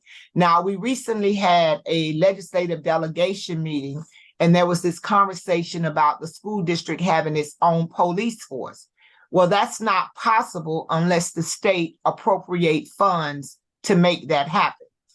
Last legislative session, I was able to work in a bipartisan way with Representative Chip LaMarca to get $250,000 for a mental health mentoring program for athletes. And we're going to look to carry that appropriation again, because when we look at the increase in suicide and just having the personal experience of being on the school board when Bryce Dowdy got drafted to Georgia Tech and then committed suicide a couple of days later, a lot of times we don't understand the pressure that's put on athletes, especially the minority athletes, to go to the NFL, to do all these things, but without the financial literacy training, without the social emotional learning. Oh, we're not supposed to be using that word, but I can use that word. But without the supports that are needed. So those are some of my high level things. I did, take the time to look through your policy items, and I really loved all of them. I am pro public education, although I understand that some kids may need different learning environments. But I think if we're going to really offer choice, we have to adequately fund all the systems that are providing education. We can't take funding from one and give to the other and expect the one that's under-resourced to continue to perform. Specifically, I'm working in my district. I have 2 F schools right now, which is very troubling to me after leaving the school board for 2 years. When I first got elected, we had 12 F schools in this district. So we were able to repurpose and work with our educators to come up with some plans to turn those schools around. So I'm working boots on the ground with the school district to do that, and also address this issue, how in Broward County now, we're headed back in a very negative way as it comes to arresting kids in school. In 2012, Broward County was arresting more kids in school than any other county. And let me just be clear, I'm not talking about kids that commit felonies or violent crimes. I'm talking about petty things, which the Broward School District put the Promise program in place. That program has now been eliminated, and the county is now giving students civil citations in schools. When civil citations were set up, they were set up to be community programs for kids that committed misdemeanors outside of the school environment.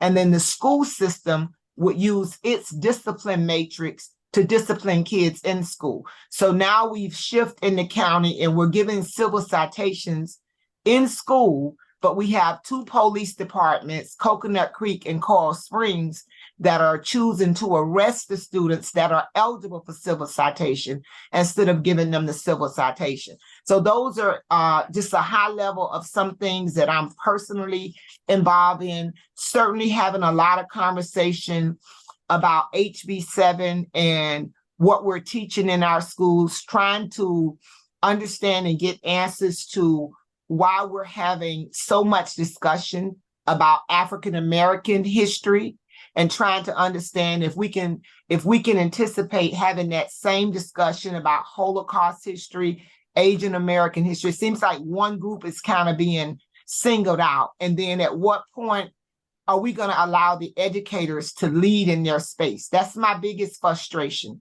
I feel that a lot of policy is made in education without the true voice and expertise of the educators that are the boots on the ground. Thank you, Senator Osgood. Those are some wonderful points for us to ponder and to be thinking about. We appreciate your proactive stance, certainly in the area of school discipline. I know that one of our issues that has continued to surface since we've been doing this work for several years is that access to mental health services for educators and staff and for students and their families. Do you think that if we were able to provide more access to mental health clinicians, I know they're expensive and they're hard to find, that some of the need for these civil citations could be minimized? I do. I think that we have to find a way to get the data ourselves. Like, I'm familiar with Broward because I was a school board member there. So I know that we have psychologists, psychiatrists in our schools. I'm also on the Broward Behavioral Health Coalition. So I know that there's been funding and intentional efforts to put those resources in place, primarily coming out of the Parkland shooting. I'm not sure that that's being replicated across the various states in the state of Florida. I do think that there needs to be a bigger push on the need of mental health for staff. Oftentimes, when we're thinking about these types of topics, we leave out staff and board members and policymakers and district level staff. For example, after MSD, the Broward district got mental health money, and we invested in a lot of wellness and mental health. Well, as a board member who was also grieving the loss of the 17 people that was killed, I availed myself to those trainings and, to try to understand and to get the help that I needed for myself. And I can tell you that it was very, very beneficial, but we don't oftentimes create the culture. I don't know if it's something that our teachers union or our groups can push more for, that we're actually having members of our team take that training, use those resources in a space that they're comfortable. I may not necessarily want to go to some type of mental health service or group within the school district as a part of me being a teacher there. But if I had access to it on Saturday or even through telehealth, where it's more private, I may feel more comfortable. So I definitely support that. And I think that it's needed, especially in a time where we're all grieving. We're all dealing with the different challenges of like what we're seeing in Israel right now. If you are an educator in a school where you have a diverse group of students and we have this whole issue going on in Israel, it's definitely something that students are going to talk about, engage. And if you don't manage it properly, then we could see violence, as we've been seeing in some campuses, play out. But people don't think from the perspective that when you're working in education, the support that you need because you're a human as well. Thank you so much. One of the things that we're hearing from teachers is that the behaviors that they're seeing in their classrooms are increasingly becoming more challenging, more difficult, and often are informed by traumatic events in a child's life. And guidance counselors are given many tasks to do, and oftentimes are the only individual in the school building that can deal with a child who's having a trauma-induced episode. We are trying to, when we speak with legislators, protect the role of the guidance counselor. A mental health clinician full-time in every school would certainly be of great value, but often it's the guidance counselor. And when that person is not available, then it becomes, as you said, it becomes only a discipline incident instead of providing support for a student who might really need that to prevent future incidents of this kind. So anything you can do for us to enhance or to make sure that our guidance counselors are well supported in schools would be of greatly appreciated as we move forward this session. Our other issue that surfaced after surveying our members this year, and I'm going to be brief because I know our time is coming to a close, which surprised us a little bit, but it clearly stood out in the polling that we did, was that teachers are very concerned about the idea that there's so much emphasis on censoring school materials, resources, videos, classroom libraries, and it's become such a distraction. And they're wanting certainly some relief from this. It's having the effect of criminalizing teachers and really impacting the community's confidence in what public schools can offer. So could you speak very briefly about that to us and see if there's any light in the tunnel on this? Is this going to somehow be minimized, or do we just need to brace ourselves for more and more of this to come in the future with more legislation? Well, so when we look at, we basically have a group, Moms for Liberty, and like-minded groups that go into schools and challenge books and create narratives that are oftentimes not true. As I said earlier, we have to get back to respecting educators. They know what they're doing. They're trained to do it. When we look at, I think it's HB 1447, where it talks about media centers and those type of things, it's my understanding that there was a book in one area found in a library that was allegedly had pornography in it. I didn't see it. I just still find it hard to believe that it's true. I'm just going to be honest. But you get these one-off outliers where somebody has a story, and then we just start seeing all of this policy reacting to it that's, in my opinion, not true. I know in Broward that there's been 3 books that have been shifted to age-appropriate parts of the school, like Maya Angelou's How the Cage Birds Sing. If you're familiar with that book, you would agree it's not an elementary school book. So I think a lot of what we have to do is help our educators, our media specialists, get their story of the truth out and defend them as professionals. I love your platforms. I hope that this whole idea about not censoring educators, that we can make sure that we're sending emails to all the legislators to let them know our opinion about this. I think that it will be important, even if we don't show people's faces, because I understand the intimidation, that we begin to record stories of how people are feeling in the school district. For example, when I look at HB 7 and it says that you can't teach anything that makes someone feel uncomfortable or gives them psychological distress for something that happened in the past. I think if I was in school now and a teacher showed up and told me that Black people benefited from slavery, that they would be in violation of that law, and I would want something done about it. So I think that we have to find a way to defend our educators, to capture their concerns, whether it's to go to the League of Women Voters, the NAACP, those entities that can actually sue the state and deal with these issues, and then protect our educators at the same time.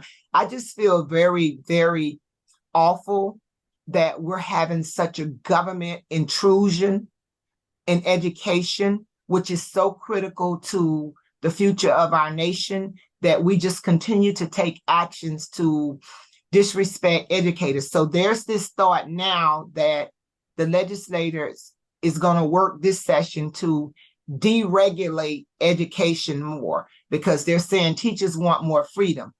But we have to pay attention, because it started last legislative session, and deregulation meant you don't have class size anymore. So now, instead of having 26 students, some teachers have 40. They're not getting paid anymore. Their work is doubled now.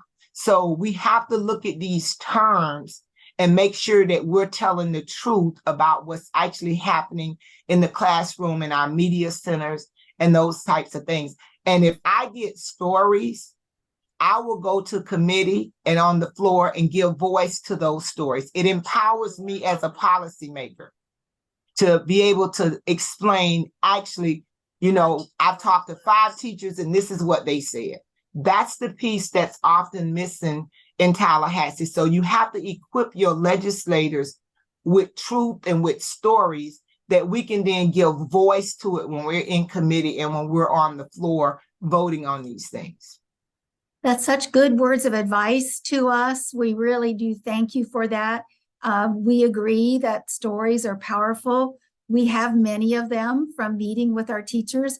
We just want you to know that as an organization, Delta Kappa Gamma would be willing to be a resource for you at any time if you want to reach out to us.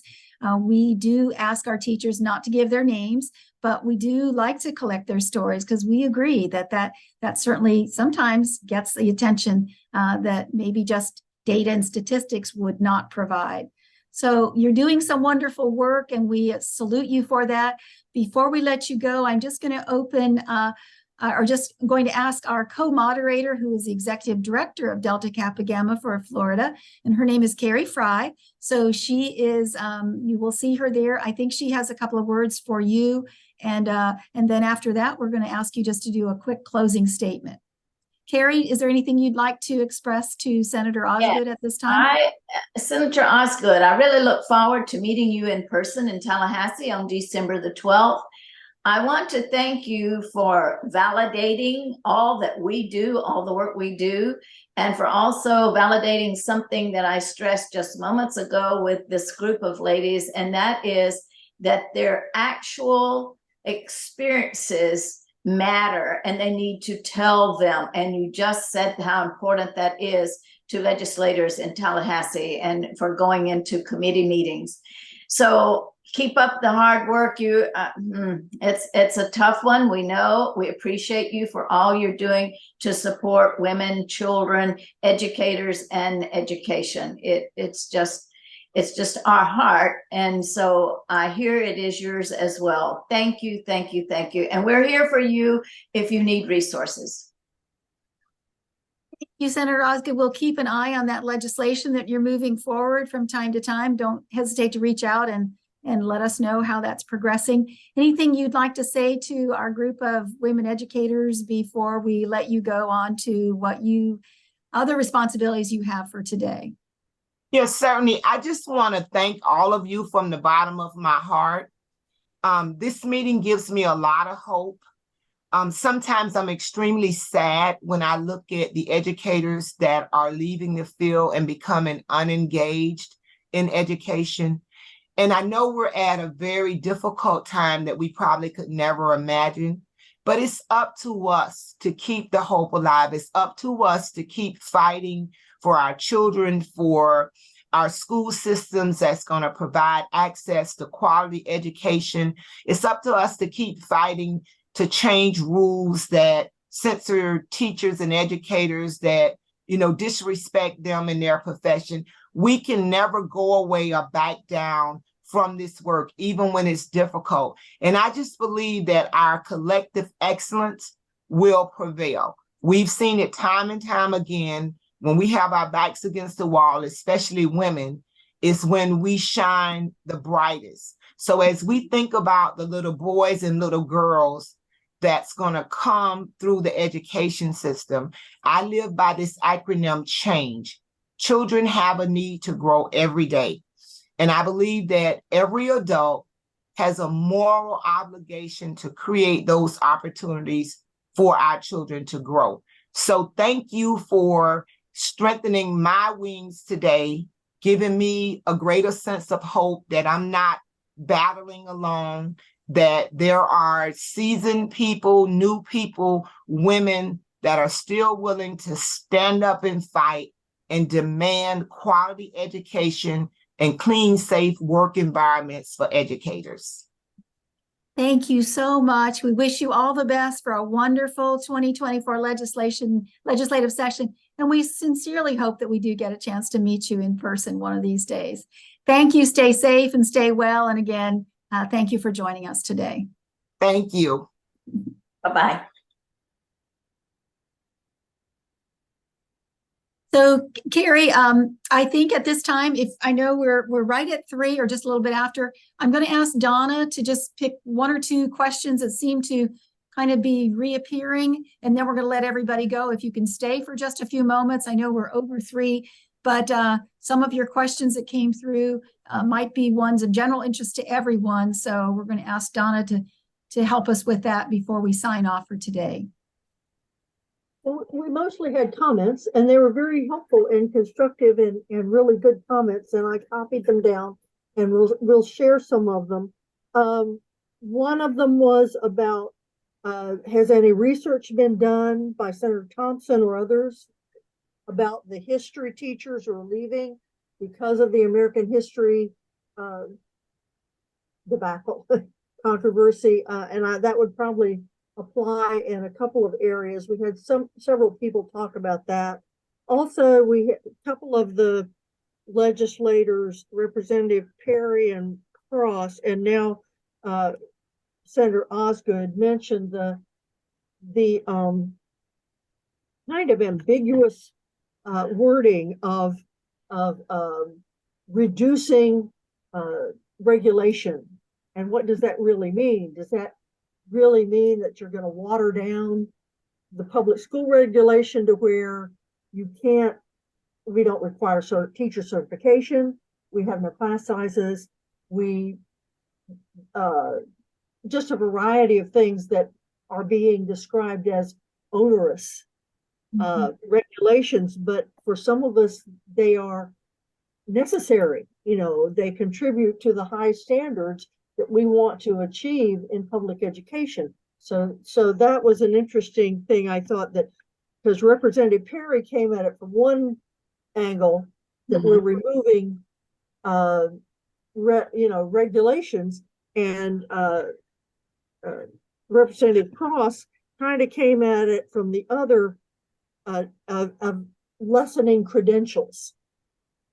So exactly which one, what do they mean by that? And that comes under where we go in and we talk to them and we say to the legislator, what do you actually mean? And sometimes it helps to go, if you can find the bill, and if it has a staff analysis, that's really good, because that's an actual non-legalese kind of things. Great, thank you. No, that's great. But there was one thing that a couple of them mentioned was about social media and the effect of social media on students. And Beth chimed in and said that her students said that they felt that it was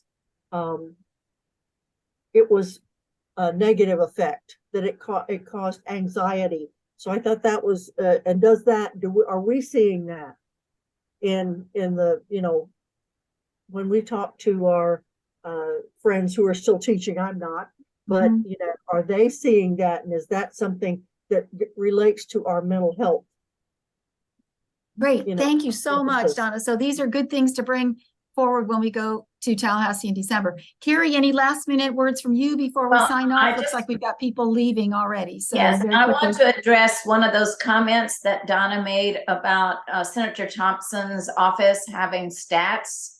on those history teachers, and I can respond to that in saying yes. I cannot respond to you to repeat the stats, but I do know that they have the stats on the number of teachers. So if we know the name of that individual, we could let them know they can contact Senator Thompson's office to get that information. So it's in the chat. I didn't write down everybody's name, but it is in the chat. Okay. All right. So let's just make sure that we're saving that chat and we can get the questions and see what we can do with them about getting them out to everybody then too. That'd be great. All right. Okay. My other one real quick, yes, Deb, is it occurred to me that as we go back and look through, think about what the different representatives said and how they responded to your questions about our concerns. Is there anything in our concerns that we might want to tweak a little bit? All right, we'll discuss that in our debriefing, Donna. We're going to stay on and debrief, but we need to say goodbye to our participants, okay? Okay. All right. Okay. Thank you for those of you who stayed till the bitter end. We appreciate that. We hope this was informative for you. Stay in touch with us. We'll see many of you in December, which is really wonderful. Stay safe, stay well. And as Senator Osgood said, we got to keep fighting. Let's keep the pressure on. And thank you again for all your participation. Continue with your advocacy work, and thank you very much. Have a great afternoon. Thank you for your hard work. Thank you, Viv. Thank you all.